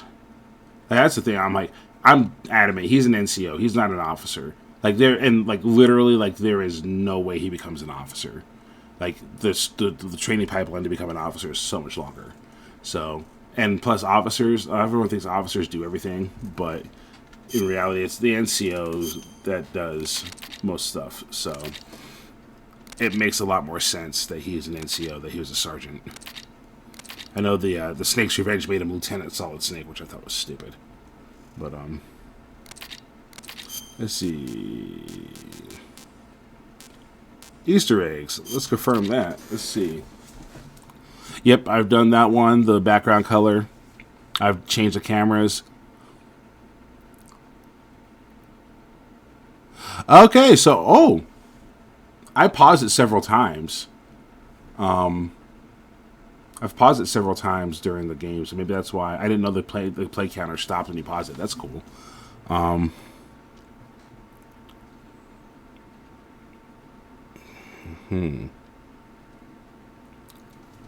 do remember that where you take forever to get to the elevator. That took a long time. And then I just showed you the harmfulness of cigarettes. That one. You know a lot about science, but you don't know how good a cigarette tastes in the morning. I did do the ladies' bathroom. I actually did that one. Because I remember I saved it, and then I was like, okay, I don't want this counted against me. So I saved it, and then I killed Meryl. When you listen to Meryl and you shoot her. Snake, what the hell? Yep, killing small animals. I did that with the ravens. I meant to do that with the rats, but I remember I did that with the ravens. And also because, I wonder if it mentions it here. Not on the codec. Probably later on. Nope. Additional raven. Yep. If you've killed ravens, how dare you kill my friends? Let's see. Oh! Oh!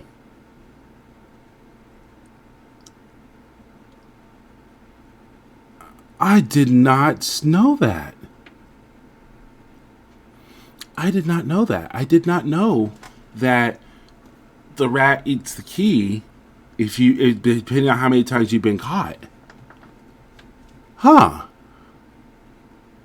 So that just means that I've been playing well the last dozen times I've been playing the game. Okay. Okay. I did not know that. Wow. Yep, I've shot President Baker.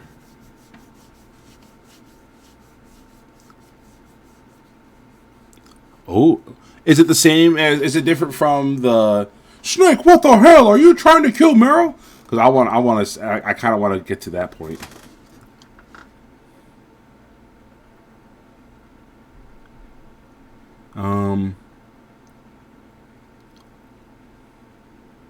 I did not know this when you use the binoculars.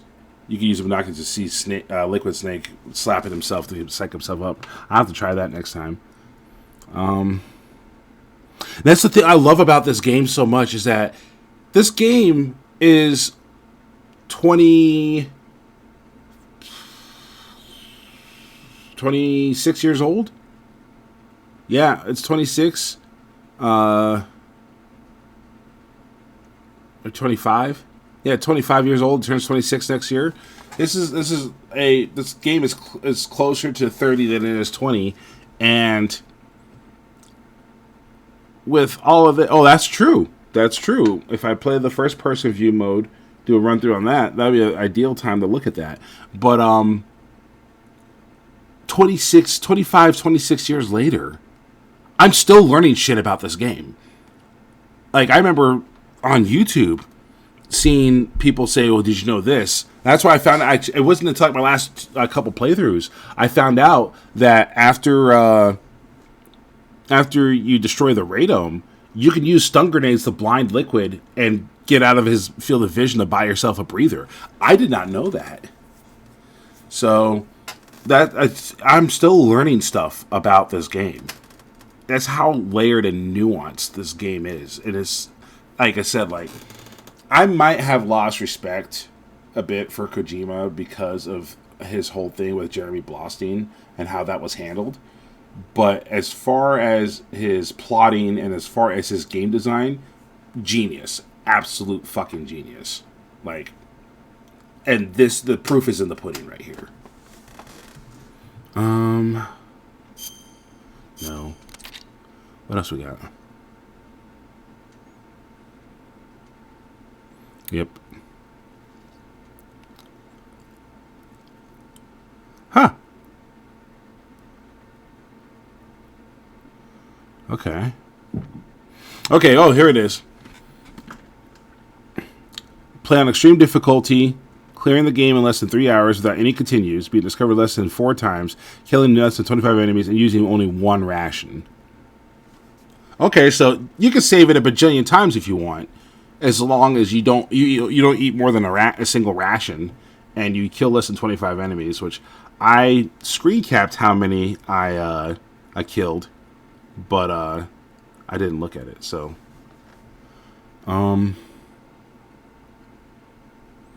let's see.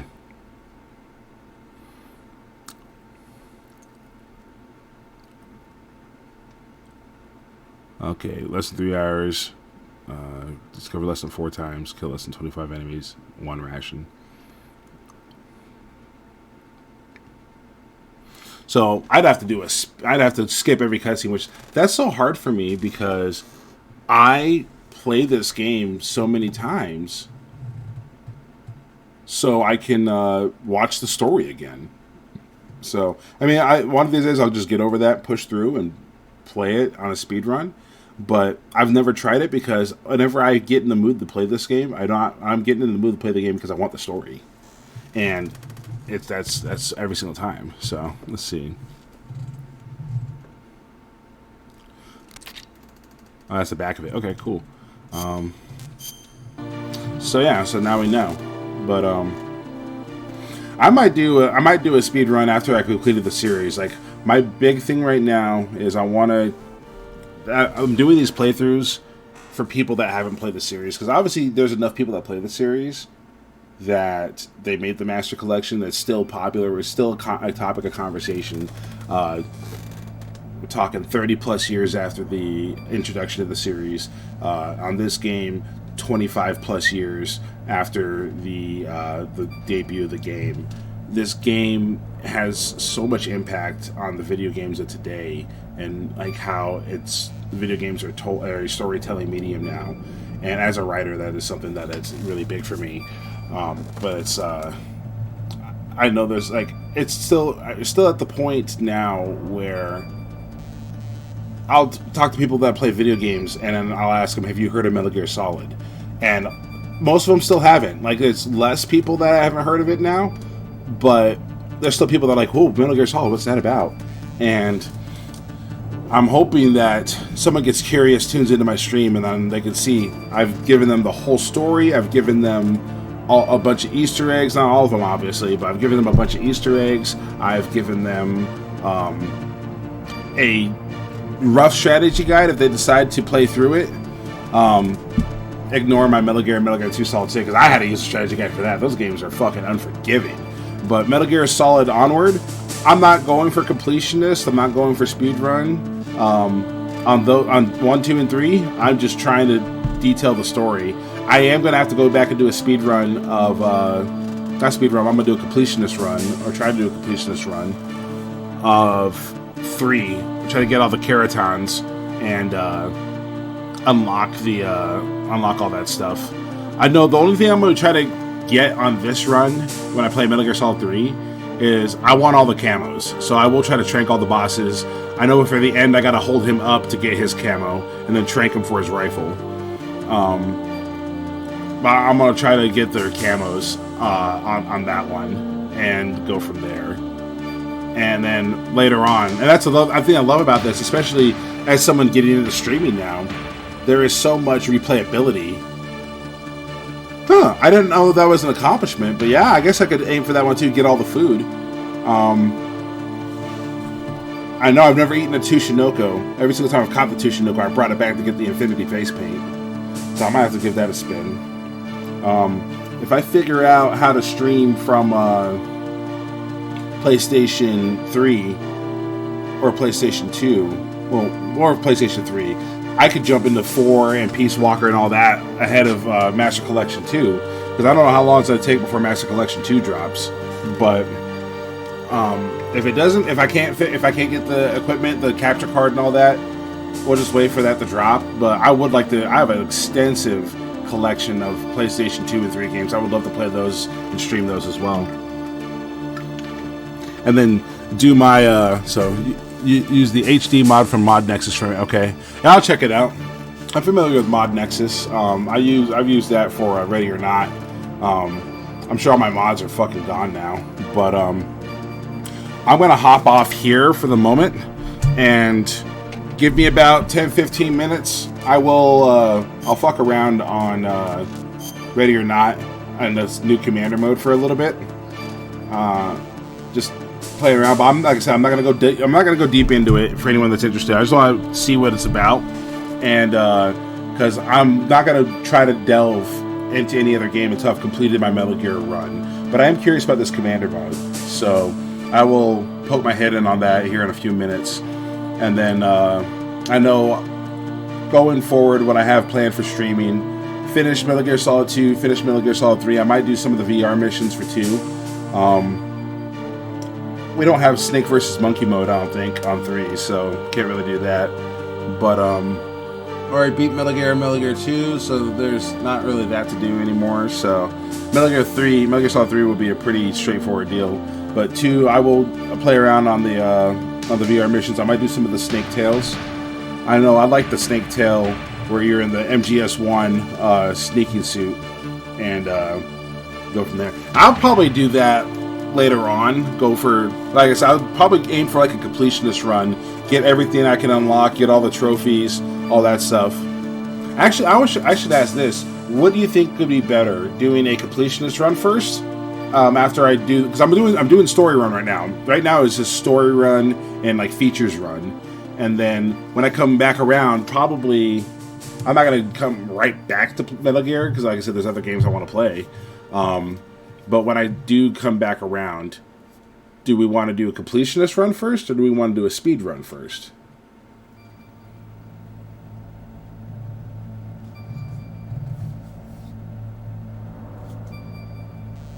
That'll be the question that will be determined. If the people that are following me want to see a completionist run first, I'll do a completionist run. If they want to see a speed run, I'll do speed runs. So, with Metal Gear Solid 1, really the only way to do a completionist run on 1 is going to be just go back and fail the torture, which I think is the better ending personally. But I did the canon ending this time around. I survived the torture. So, next one is just to do a speed run, do a run, maybe a speed run, to get the stealth camo. And okay, the trophy run. So, question: does the use of special items count against you if you're trying to get the big boss title or Fox title?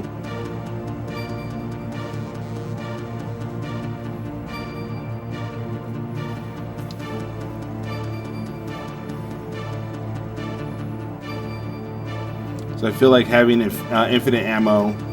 Yeah, you would think. I would think that as well. You would think using stealth and bandana would work against you, especially for stealth. Like that. Honestly, I think stealth would be better for a big boss run. But yeah, the really only completionist way would be get big boss, get the Fox title. Unlock all that stuff, play it on all the modes,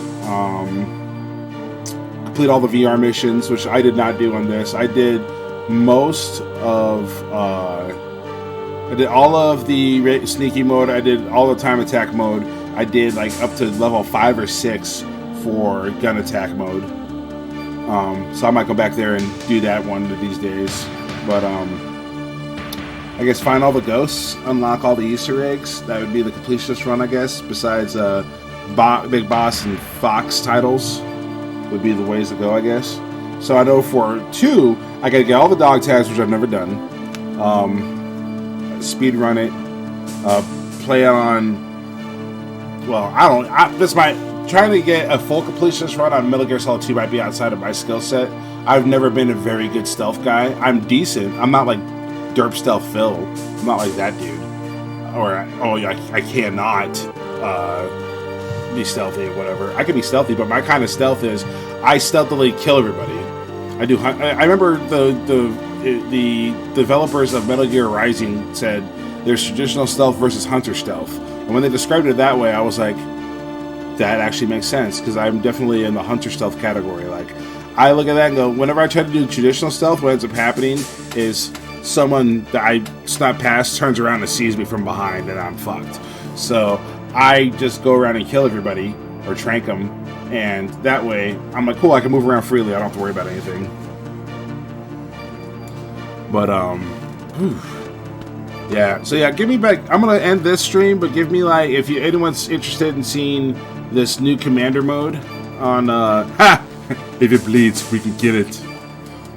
Stick around, Dylan, you son of a bitch.